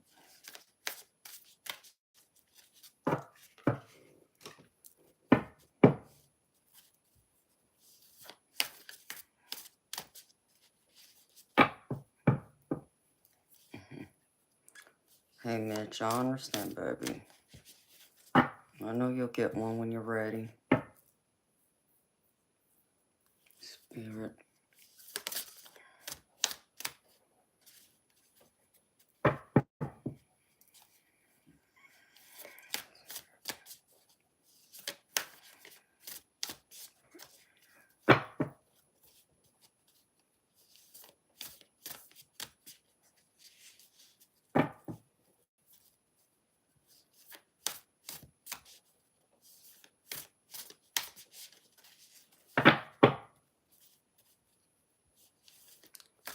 Judith, I'm gravy, sweetheart. You know me.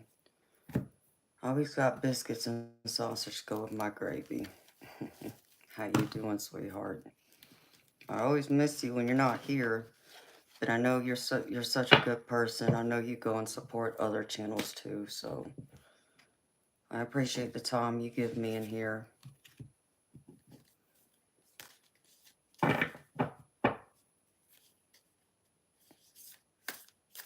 Hi, Michael Whitehorn. How you doing, baby? Okay, Mitch. Well, you have a wonderful day, baby. I guess I'll see you tonight, because I'll be back.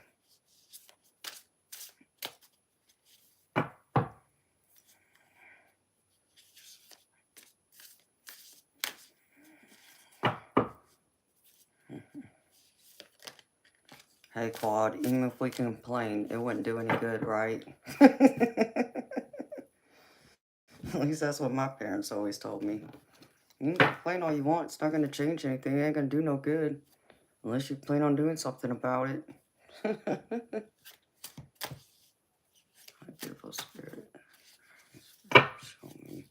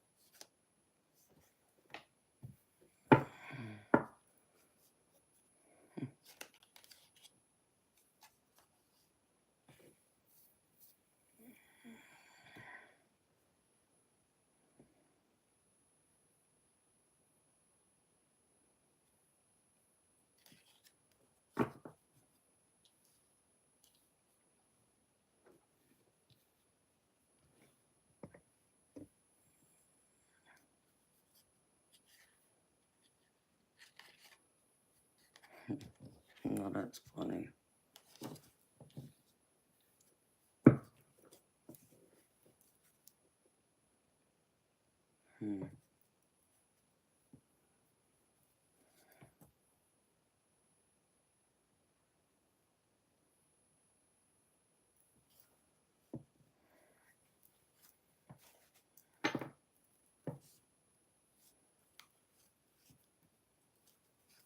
Hi, Belle. How you doing, beautiful soul? It's good seeing you again. Oh, I will, Mitch. I'll get some sleep. If I don't get any more readings ordered after this one, I'll probably shut it down, like around 4 o'clock. So, wait and see how it works out. Ouch.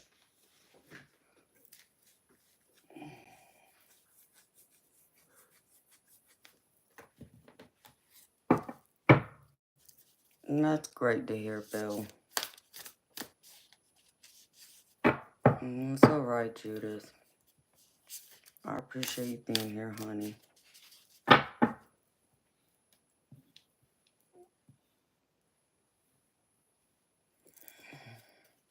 Nice. Well, I'm not doing that.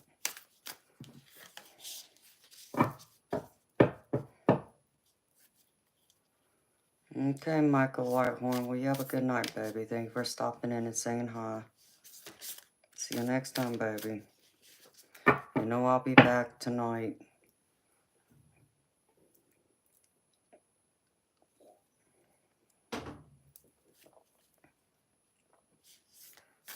Alright, Spirit.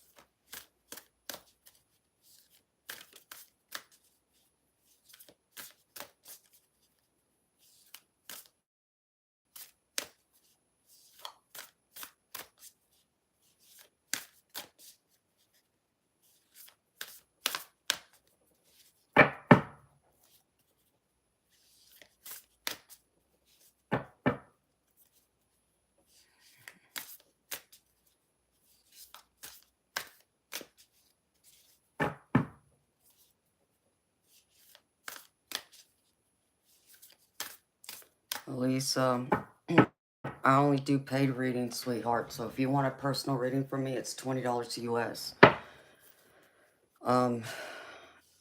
If you look in the chat box, you'll see my name highlighted in yellow. And you can click on that and you go there. And there's 2 links you can make a payment to. If you want a reading, just let me know.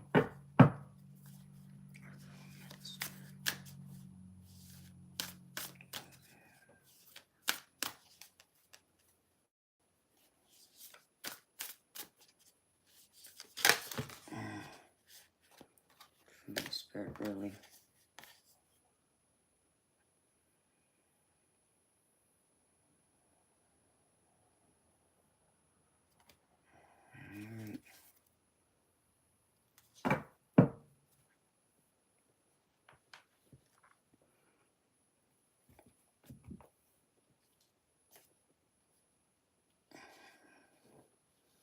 That's crazy.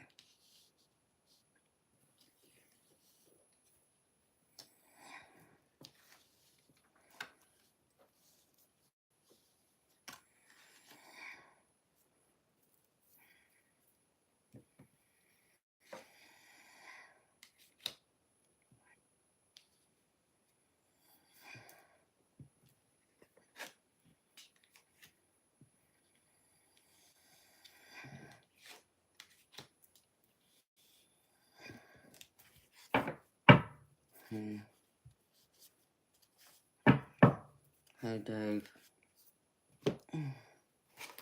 Well, I was working for someone else because they just paid for a reading.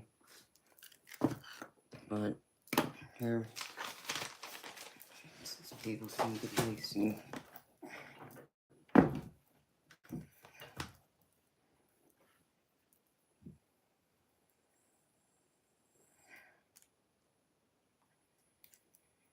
Let me see. I hate this.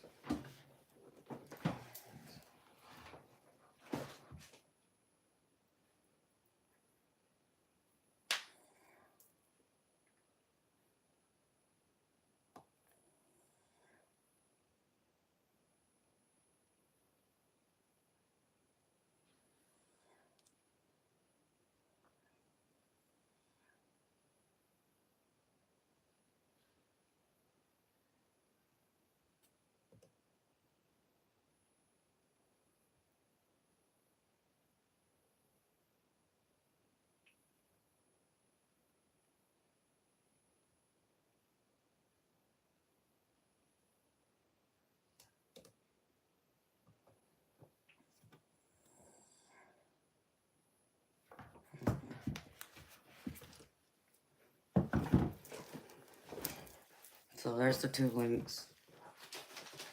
You can take a pic. But it's $20 US. So if you do buy me a coffee, you'd have to buy 4 coffees to equate to $20.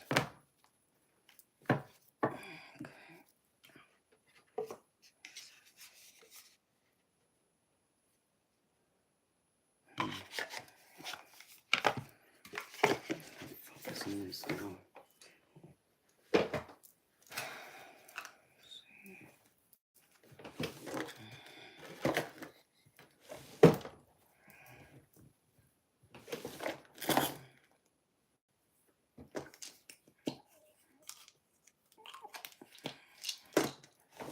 I'm not nearly as good as I am privately.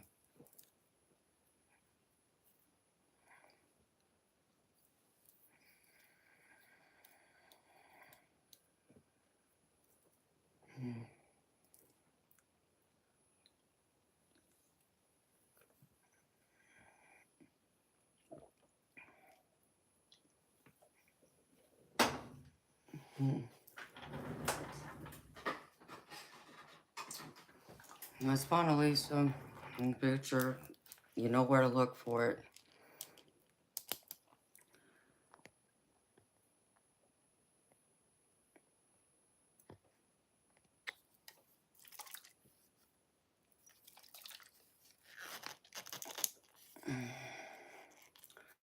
My readings always hit differently. What do you mean, Charles?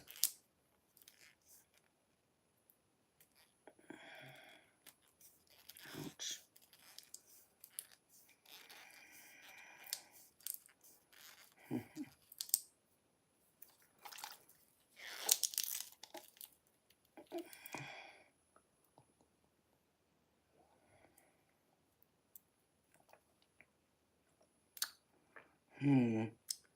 Well, Jimtown Steve, you know what, baby? Last I checked, I'm a grown adult. So I can make my own decisions, do whatever the hell I want to my own body, because after all, it is my body. I went to, let's see, I'm 43 years old. I'll be 44 in March. And I've been drinking Red Bull for over 20 years. So apparently I'm not doing a whole lot of damage to it.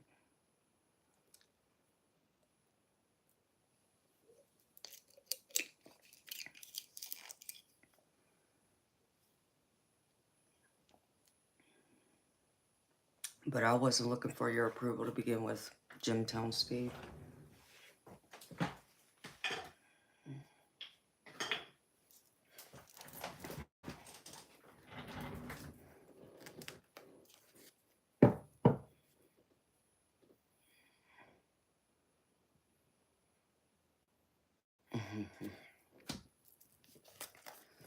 Well, Charles, that's because, baby, I tap into your energy too when I do like the collective reading, but I'm sure there's other readings that have probably resonated that were personal readings, and that does happen. And if someone's personal reading, if something in it hits, resonates, take it. It was meant for you to have that part of that reading too. So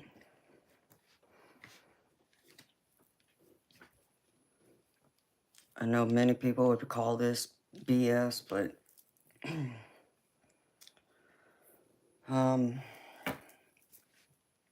everybody's entitled to their own opinions. I know for me it's not BS. So exactly, Charles. Thank you.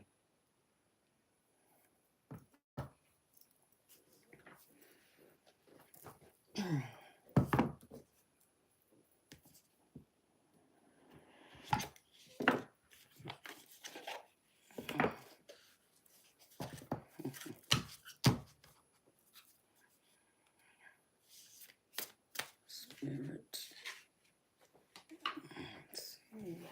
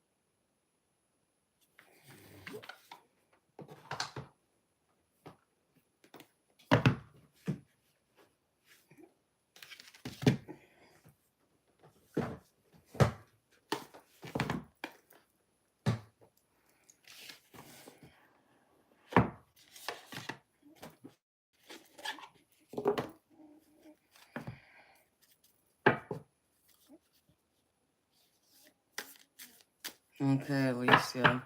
Have a good day, sweetheart. Take care of yourself. Thank you for stopping in, honey. I stream pretty much every night, so if you subscribe, you should get notifications when I come online every night. Hello, Jamie. Hey, Chris. Nothing's wrong with that, baby. And whoever this person is in a different language, let me tell you something.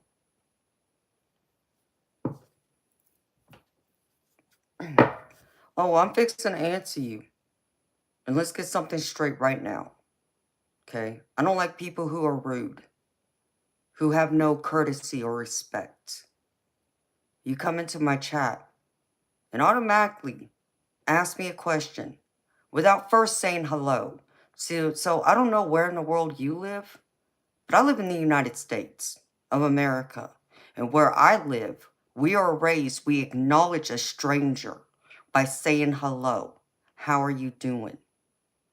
And then if we want something from them and want to ask a question, we normally remember our manners like please and thank you, which you've done neither. Get out. And my energy is not free. Crazy nonsense.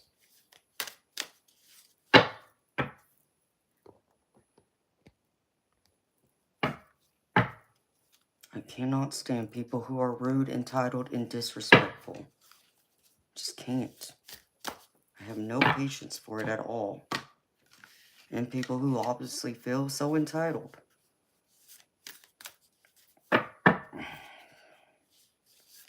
God forgive me for fixing to go on this tangent again, but I just don't understand. I mean, Anna, they seem to be mostly out there like on the, out in the Middle East pretty much, is what I've noticed. But the fact that they go through and have this, like, you know, you want to know how somebody feels? Why are you asking me? Shouldn't you be asking the person you're asking about? I mean, like, I don't understand.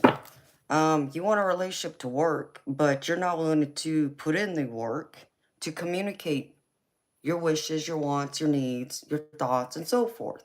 So how is that relationship supposed to exactly work? If you're too afraid to ask someone how they feel, what they are thinking, or you're too afraid to tell them how you think and how you feel. I mean, what sense does that make? And that's what I don't understand. You know, and everybody's like, well, they're afraid of being rejected, blah, blah, blah. Let me tell you something. If somebody wants to reject me, like if I sit here and pour my heart out to them and tell them, you know, I like you, I love you, can we have, you know, start a serious relationship, whatever that is. Or even let's just say it's a friendship or a family member. Apply it where it fits. It just comes down to relationships and communication. If someone doesn't want to be with me or doesn't see me that way, tell me now, okay, so I can save my time and hassle of going through this whole BS relationship game, lingo, dating thing, so I can put my energy elsewhere into maybe someone else who would rather want to be with me. And that's what I understand. You know, getting rejected, yeah, it's going to sting, but to me, it's empowering because at least I know where I stand because I know how I am. I'm going to tell you exactly where you stand with me. You know, like I'm not afraid to tell you what I think and how I feel. You know, and if there's ever any question or doubt, ask me. And I'm not afraid to tell you. Just be prepared for the truth because the truth may not be what you want to hear, but I will give it to you, you know? So I don't get it. I don't get it. Really, really don't get it. But that's me. You know, I don't like people who are rude, disrespectful, and I don't know. Don't get it. All right, spirits.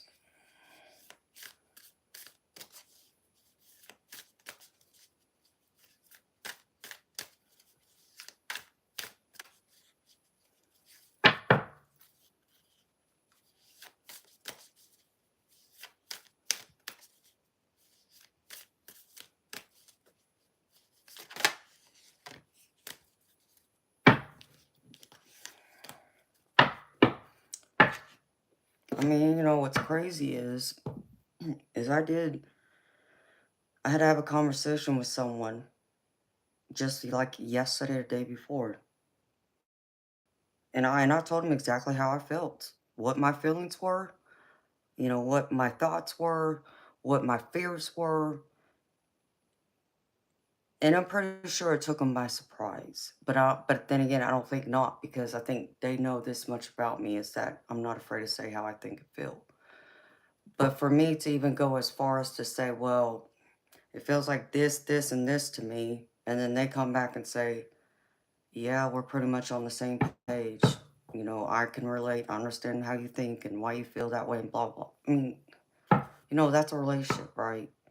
Whether that's with family members, friends, or romantic. That's how relationships work. It's communication on both ends. So I was able to weed through some of the BS by saying exactly what I was thinking and feeling. So it's like when people come on here and like, oh, you're just saying that, but you don't actually do that. No, I actually do.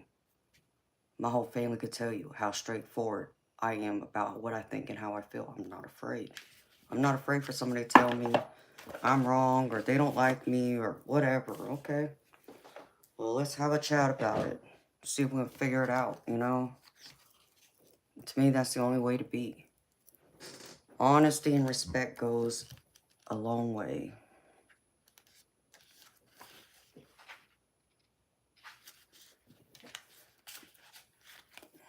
And I'm not trying to hurt nobody's feelings. I'm just speaking the truth of how I see and how I feel.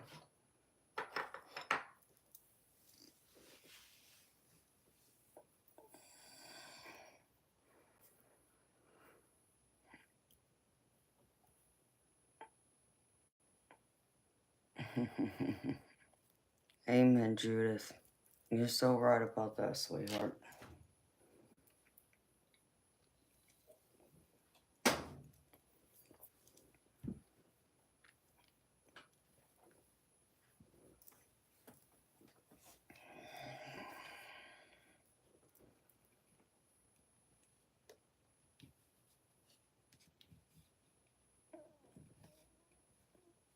Let's see.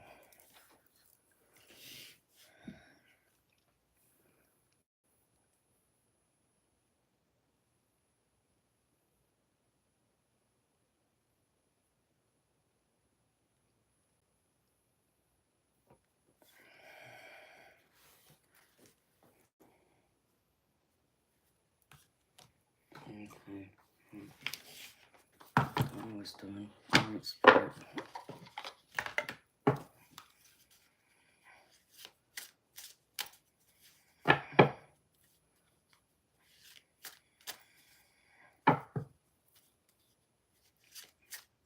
Where I'm at, Charles, it's 3:52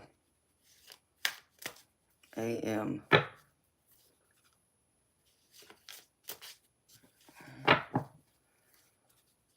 Like, I wish more people would be more honest.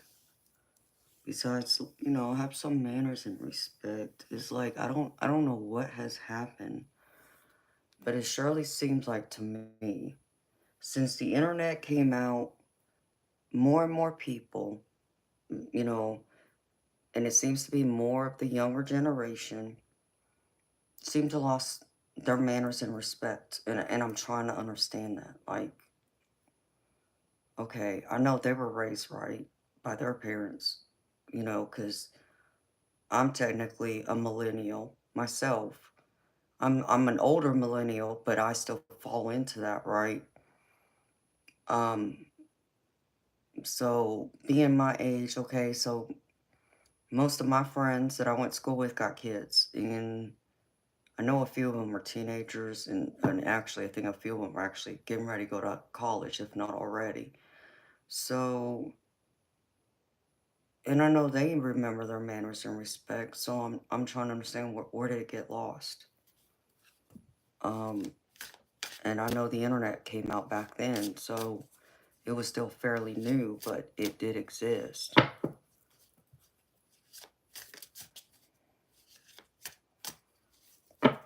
Yeah, Claude, isn't that truth? It's crazy to me.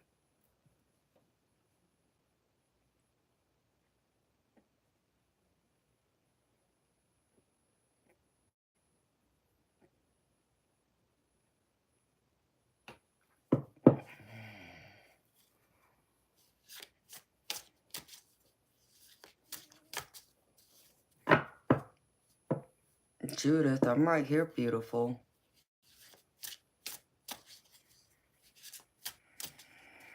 Can you not hear me? Or see me?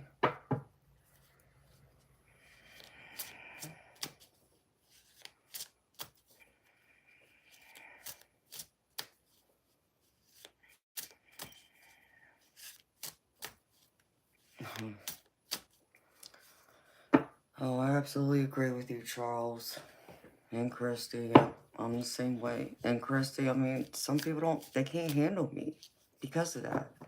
And then because they can't handle someone who's strong like that, who speaks, their mind speaks truth. Then suddenly, you're a bitch. It's like, really? Oh, okay. Yeah, And I just, and then they confuse assertiveness with aggression. And they're completely different. But obviously, they've been coddled a little too much to understand what the difference between the two are. So, it cracks me up, though, I must say. Alright.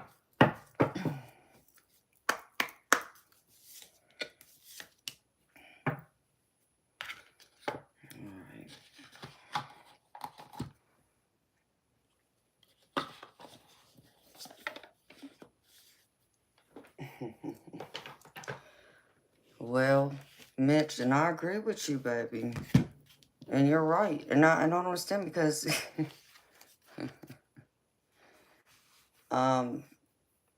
you know what's crazy, Mitch, is that you want to know why a lot of men tend to find me attractive, and I'm not talking about you, baby. I'm just talking about in a general what I've learned over the years. Especially this is coming from someone I almost married, and I would have been stupid for doing it. Because I'll tell you what my ex-fiance had said to me. In fact, I remember I had we were in a long distance relationship, and I went and saw him one time, and he was talking about his cousin had married an Asian woman, but I think she was uh what was it? I'll say Filipino, but it was something like that, right? And it was telling me about his dad being in the military and how his dad had multiple girlfriends over there in Asia. And he was also still married to his mom at the time when he had all these girlfriends. But apparently his dad would come back when my ex had gotten older and was telling him to find himself pretty much an Asian woman because we're submissive. We go out of our way to please our man and we'll do what, they want us to do and so forth. And then the next time I went out there to see him, then he pointed out his cousin. His cousin had, an Asian wife.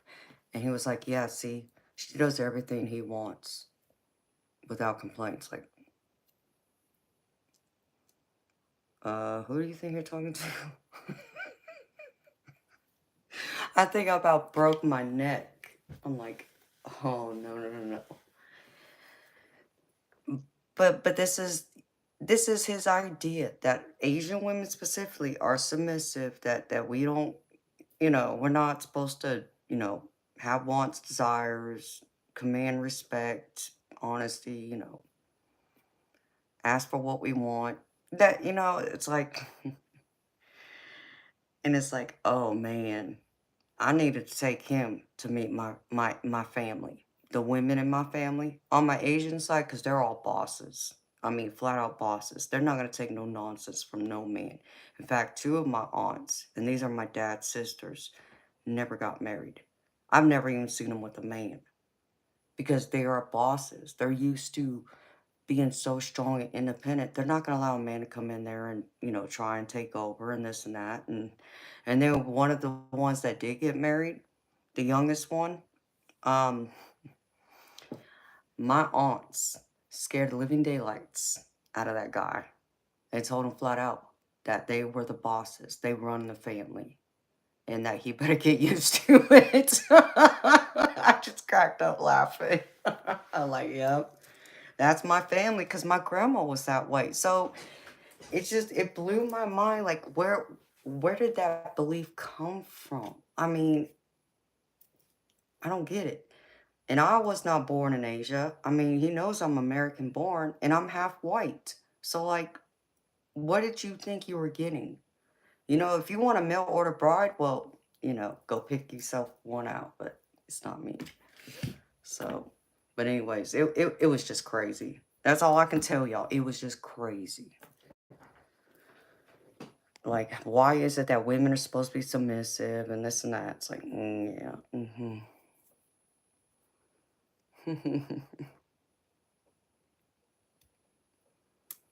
I mean, I guess so, Anna, because it is something else.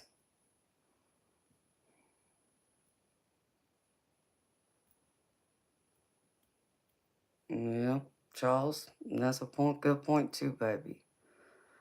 It's just, so obviously, because he thought I was supposed to do whatever he wanted.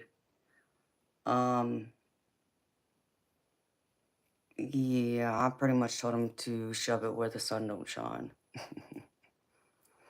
And he didn't like that too much either. Welcome back, Darby.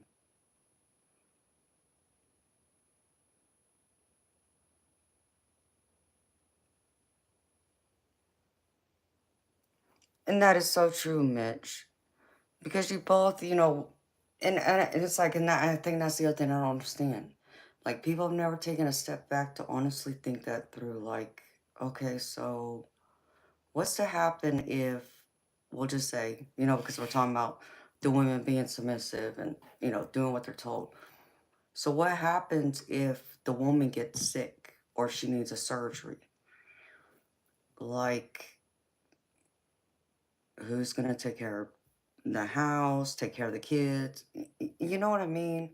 And then you could turn the roles around for the same thing for the woman. Like, if the woman's only supposed to be at home, being a housewife, a homemaker, or a stay-at-home mom, and hasn't stepped out into the world to work, but something happens to the husband, what then? And the husband can't work because, they got hurt or, like, do they not understand how there's such a huge imbalance in that? Because what I've learned over the years is if both people come with the purest of heart and intention and want to give 100% of themselves to that relationship, their intention is pure, okay? Does that mean they're going to give you 100% throughout that whole relationship? No, because there's going to be those times where things are going to happen where, one person has a lot going on at work, so they might only be able to give you 30%, okay?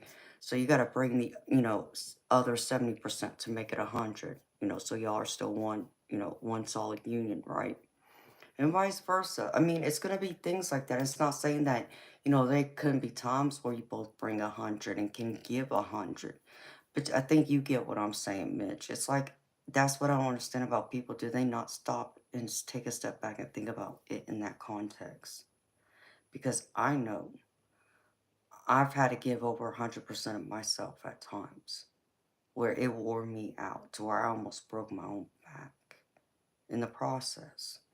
And I'm not going to, discount what he's done when, I had to have my back surgery because he was there, you know. So I don't understand why people don't understand that.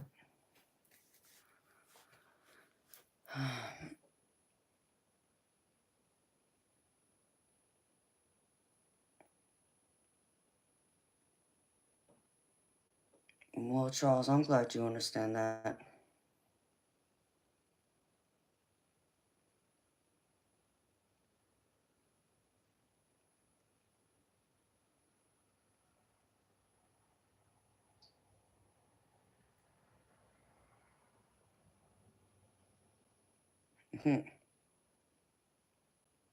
Yup.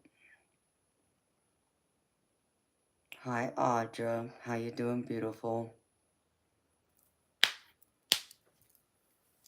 So yeah, that's my perspective of it all. That's just me though.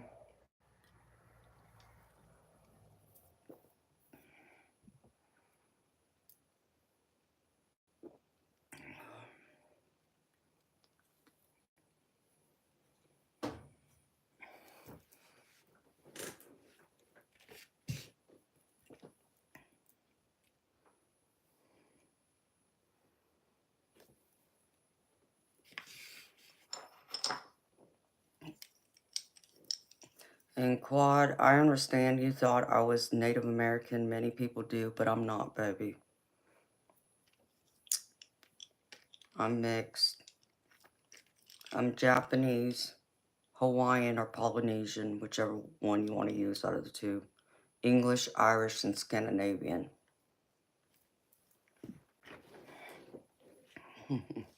Oh, Christy. Oh, thank you, honey. I mean, I try my best to be strong.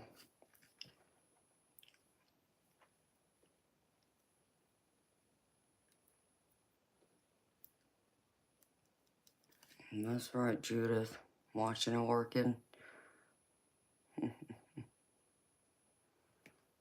Okay.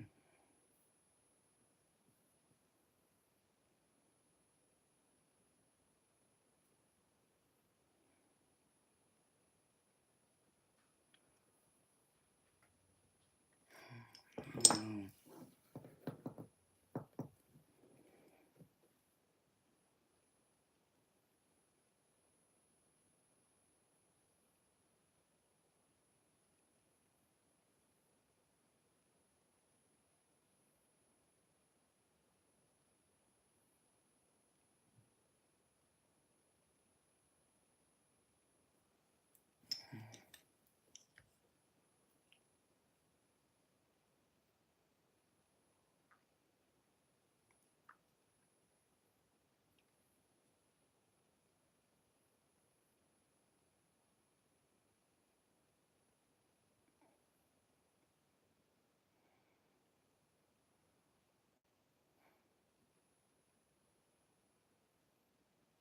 hmm. Okay, Anna, you ready, sweetheart?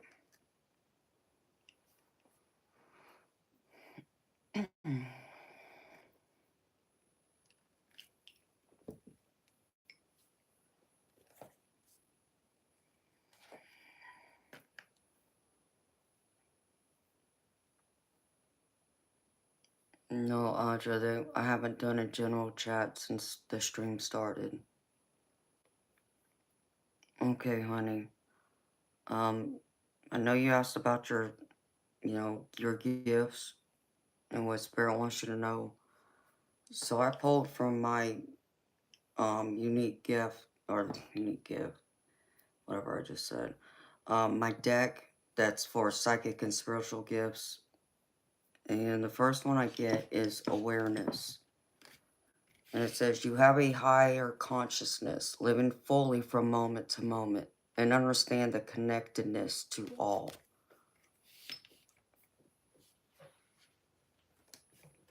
And that's the first one.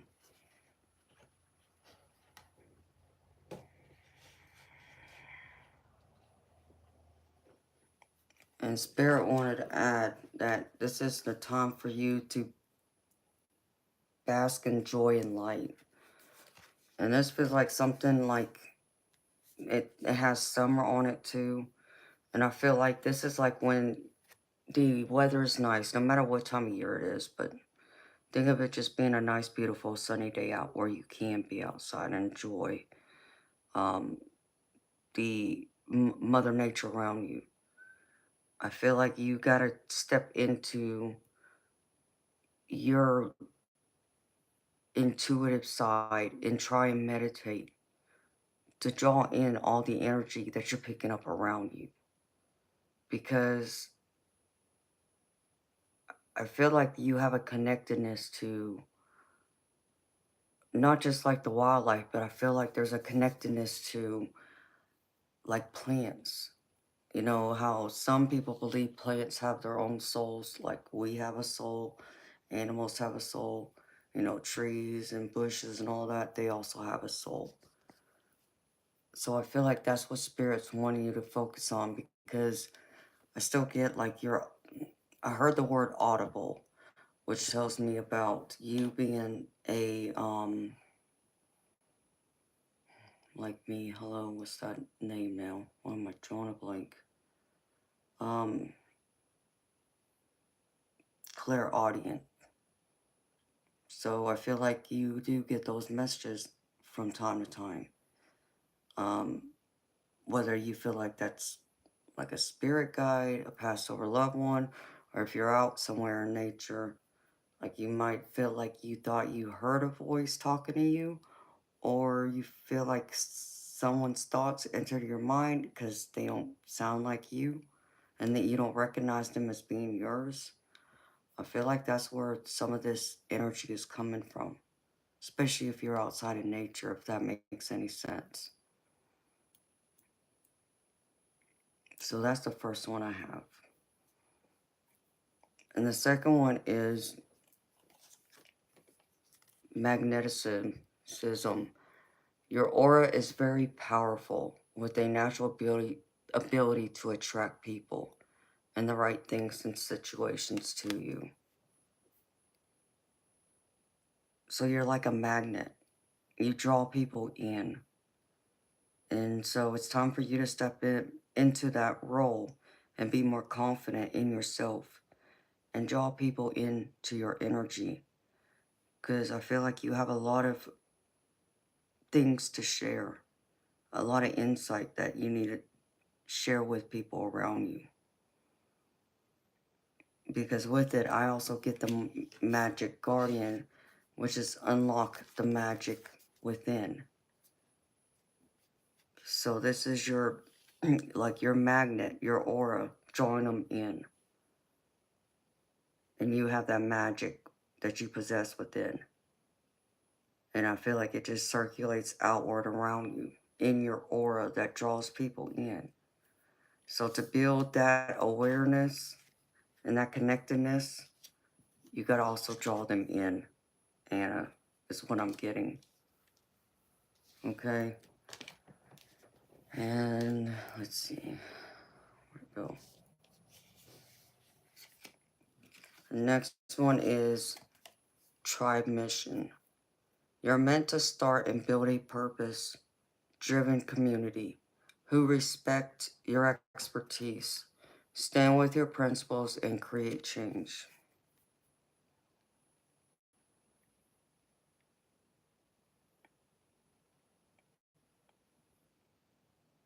So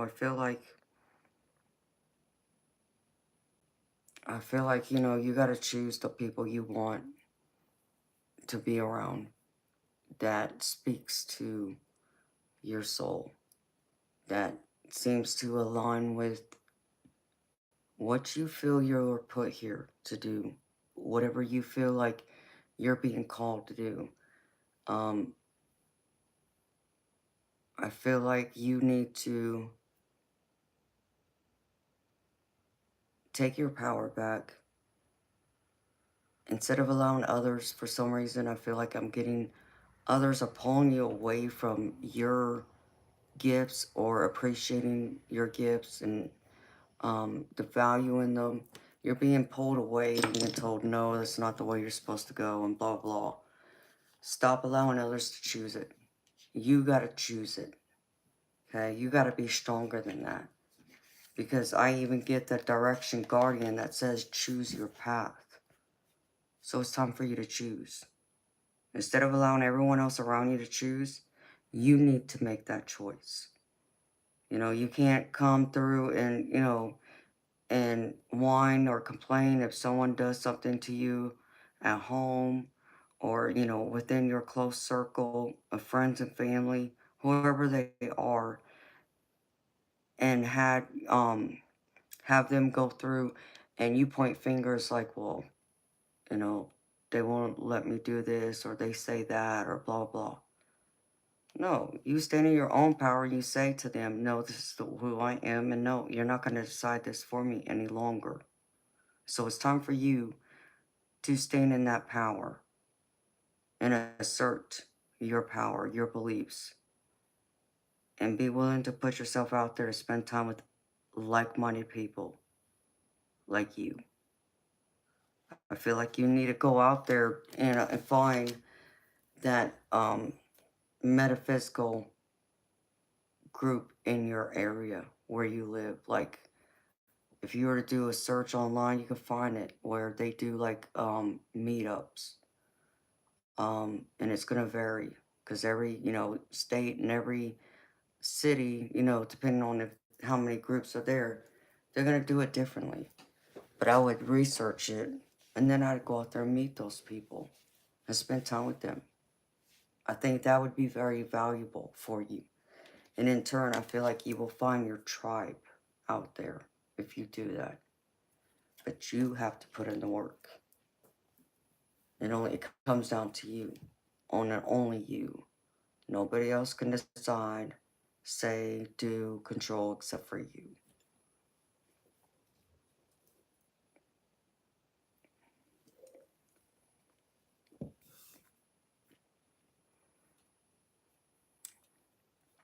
There's one called, all you gotta do is Google metaphysical group meetup, I think is what it is.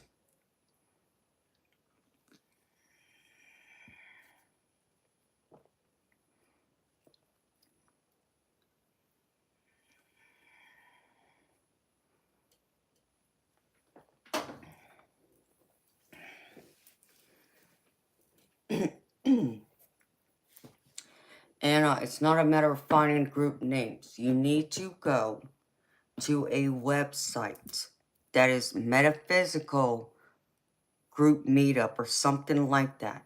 And then you will find all the groups. It'll go through it all.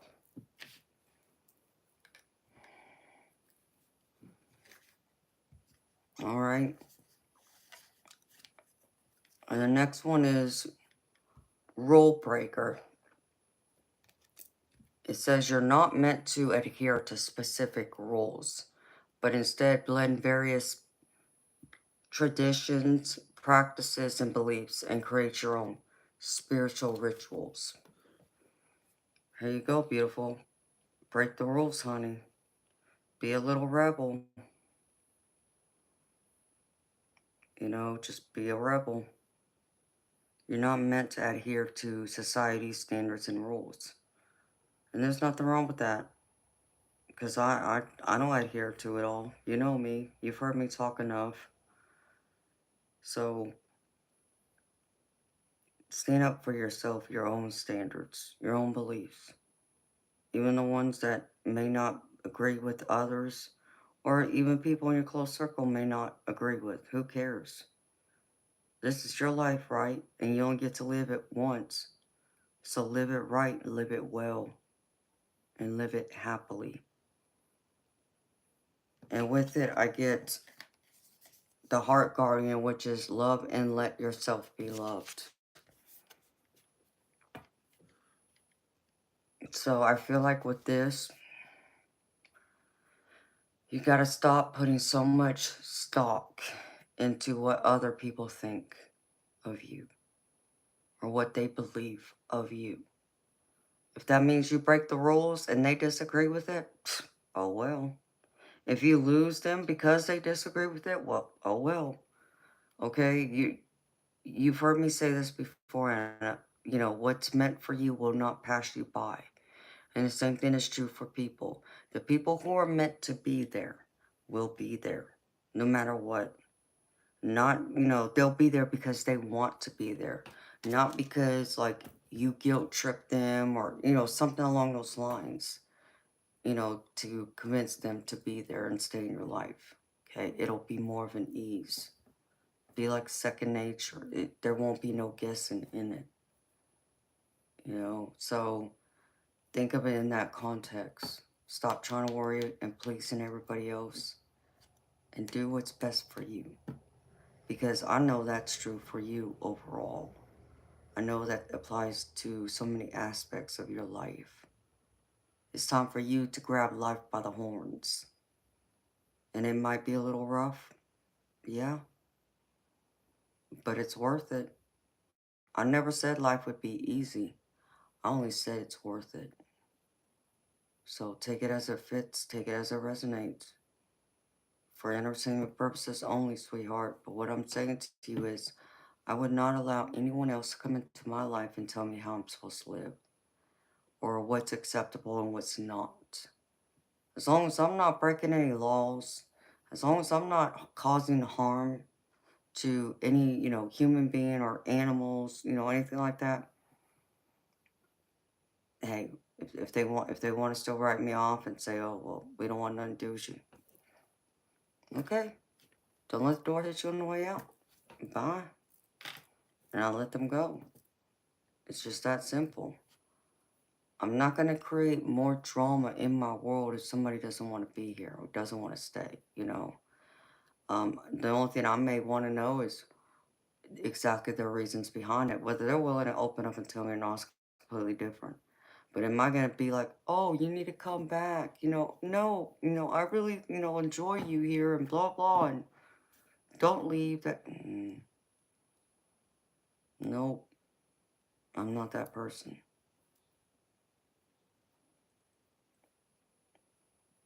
And I know you got to stop trying to help everyone else because you got to help you first.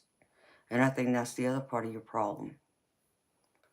You got to help you, Anna. You can't be taking care of everybody else. You got to be taking care of you first.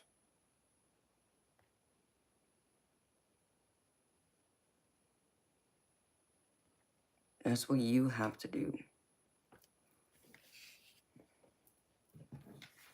All right. And let's see. Last one is earth elements.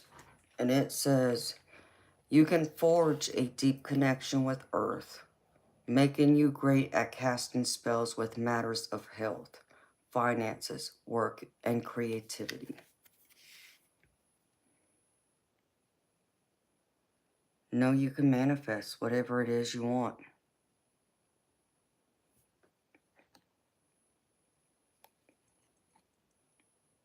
Whatever it is you want to do, you can manifest it. If only you just stop and believe. You got to make those plans though. You got to go through and stay focused. That's what Spirit's making clear, because I get exactly that. Make plans and focus. So make those plans and then tap in and focus. And don't be distracted by it. Even if that's, maybe you're not able to go out there and, run across the street and, help, your neighbor one day. Oh, well, you got to take care of you right now. Because you got so much going on, Anna, so much chaos I feel in your energy, that I feel like you need to focus on you and stop worrying about everybody else. And once you get everybody else situated and settled out of your life, or get, whatever is situated where things are more calm, okay, then you can reach out and help everyone else. But until you can do that and take care of you, stop trying to help everyone else. Again, help you. And stay focused so you can manifest the life that you want. So be optimistic, make those plans, and then put your time and attention and focus into making them and turn them into reality. Okay. And for the oracle cards, let's see.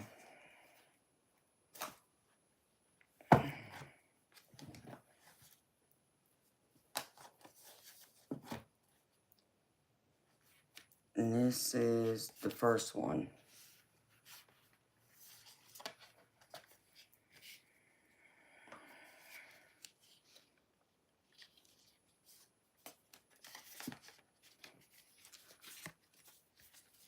And this one says, the road is clear.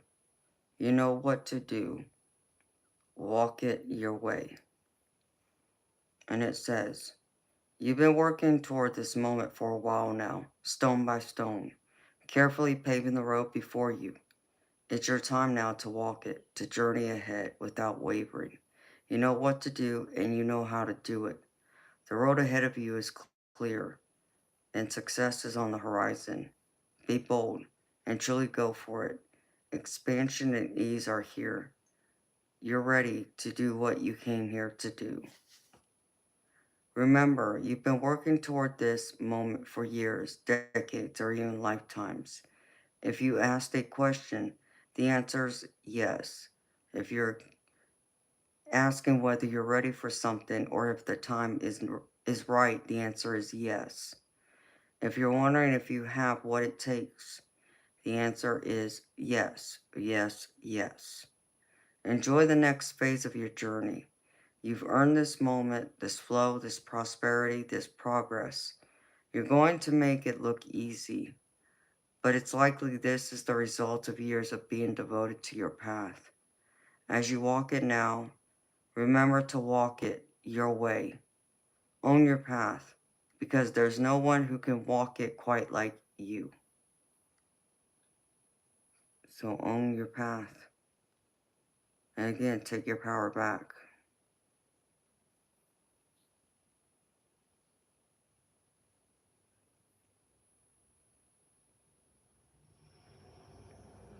So take your power back.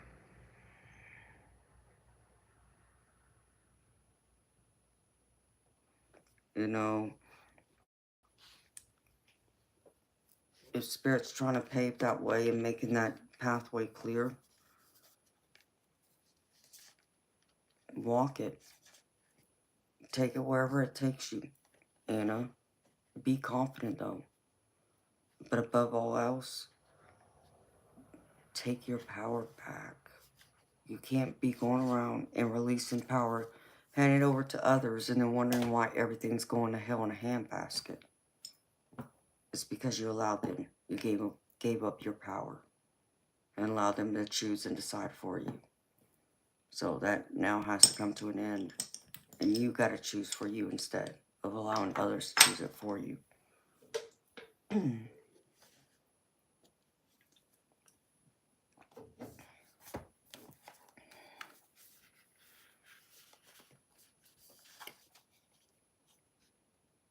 And where is it?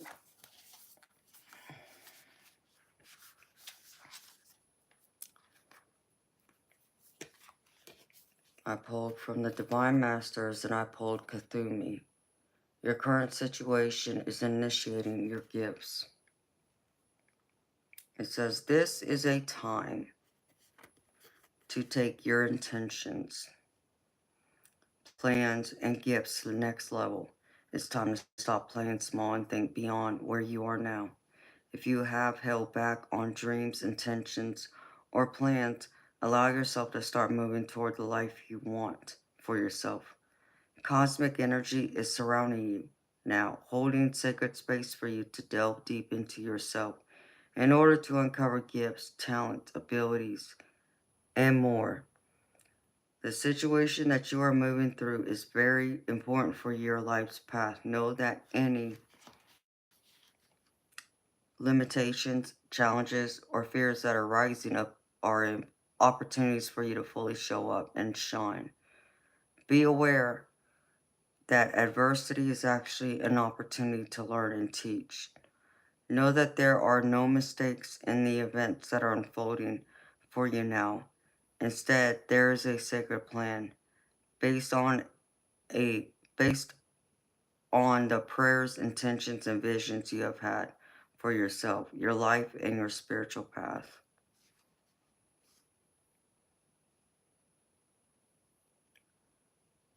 So know that your plans and your prayers and your intentions will unfold for you. It may be hard to see that right now or feel that way, but it's all coming the way it's meant to come. But still, once again, you still got to take ownership and responsibility for allowing everyone else to choose for you.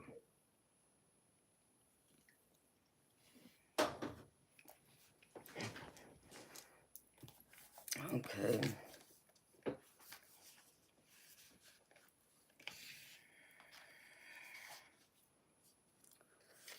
The next one is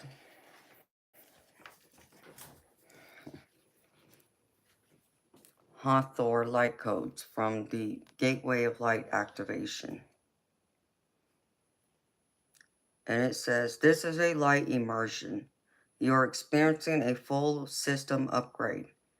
The infinite solar light of the Hathors is surrounding you now. This is a time of expansion and excitement.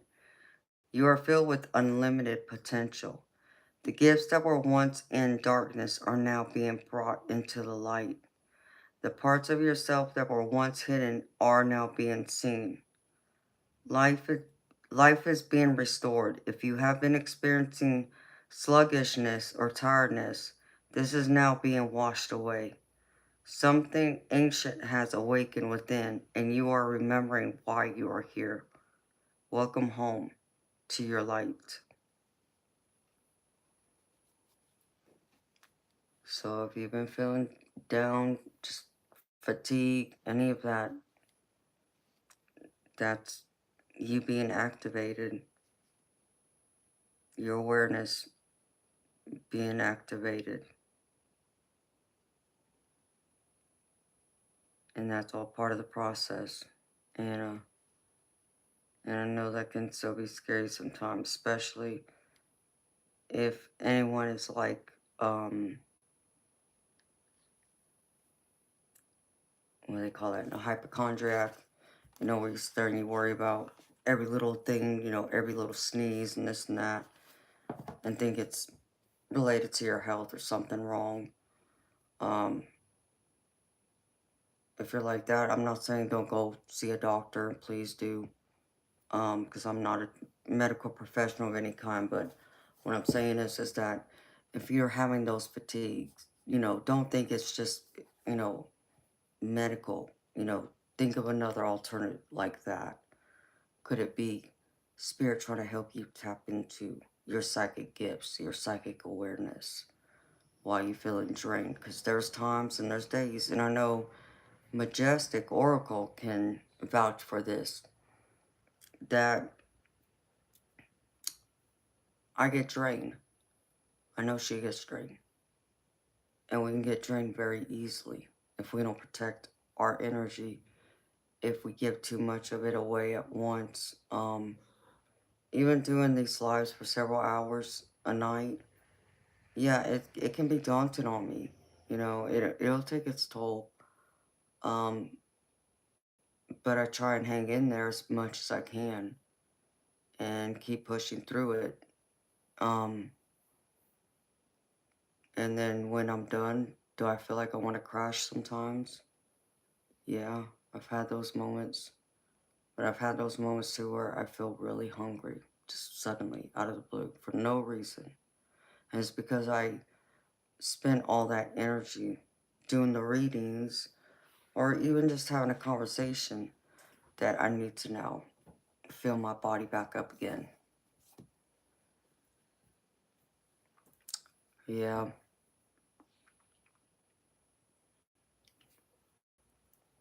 Yeah, Jess, I am.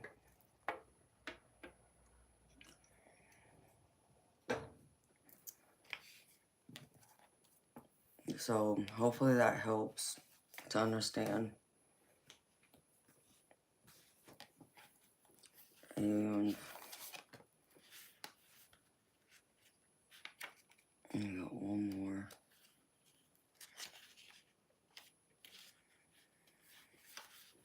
And here's the last one for you, Anna. This is from Work Your Light. Get grounded. Empaths, high sensitives connect with nature.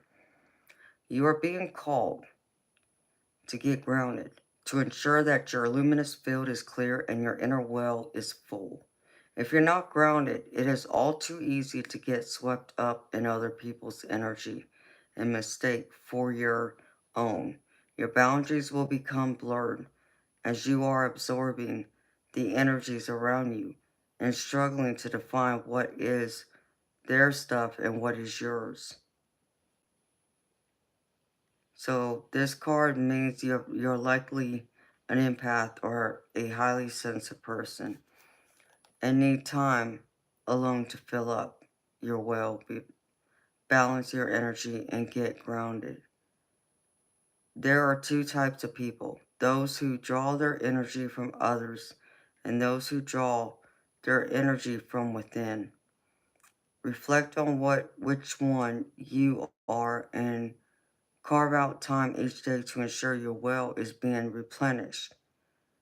Being sensitive is a superpower, but like all powers, it needs to be nurtured in order to be fulfilled. It is easy to get swept up in the high frequency energies that are swirling around the planet. The quickest and most effective way of clearing all of this from your field is to ground yourself by connecting with Mother Earth. And there are many ways to get grounded. One of the most powerful ones is to practice earthing by connecting to the power of Mother Earth. Spend time in nature, put your hands on a tree, or walk barefoot on the earth. Okay?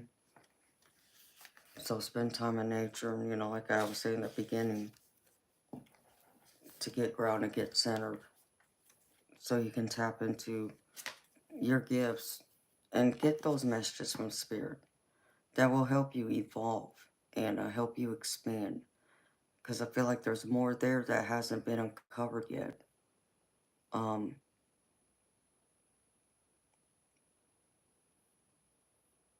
but I mean, I keep getting the word audible. So that tells me you're clairaudient. And that's a powerful gift to have. That means you can hear and talk to Spirit anytime you want. Like your spirit team and passed over loved ones and so on.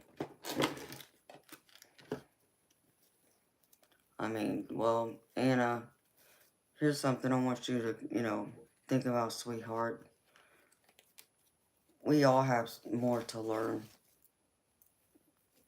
I don't know it all. I don't have all the answers. I've never claimed to have all the answers, sweetheart. Um, I'm still learning, just like you. I'm still learning. And I learned something new. I mean, being in this, stream with y'all, having the conversations, I do learn stuff from y'all. Just as much as y'all come here to learn from me or to listen to me or get a reading or whatever it is, I also learn and take the information y'all share and digest it. So it's an exchange of energies. Yeah, just I know.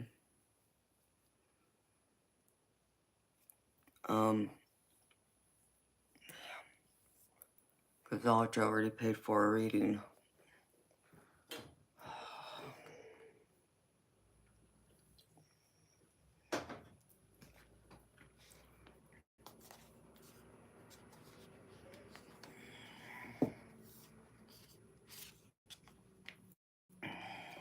Hold on.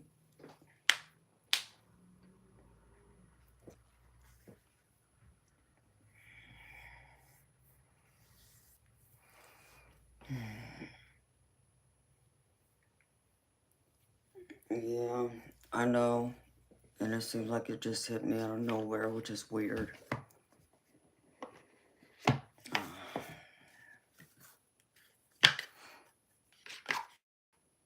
But yeah, I struggled those last two cards.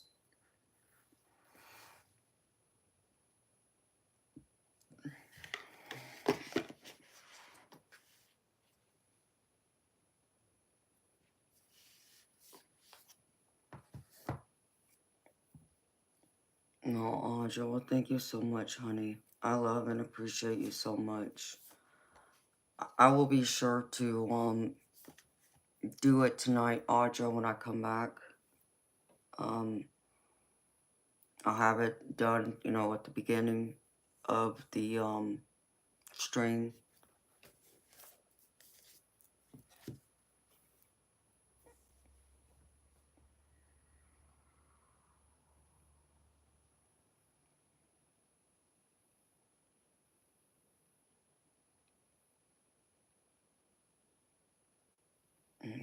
appreciate y'all so much.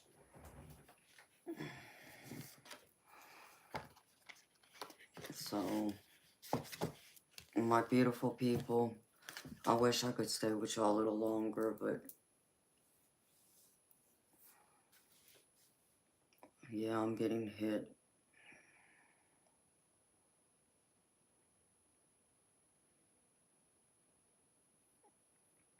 Okay, Audra, I'll do that, sweetheart. I'll be sure. I'll keep on the lookout for someone.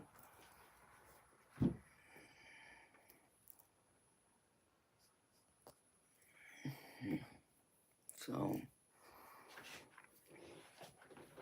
well, my beautiful people, I enjoyed spending time with y'all. I enjoyed being here with y'all. And I wish I could stay a little bit longer this morning, but like I said, it's hitting me all of a sudden that I feel drained. And so I need to replenish my energy so I can be, at my best when I read for y'all, when I, connect with y'all and talk with y'all. So I will be back tonight, which is Wednesday night at 10 p.m. Eastern. So I hope to see y'all back here then. But until then, y'all, I'm wishing y'all so much love, happiness, blessings, abundance, and a wonderful, beautiful day, evening, night, wherever you are in this world. Until next time, bye, y'all.